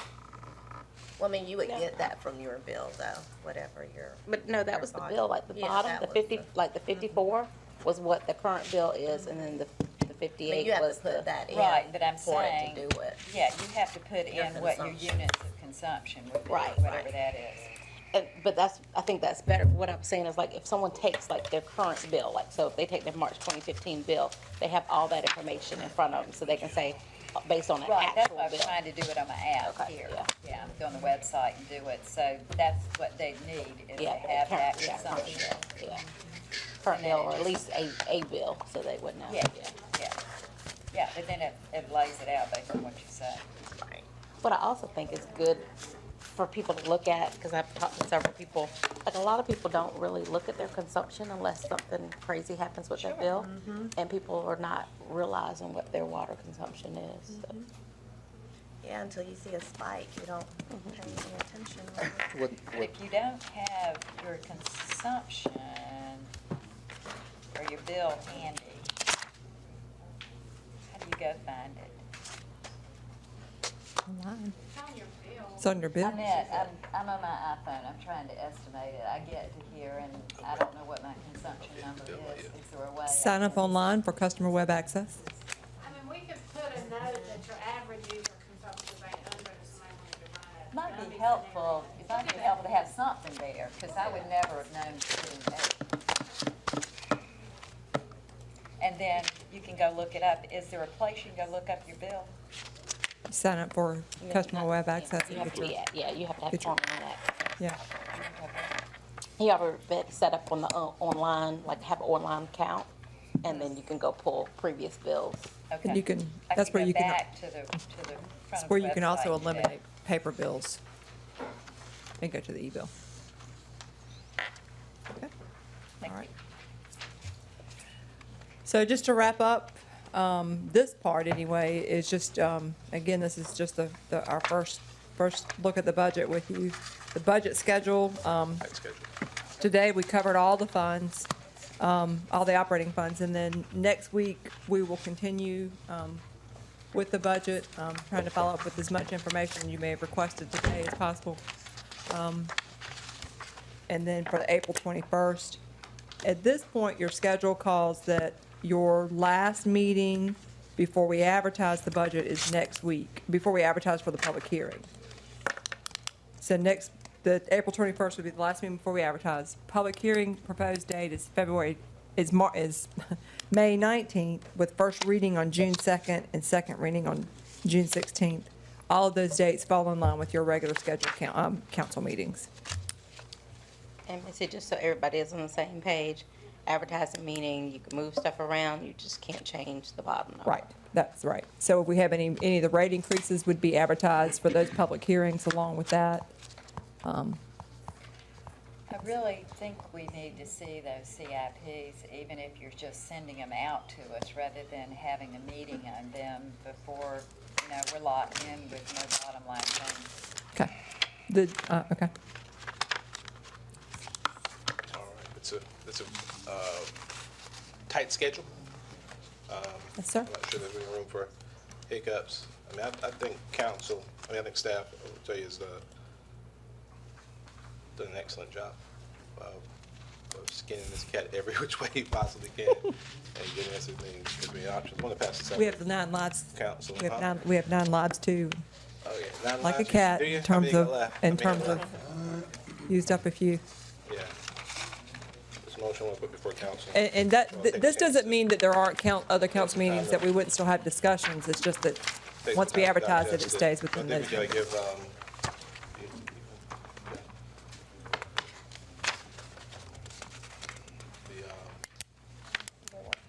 make it a couple more copies.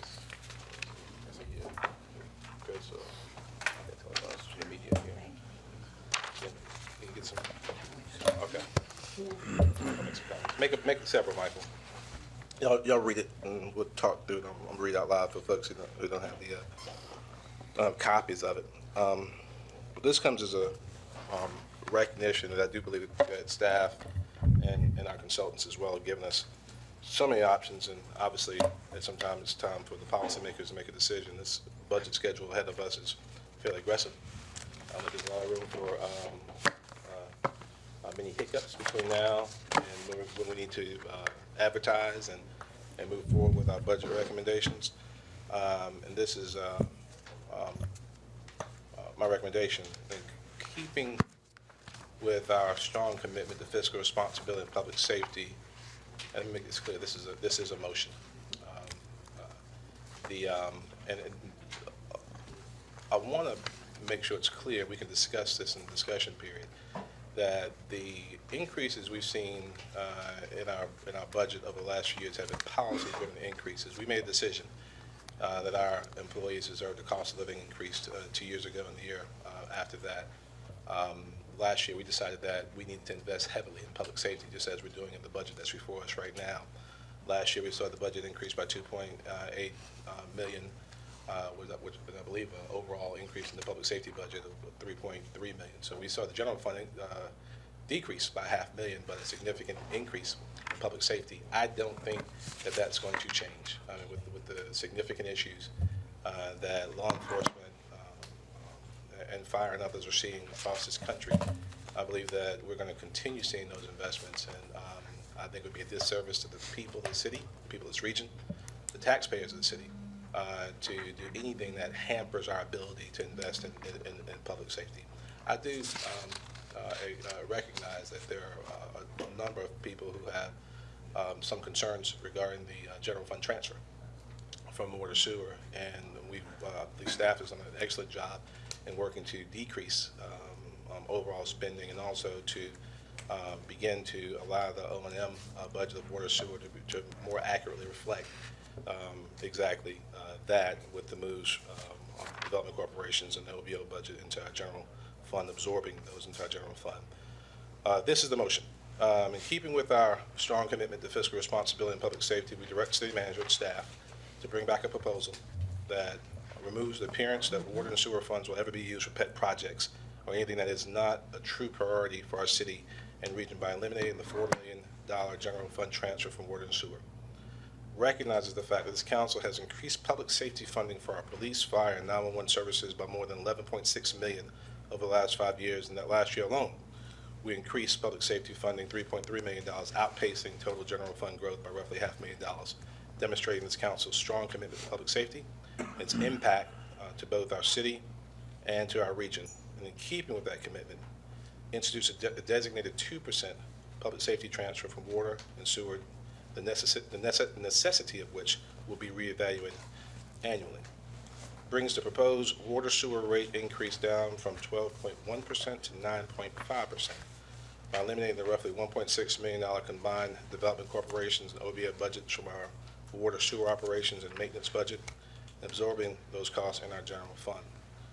Provides relief to our city taxpayers and more fairly distributes the cost of government amongst tax-exempt properties which benefit from city services without sharing the cost, by raising the SCANA SCE&G franchise fee from 3% to 5% and instituting a $2 million city property tax rollback for our city taxpayers.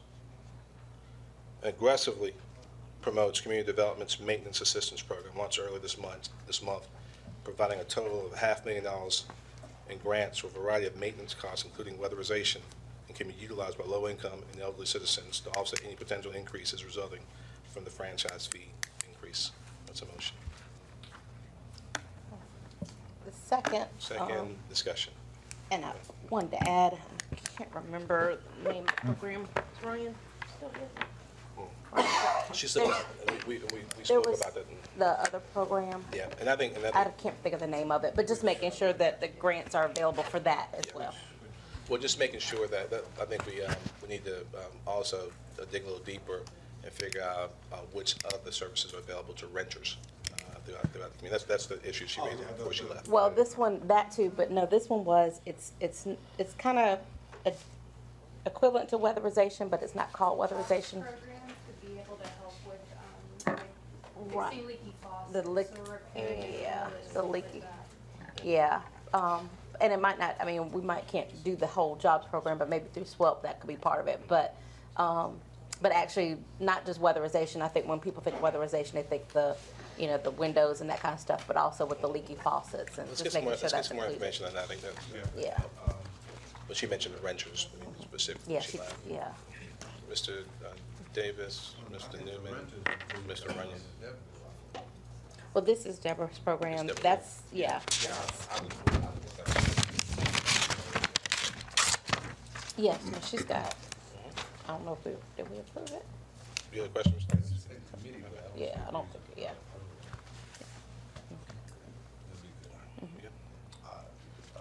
Mr. Just, and again, same thing, reiterating, my concerns for renters as well. So we don't unduly burden our fixed income residents. The other thing I think would be good to articulate is what, the value of 2 meals is whenever that comes out, so folks can see that there's some sort of balance there. What is that number?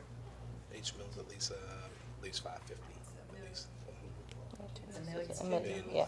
2 meals is $1 million, yeah. Million. A little bit over $1 million.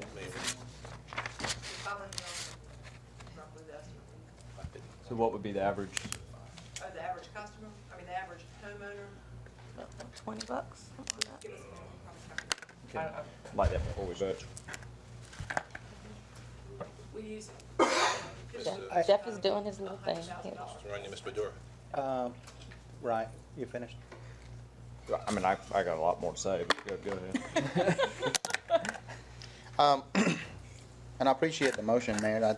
There's a lot of good points in here, and there's a couple of concerns that I would like to say on the record and maybe hold off this motion until we get more data. Not only the 2-point millage that we need to get some numbers and maybe clarify, but when you talk about the 2% franchise fee, I try to reflect who would hurt most. And it's hard for me not to represent the small businesses who's going to be hurt mostly by the 2% franchise fee. Because if they're leasing or they're renting from the landlord will get the benefit of the millage reduction. They won't. They're still going to pay the 2% franchise fee, which adds on, close to $500. That depends on their electric bill. And, in my personal case, I think it's a lot more than that per year. So I think the small businesses is not being represented here because I think they're getting the short stick. If Ike McLeish was here, God bless his soul, he would be all over this table trying to represent the small businesses and how we cannot make it a burden on them by having an extra cost on their ability to operate. So I'd say that Ike, of course, as you know, is one of my closest friends. As a result of that, I made a point to visit with the chamber yesterday. And the chamber supports the franchise fee increase and the tax rollback. I understand that, It's important to know. And my point, and the other point is, I just think that it's important to look at that, and if we are going to look at that, if there are some kind of relief for small businesses somehow, just like the property owners they get the 2 millage points, it's maybe we can find, or I'd like to maybe amend that as in we can find ways to reduce their business license fee by some kind of percentage to offset some of the costs that there would be inquiring with the 2% franchise fee.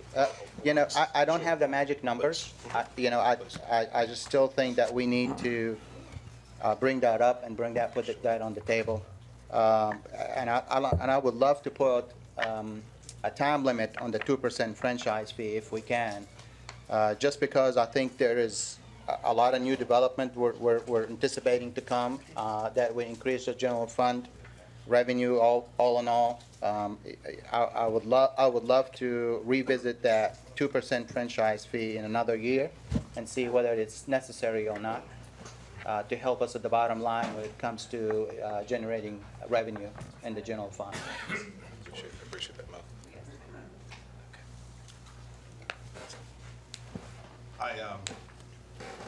Please. There are two things that would make this palatable for me. I think we are at a consensus that two things. It was never our intentions to purposefully move dollars from water and sewer for other purposes, but that, since that has really been much of an issue, and with staff's efforts in looking at that, and we're moving from that, I think that, and we would still be able to provide the services to those particular departments. That's fine, I could do with that.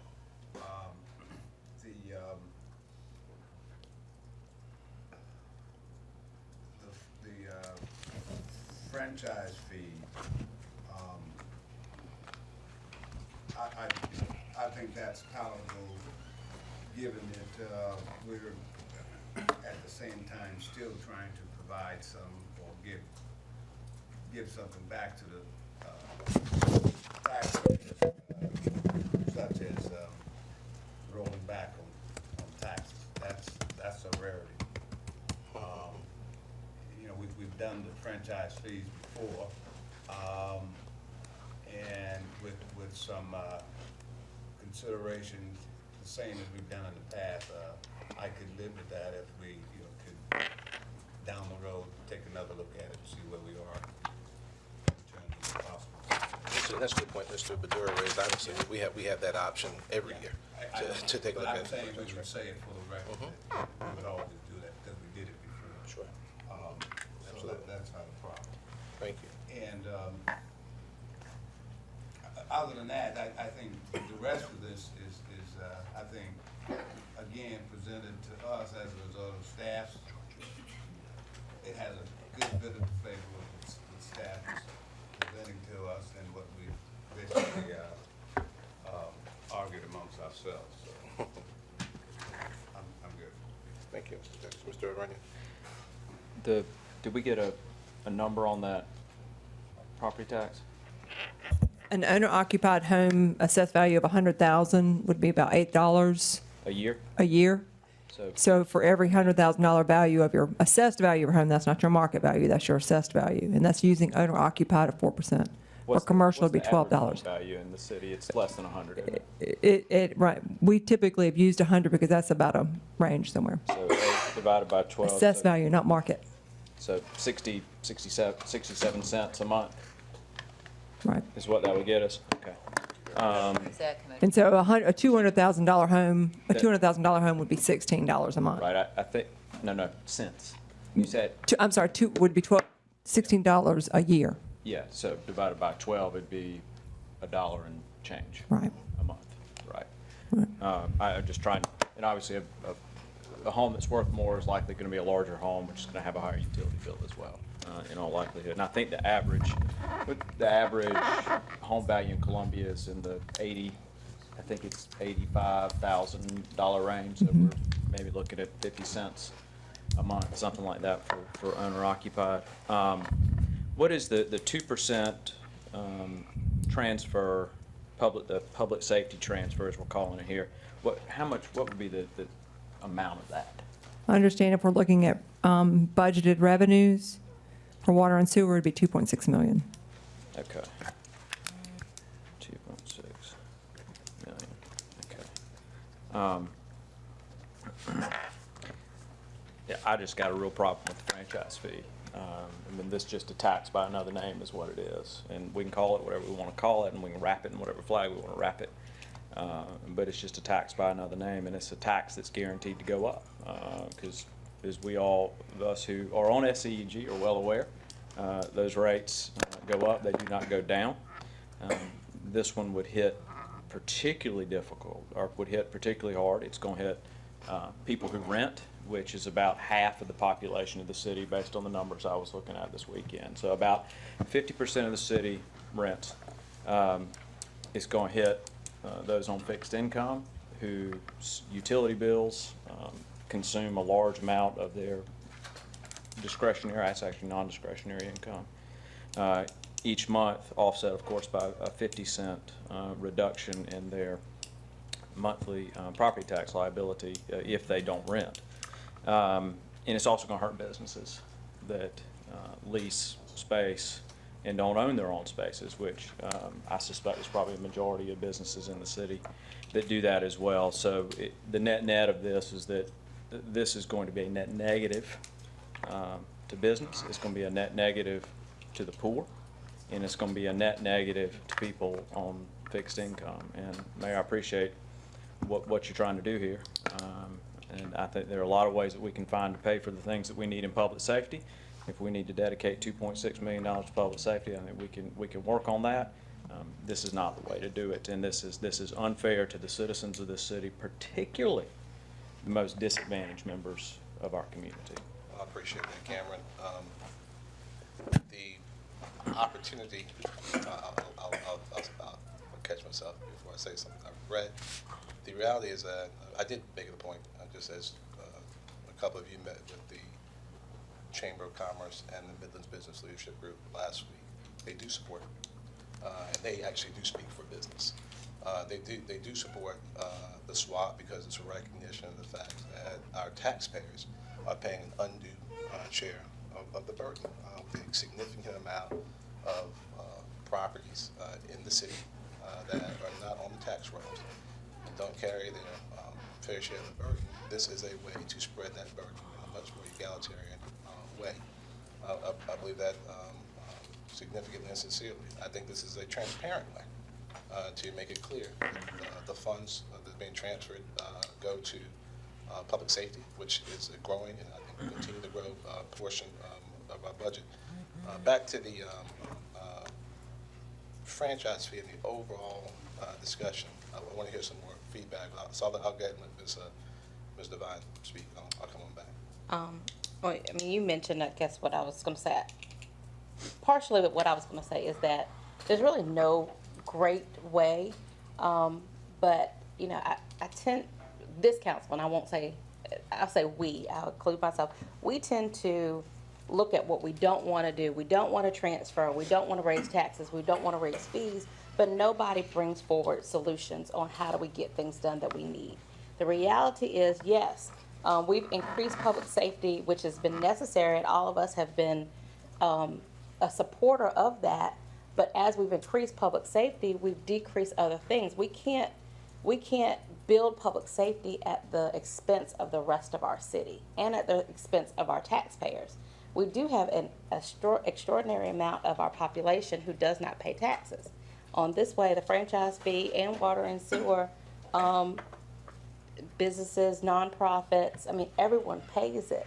And no one wants to have increased bills. I understand that. I don't want to have increased bills.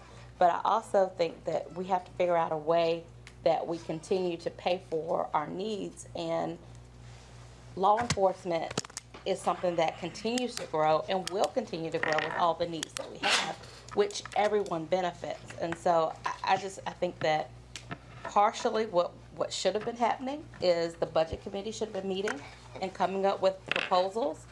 That hasn't happened. I can't say that all of these things I'm like, yay, let's do it, but we do this to staff every year, and I want to say I'm not criticizing staff because I think you all bring forward great proposals on trying to at least get a discussion. But if we don't want the transfer, which I think everybody wants to look at a way to some people want to eliminate it, some people want to decrease it. I was actually in the camp of wanted to eliminate it, but after even talking to some folks like Ryan and the business community, everyone looks at the what we transfer as a franchise fee there. But if we don't want to say it's a franchise fee, then we need to look at how do we equitably figure out how does everyone pay for this city. So I'd be open to other suggestions, but right now, you know, I support this because I think that what this will do is at least give us a dedicated source. Because the other thing, just making sure that we remember moving forward, when we passed earlier this year the increase for the police department, the money was only identified for 1 year, and we said, you know, but our commitment is to keep that. So next year's budget, the year after, that's stuff that we have to maintain. And so having something that is dedicated, that shows that in order for our city to grow, we've got to have a safe city. And to have a public safety transfer, I think makes sense. The only thing that I would say that as far as, I guess, the messaging around what we're doing, part of it is really understanding, or our citizens understanding, kind of what this means to them. Weatherization and the water thing that I talked about earlier that Ryan Nevius and those suggested, those are ways that we are asking our citizens to participate with us on conserving energy. And I don't think that part needs to be left out as far as how big this kind of proposal is, because people can, yes, fixed income people are affected, but I certainly think fixed income people also want to make sure that they don't have brown water and other things, which are a lot of things that are happening in these communities that the upgrades that we're going to do promote. So anyway, Mr. Mayor, long-winded, I do support this, but I would say that if anybody has other suggestions, instead of just beating them down, bring them forward. Say what your suggestion is. I know Mr. Bedore had a couple, but other than that, nobody else has proposed anything that's worth listening to. Let me say one thing, and I'm gonna end my input on this. I want to go back to framing this again around what staff brought us. And I think most of you know around the table, I was definitely not in support of the rate increase as it was initially brought to us. There was no way I would support it. Bless you, bless you. And I credit them for bringing this down to a point where, you know, the comfort here is that in successive years, the rate goes down. It does not continue to go up. So I don't know that you can say that for most municipalities. Larger ones are comparable, those that are comparable to Columbia. The other point is, we are saying that we're committed to sustaining the quality of services that we want to include public safety and so forth. But the reality is, in order to do that, we as a municipality cannot continue to do that with the presence of income, whether it's coming from water and sewer and, you know, maybe grants and that sort of thing. The major problem we have, and we haven't been able to solve that yet, is that, what is it, 64, 65% of the properties? A lot. A lot of them in this city are not participating in the revenue, call it taxes or whatever. So a very small few are carrying that burden. I think the challenge for us moving forward as a council is to, again, I think, research and look at other municipalities that have found a way to bring in additional resources from, or let's call it a partnership revenue raising with those entities that are not presently participating in that process. I mean, we've got to do that. Nobody wants to touch that, but until we do that, we'll have the same conversation every year. Sure. unique situation to be in. Ms. Blau. Mayor, I want to say that I'm really very pleased with what you have thoughtfully put together for us to consider. That I think, you know, you are making a really sincere effort to try to pull something together that this council might be able to support. I think it's important that we all look at possible solutions that we collectively can support and not divide us further. Councilman Devine said, you know, no other solutions. You know, we tried to work for some other solutions the last time we met. But the mayor's put something on the table, something very concrete. And what I would ask and move as a substitute motion is that we include the items that the mayor has here with certain caveats. That we will look very carefully at the second bullet. I'm going to letter the bullets A, B, C, and D, and E for the lack of referring to them. That the B bullet, that we look at, we are doing another transfer, setting up another transfer that is not water and sewer related. So part of my action is to defer so we can further evaluate if that makes any sense. I have some real reservations whether it does or not. The C, I would again ask deferral on that item till we have a chance for our rate consultant to come back and get the information. And the deferral, as part of my motion, is until next week. So I'm not asking for a long deferral, Mayor, until next week, and we can get that information and be able to move further.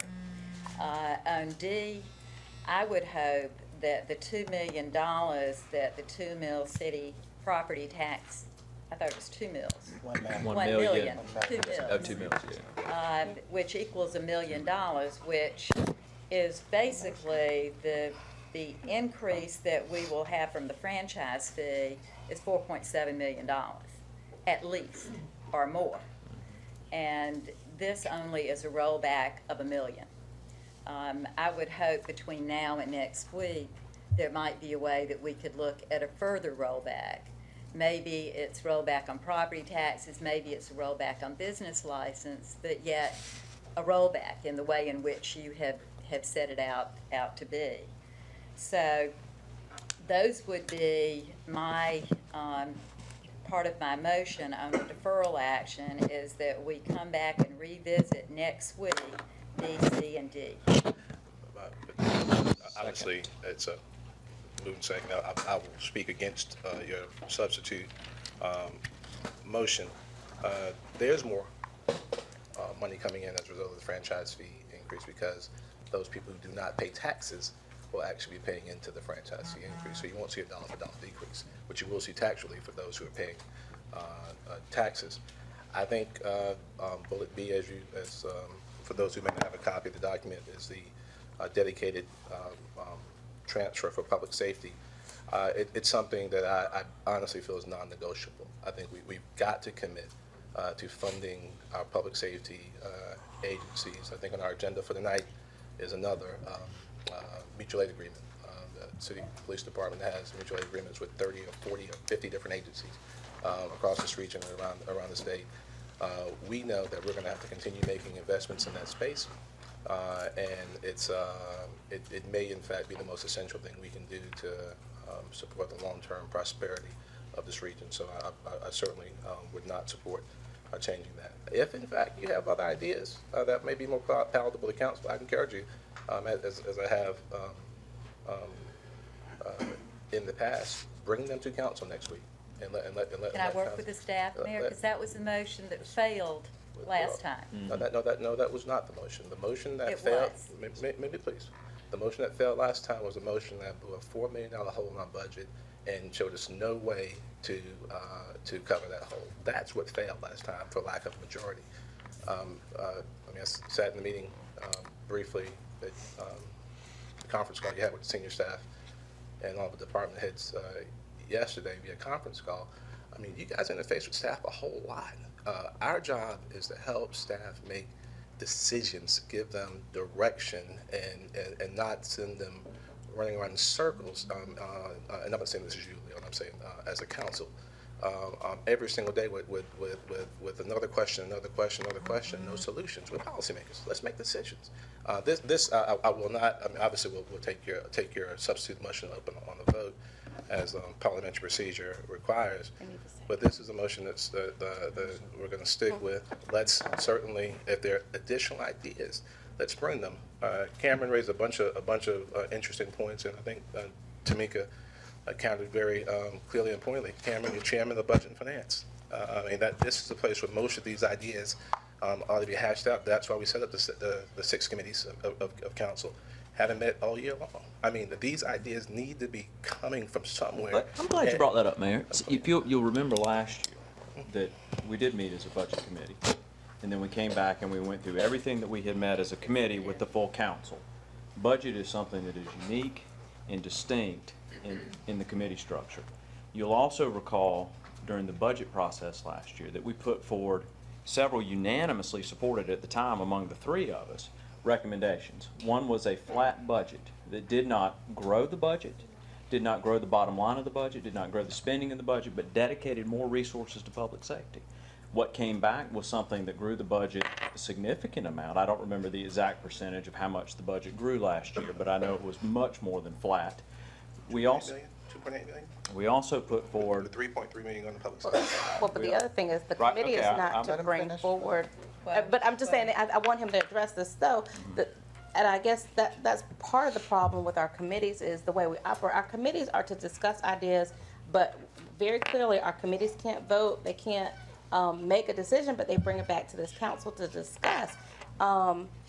I mean, I don't think anything that you brought forward last year, I don't think anything you brought forward was wrong, but I mean, part of that, I guess, is an exercise for you all to discuss stuff and bring it forward. So did you feel that we didn't discuss it? We had numerous other I discussions. don't think this serves any purpose. It doesn't, I'm sorry. but the end of the day is that the budget process is a process for the entire council. And this is appropriate place for us to sit around the table and have the budget discussion. What is not appropriate, in my opinion, is to throw a motion like this on the table with all of this in here, with unknown ramifications for our taxpayers. Let's not worry about Like whether it's going to impact the people sitting around this table. This budget, this is going to impact senior citizens. This is going to impact the poor. This is going to impact the business community. All those people who pay leases, the people who lease those properties to business owners. They're not going to get a cut in their lease rates, Mayor. The senior citizen that's getting $1,000 a month on Social Security and having to give 200 and something of it to Medicare and having to give 100 of it for their groceries and having to spend $50 on cab fare each month and all the other things that they have to spend on when their sewer and water rates go up 10%, when their utility bill goes up by 2% a month with guaranteed increases going forward. What we are doing here is, if this passes, is we are putting an additional burden on people who cannot afford it. And we can call it whatever we want to call it, but at the end of the day, this is going to hurt the most disadvantaged members of this city if this passes. Ms. Devine? I just have an unrelated question, well, not unrelated, but Ms. Wilson, do you remember, what was the annual increase that we need for public safety to sustain what we approved this year? I think being that we anticipate the chief having at the rate that he's going now, we anticipate a full staff within the next fiscal year. The implementation was right around $900,000 for the first year. And then So I think we were 2.8. estimating $1 million. 2.8 answer is annual. 2.8, That is not her answer, Mr. Bedore. The question she asked me, sir, no offense. I mean, the question she asked was how much does it cost to implement the CPD recruitment and retention plan? The $2.8 million is what we have increased the budget through all public safety departments. But So this- it was about $1 million. $1 million a year to maintain what we did for the. Yes, ma'am. Okay. Ms. Bond? Mayor, out of all that you said, I guess what is most alarming to me is one, we seem to be on, a spending and a taxing campaign, and I didn't take what you put here as trying to say that. But what you said to me, let me finish.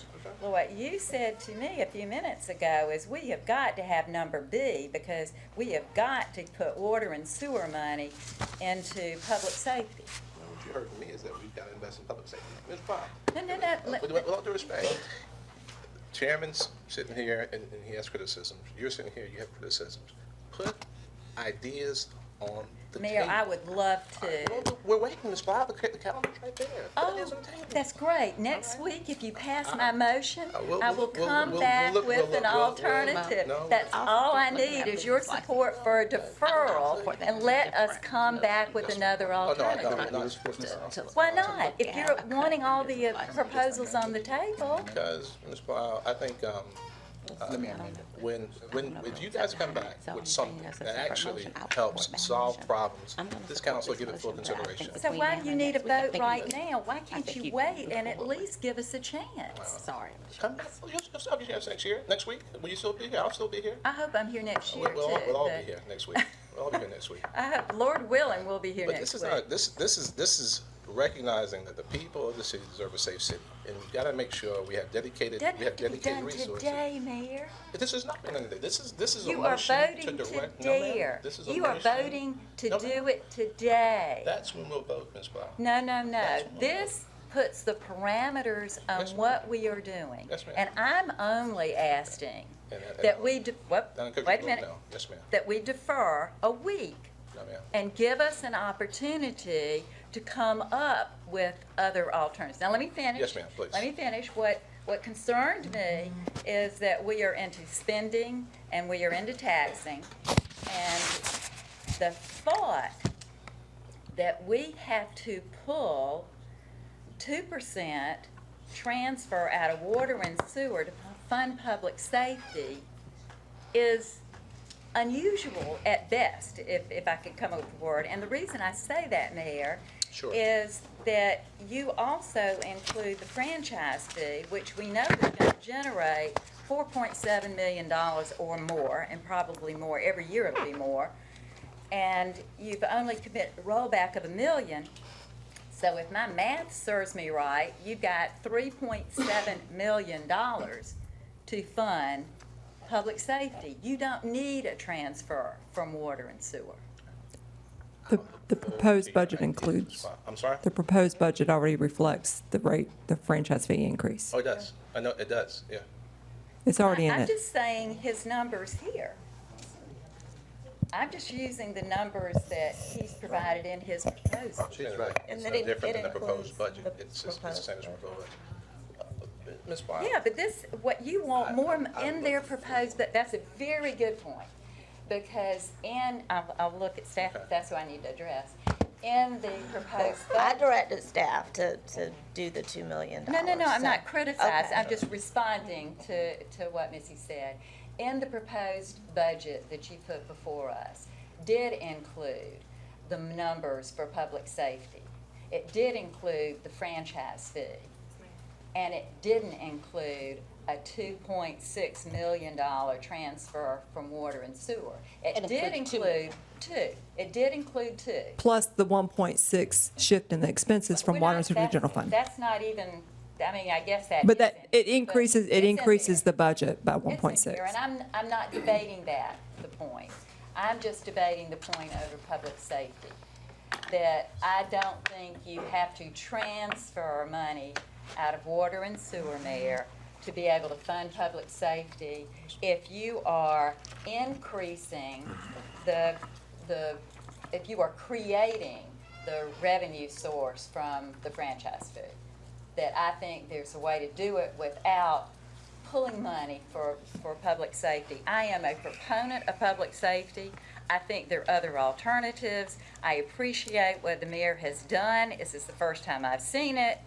I really did try, no matter what my colleagues might think, I really did try to get a motion on the table that would have allowed us to look at an alternative and come back to you.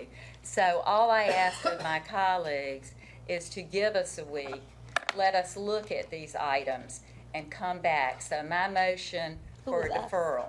Who is us? Who is us? Us what? You said allow us Us a council. week to Oh, come. council. Whoever on council that would like to participate with the staff.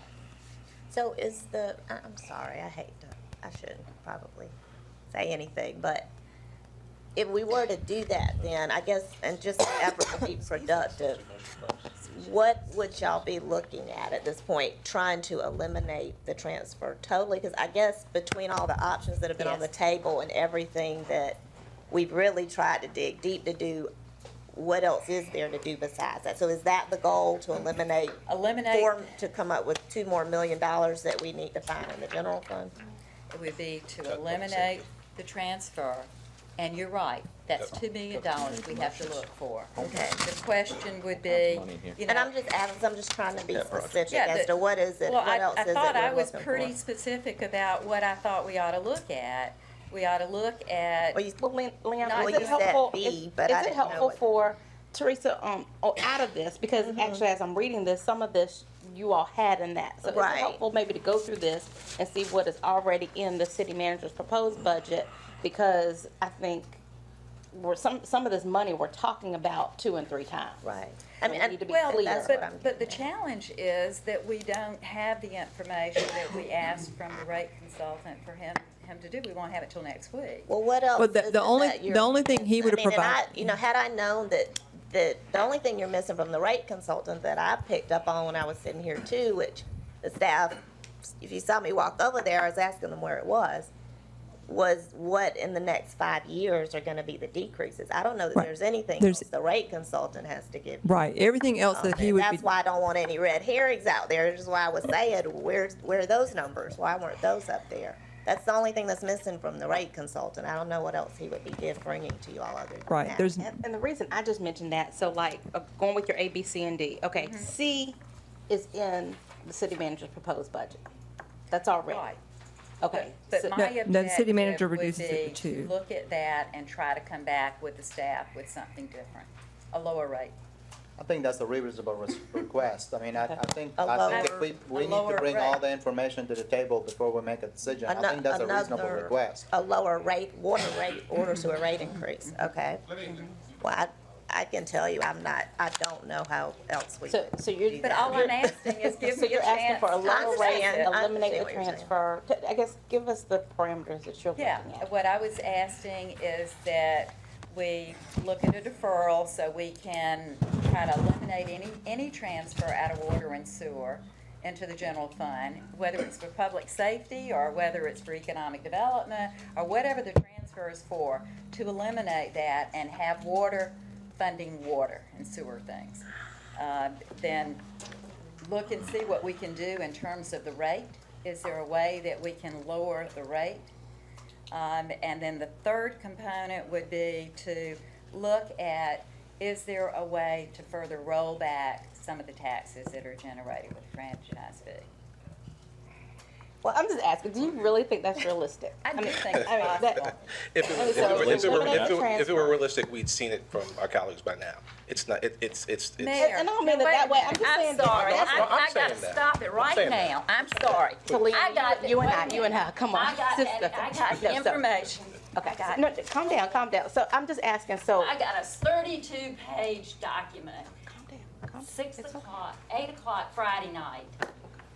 I was in Atlanta, didn't get back until Sunday.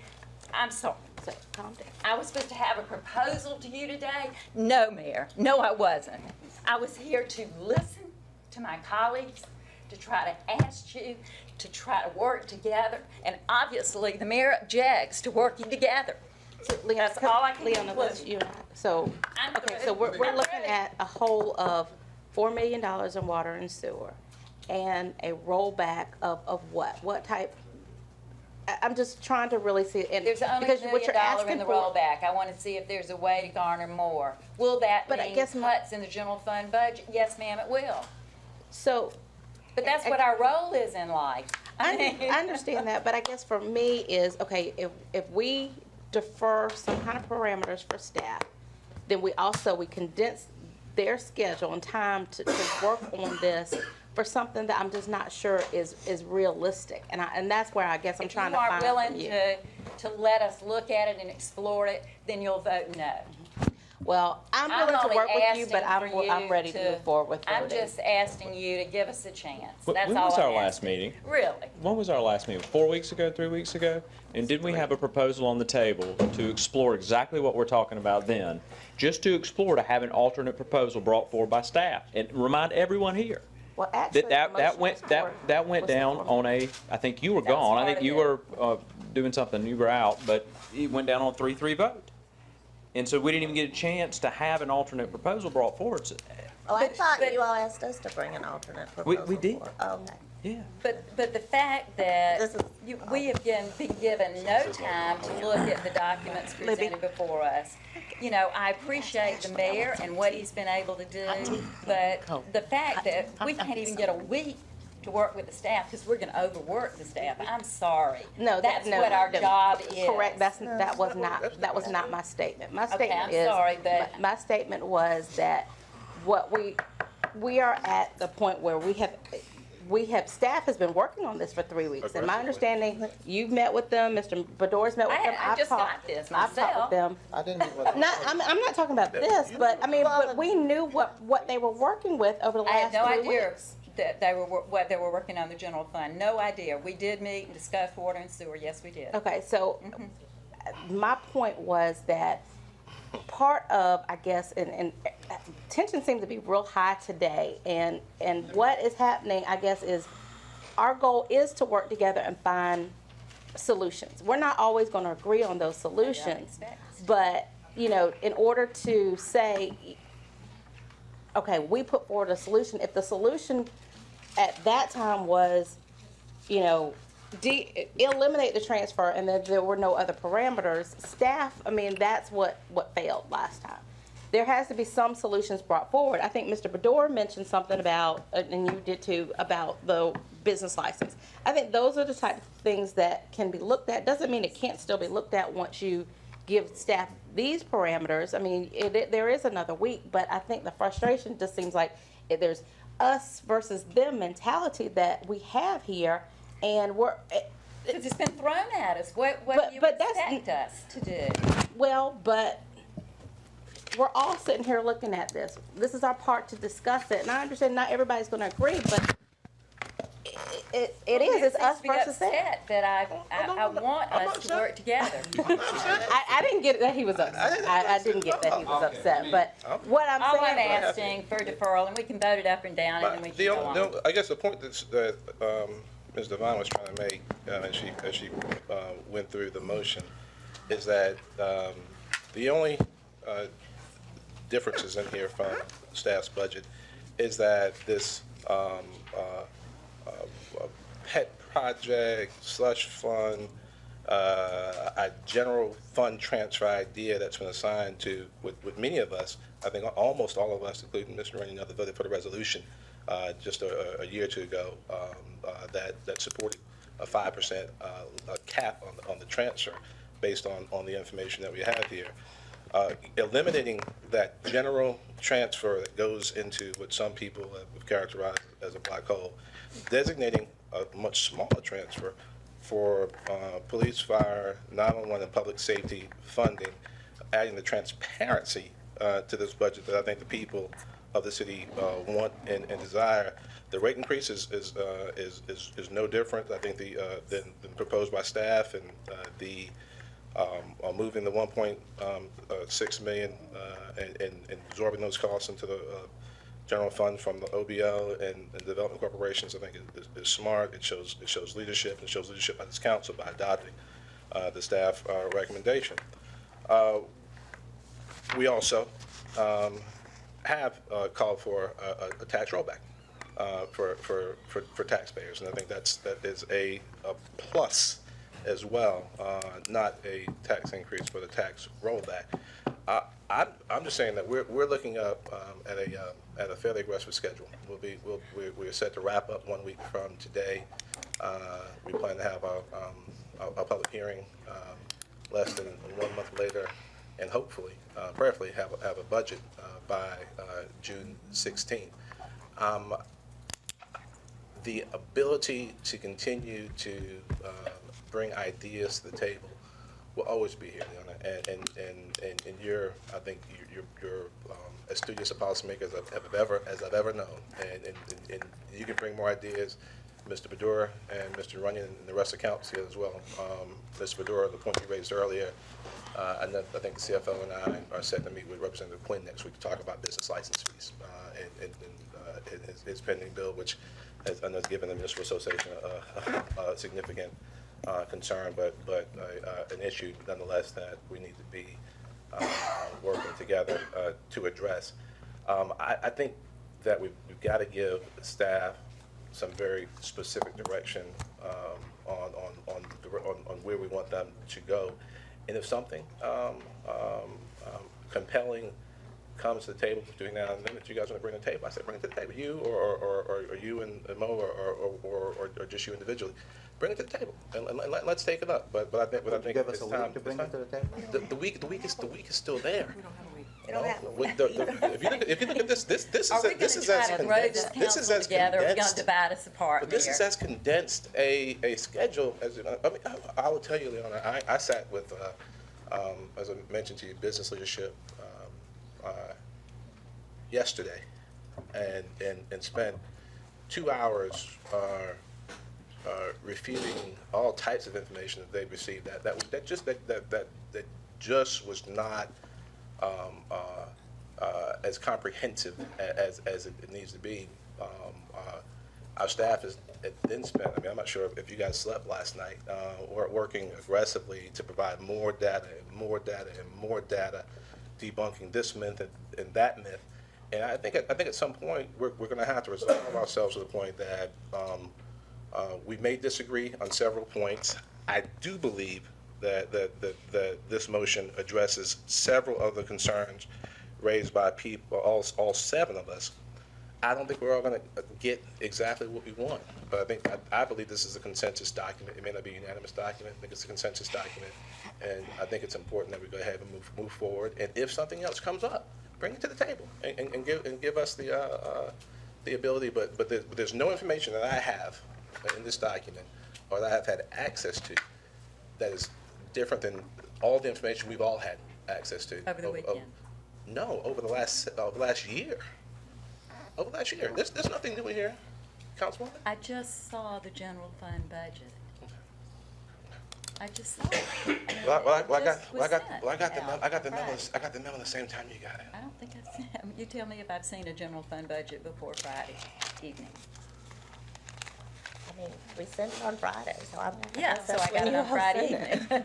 I mean, I'm not faulting the staff. Okay. I know, I'm just saying that's when I received it. So to say, you come forward with an alternative, put it on the table now.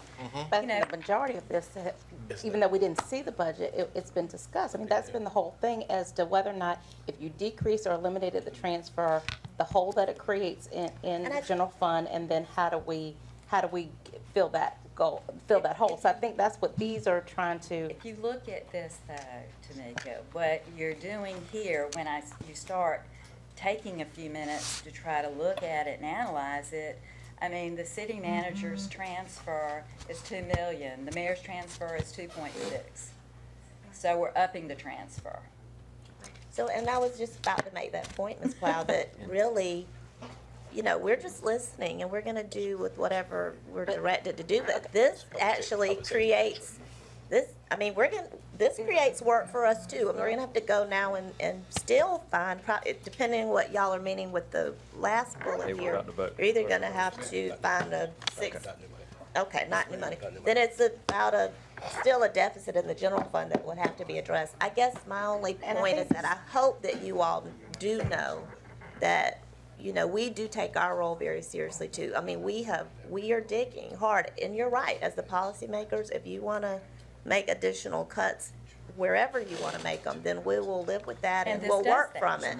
But I do think that to say that between now and next week, unless you all literally told us where to do it, and I think that's all I'm saying. I don't know where else we would find the money to make up for the other $2 million. Don't mean to cut you off. 2.6. Ms. Manager. Yes. Mr. Mayor, I went back and looked into your motion again. I'm taking it face value as stated verbally. That we direct the city manager and staff to bring back a proposal. We're gonna look at. I think, I don't wanna repeat myself, but, I'm comfortable that the numbers in several areas here so far are lower than I anticipated, lower than I could accept and stand before the majority of my constituents and justify why I would support it. I would suggest in the spirit of the lead statement that we, in all respect to the arguments so far around the table, move forward for a vote. There is an amended vote position also on the table, and then move forward. Now, going back to my point earlier, we can, if next week is the time, then that's fine too, in terms of alternatives from where we are now. If there are none, then we're okay with the vote today. And also moving forward, we've got another 12 months to look at how we, in other creative but honest ways, generate more revenues. That's always going to haunt us until we really take a look at it, look at other municipalities and see how they got around that. Thank you, Mr. Davis. Let's. There's no more comment. We can take up substitute motion, still on the table, and then take a motion. Aye. I'm sorry, with the previous question. Ms. Medora. Aye. Aye. Mr. Newman? No. Mr. Vine? No. Ms. Powell? Aye. Mr. Davis? No. No, with the previous question. May I amend your motion, Mr. Mayor? No. You don't have to ask for an amendment. I would like to amend your motion, Mr. Mayor. Friendly amendment not accepted. Friendly amendment, as in to look at, I guess in section D, with the franchise fee, to look at reducing small business license, to look at the reducing business license for small business. Mr. Bedore, I honestly, I believe that's a meritorious issue that we need to take up separately at some point, but I think that's important. I'm not sure if that's economic community development I think or what it is. for economic But I do think that's a separate issue. We need to spend some time working with others. I will make that motion after the motion. But I think it's so important. That is such, obviously, a hotly debated issue at the legislature right now. And it's a big. But it's part of the discussion, man. I mean, It's not part of this discussion, but it is certainly something we need to discuss. And so I'm happy to do that, either through the committee process or as full council. I think it's that important, quite frankly. But I'm not accepting a friendly amendment. So, Mr. Bedore, was up to no, we had a second. Ms. Devine seconded my motion. previous question.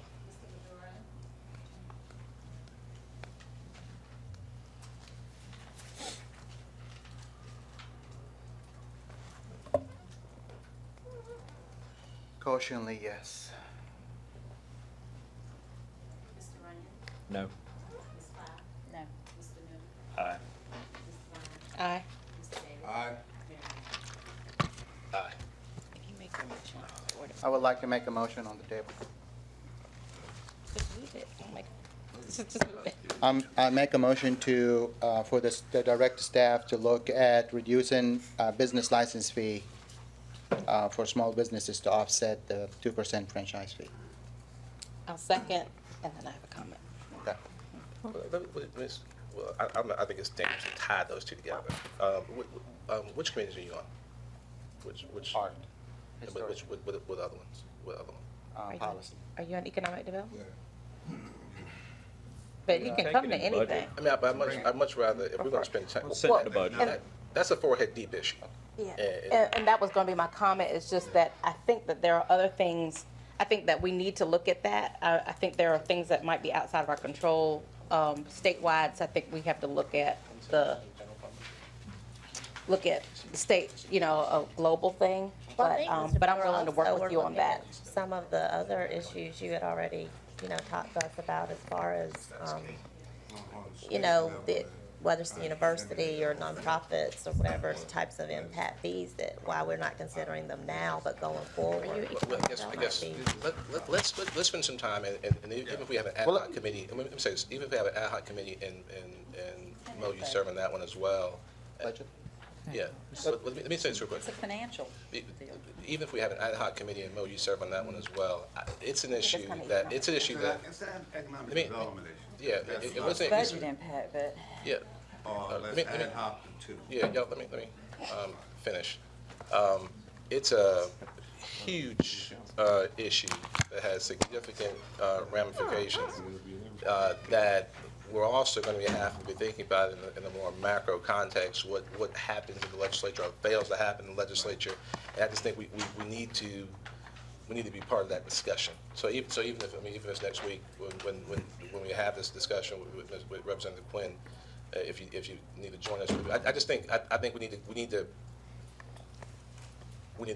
approach this one delicately. and I will rephrase my motion, and I will make another comment. I will make a motion to take on this item by looking at business license reduction, sent to budget committee, and to meet before our next council meeting.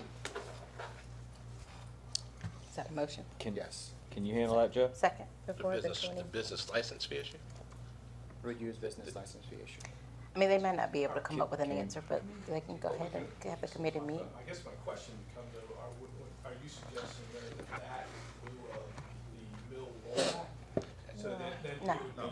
I think it's Just looking a at general revenue. discussion, high level, what the impact is, how it's calculated. What it would have, and, yeah, I think that would be appropriate. I'll second. Can you handle that? And that was, You want it is that before Budget Tuesday? finance, economic Yeah, development? referring it to Budget. budget and finance. You gotta understand it in the long run. Do you want to meet before Tuesday, Mr. Bedore? Who wants to, if you deal with the issue, you probably want to be in the committee. Don't you? What committee? That you deal with this issue. Use most. I mean, would you rather do an ad hoc committee or do a standing committee? No. I mean, if you actually I want to be in think the we could committee. send it to budget, and then, since it's economic development, is Sam on budget? Sam and Sam's already on budget, so. Yeah, y'all can meet, just go ahead and meet this week, but I would tell y'all, if you all haven't, spent time at the State House, so you don't get the letters and everything else, it's as hot a potato as we We have, could Mr. possibly. Mayor, we have, and, not to mean to cut you off, and. It's okay. And there's some ideas been floating around, the city manager and I, and, it might not be, and I didn't think I needed to bring it up, but I think, we're at that point, so I made my motion, Ms. Devine seconded. Sure. You want me to So you Friday guys gonna morning? meet this week and, I'd like to meet this week before next Friday week's morning. meeting and look at business license and other revenues. I support it. You're on the committee. You're on the committee. Budget now, where's it going? Budget, they said, Budget. they said you're on the. Budget. You- You chair. You're on budget. Chair. You don't know what y'all have passed. Okay. I move the previous question. Forgot. Call it roll. I forgot. Aye. Aye. Right, Friday. Aye. Aye, Friday. Can you do Friday morning? Aye. But even though Mo's not on it, Trying he to wants cram to it in. participate. I will be so part of the, yeah. Y'all need to let him know what it is. No, can you meet Friday morning? Fridays are not good for you, right? Thursday. Trying to make yeah, I'll be, I'll come. Can we do it What time? early on Thursday? I can be here at 8. Can y'all do it? 9. Thursday, not Friday? Yeah. What time Thursday? Can you do 8? I can do 8. You can do 8? Let's do 8. Yeah. Now, 'Cause I gotta be gone for Again. 10, so. Again, Okay. and I'm gonna re-ask this a different way. Send it in, man. Mr. Bedore, Yes, sir. if you wanna be at the table, remember the last, direction we got from legal counsel is that if it is one of our subcommittees, only, subcommittee members can sit at the table and actively participate in the discussion. Council members who are not members of the committee cannot participate in discussion, but can only ask questions, just as constituents can ask. So, I mean, so if you guys wanna look at a different construct, if you wanna take leadership on the issue. But I think the fact that I'm presenting information, I can probably be part of the discussion. So I can be part of the discussion because I'm presenting information. Okay, fantastic. Okay, just trying to give you as many opportunities to be as active in discussion as you might want to be. But if you're cool with it, we're cool. Okay. I'll send my We've comments got for an him. hour. Okay? Okay, the only other thing we had prepared to give out relating to budget was just other, anecdotal information on our organizations over the past 10 years. I think in light of many of the things that you all have just been discussing, this sheds more light on the service delivery that was really a basis for the budget proposal that we shared with you. So I'll just give this to you for your information.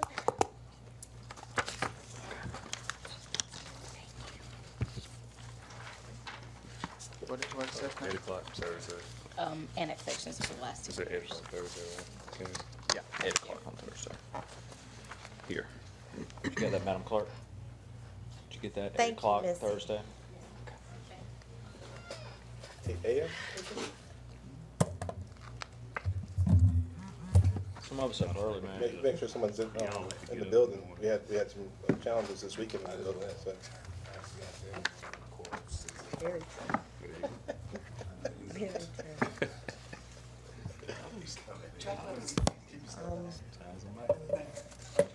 Are you ready to move forward, Mr. Mayor? Yeah, we got executive session. Well, we had, hospitality.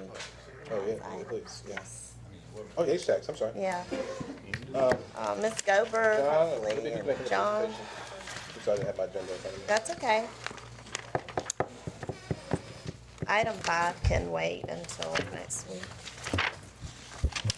You should have yes, we are still here, believe it or not. You should have the spreadsheets in front of you of the recommendation from the additional $100,000 the council allocated for hospitality tax applicants. I'm going to ask John Whitehead to present this to you as chairman of the hospitality committee. I'm also going to ask Will Green, who is Will Green to come up also because he was part of this process. If you don't have a copy of this, I do have copies for council members. John. Mayor Benjamin, members of council, we want to thank you on behalf of the arts, culture, and community enrichment programs that you sponsor so generously through the H-Tax dollar. That H-Tax dollar is a reinvestment in the community, and we think that it pays off greatly for our community. The extra $100,000 you allocated to us, we took the parameters and guidelines that you had given us on top of H-Tax so that we could work with the smaller organizations. And we were able to review 19 applications. The guidelines said they could not receive over a certain amount of dollars in the past, and they hadn't. This process was also very well publicized on the city website. And there was also a workshop held to let people know how to apply for this money and the best way to fill out their applications. So we felt that we went about it properly, we followed your direction, and we have before you the total amount was requested was 154.6, and the allocated dollars were the full 100,000. You can see there are some new organizations and, again, small organizations. They're spread throughout the city, and we feel that we have done the best job that we could with all due diligence in the best way to reinvest these dollars. Thank y'all. Thank you. For your work. Comments? Comments, motions, questions for the man in black? Anything? How's fatherhood, Will? Beautiful. We're usually on many committees on Monday. They got some Usually though, you're right. questions for Mr. Green and Mr. Whitehead as you guys chit chat. As you.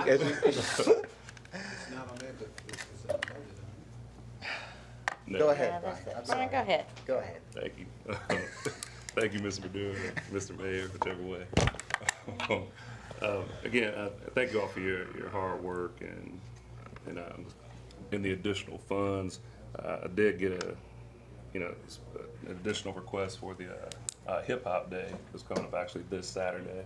I know they had an additional funding request. I believe it was about 10,000 they were looking for. I talked to Shakis this morning, yes, sir. And what I've done, the help of a few of my colleagues here, and this will be in the form of a motion, I want to move for him to receive $6,500 out of the additional funds. This will come in the form of a $1,000 reduction for Ambrody's Carolina Ballet, a $1,000 reduction for the Columbia Stage Society, a $500 reduction for the Patrons and Friends of the Arts at Ebenezer. No, this is $500. And a $1,000 reduction for the Humanities Council, $1,000 reduction for the Shakespeare Company, $1,000 reduction from the Whaley Street Neighborhood Organization, and also a $1,000 reduction from the Workshop Theater. Workshop Theater. And that's my motion. Second. All right, moving probably second in discussion. As usual, I think you guys come in here and usually we approve about 95% of what you come back with, which I think is pretty serious. If you were playing baseball, you'd be back. You'd be in the Hall of Fame. Actually, this is the first time we've ever reduced our recommendations. It's always been you've increased them somehow. Have some So more this is money. something new for us. Welcome to this council. Will has a comment. If we had any objection to the motion, I think it would be that all these folks went through the exact same process. All the information is out there in the public. These guys did it exactly right. What happens on occasion is that people somehow miss the process, and then they do an end round around it, come to a council person they know, and then get a special exception. And then everybody else gets pissed off about it. So You said that's not the case here, so I got you. That's what you're open up saying. That's not the case here. yeah, You're saying that's not the so case. it just, Everybody follow the rules. We just you know, made different if policies. everybody gets treated by the same set of rules, I thought they didn't apply. That's what, So what do you that's what, They went through the process. no, that's not what. No, they didn't apply. No, that's not what They they're did. saying. Yeah. They didn't apply. I think what Will is saying, Will and John, I think they want to be diplomatic, but what I guess they want to place on the record is that they feel like there was a process and that everybody was aware of. They had a meeting, but I think there might have been some communication issues, and the organization says that they did not hear. They didn't know. They didn't know about that the was additional funding. going on. They didn't know what was going on, so that's what happened. How did they find out about it? They're here. They were. They were. Do we have 6,500 in the budget Col- somewhere? if I- Can we find another 65 without affecting the other agencies? Yeah, I'd rather find more money than to cut the ones that are. The Columbia Music Festival Association There's some money, yeah. serves as the fiscal agent for hip hop. We helped start them and get them going.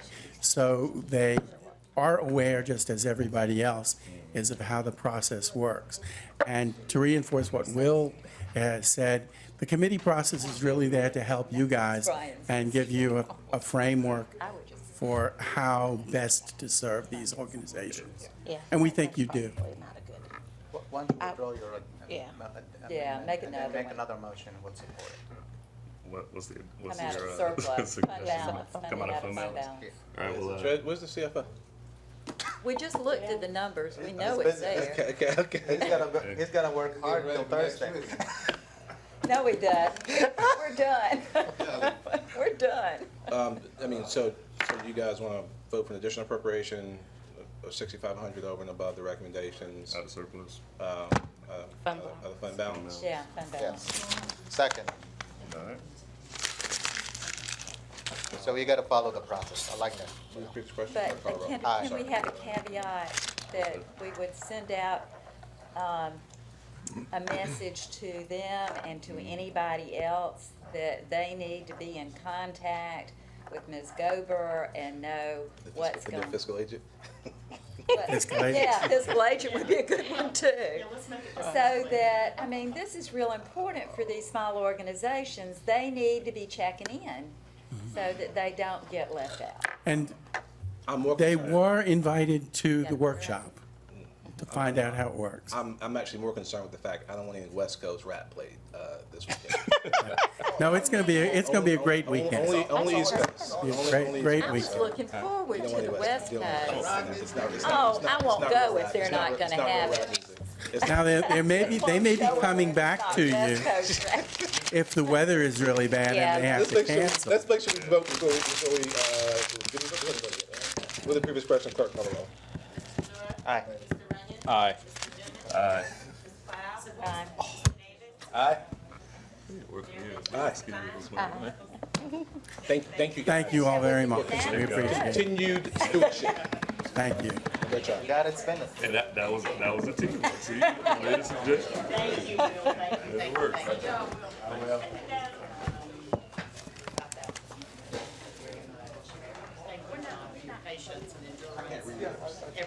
Is that the end of the agenda? I'm sorry. Executive session,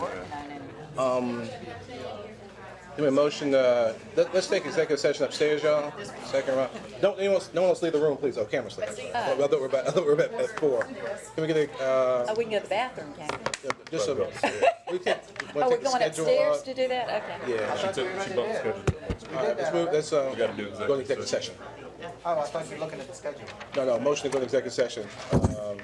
For the So item moved. listed agenda, is there a second? Second. Any discussion, move the previous question, clerk call the roll. Aye. Yeah. Aye.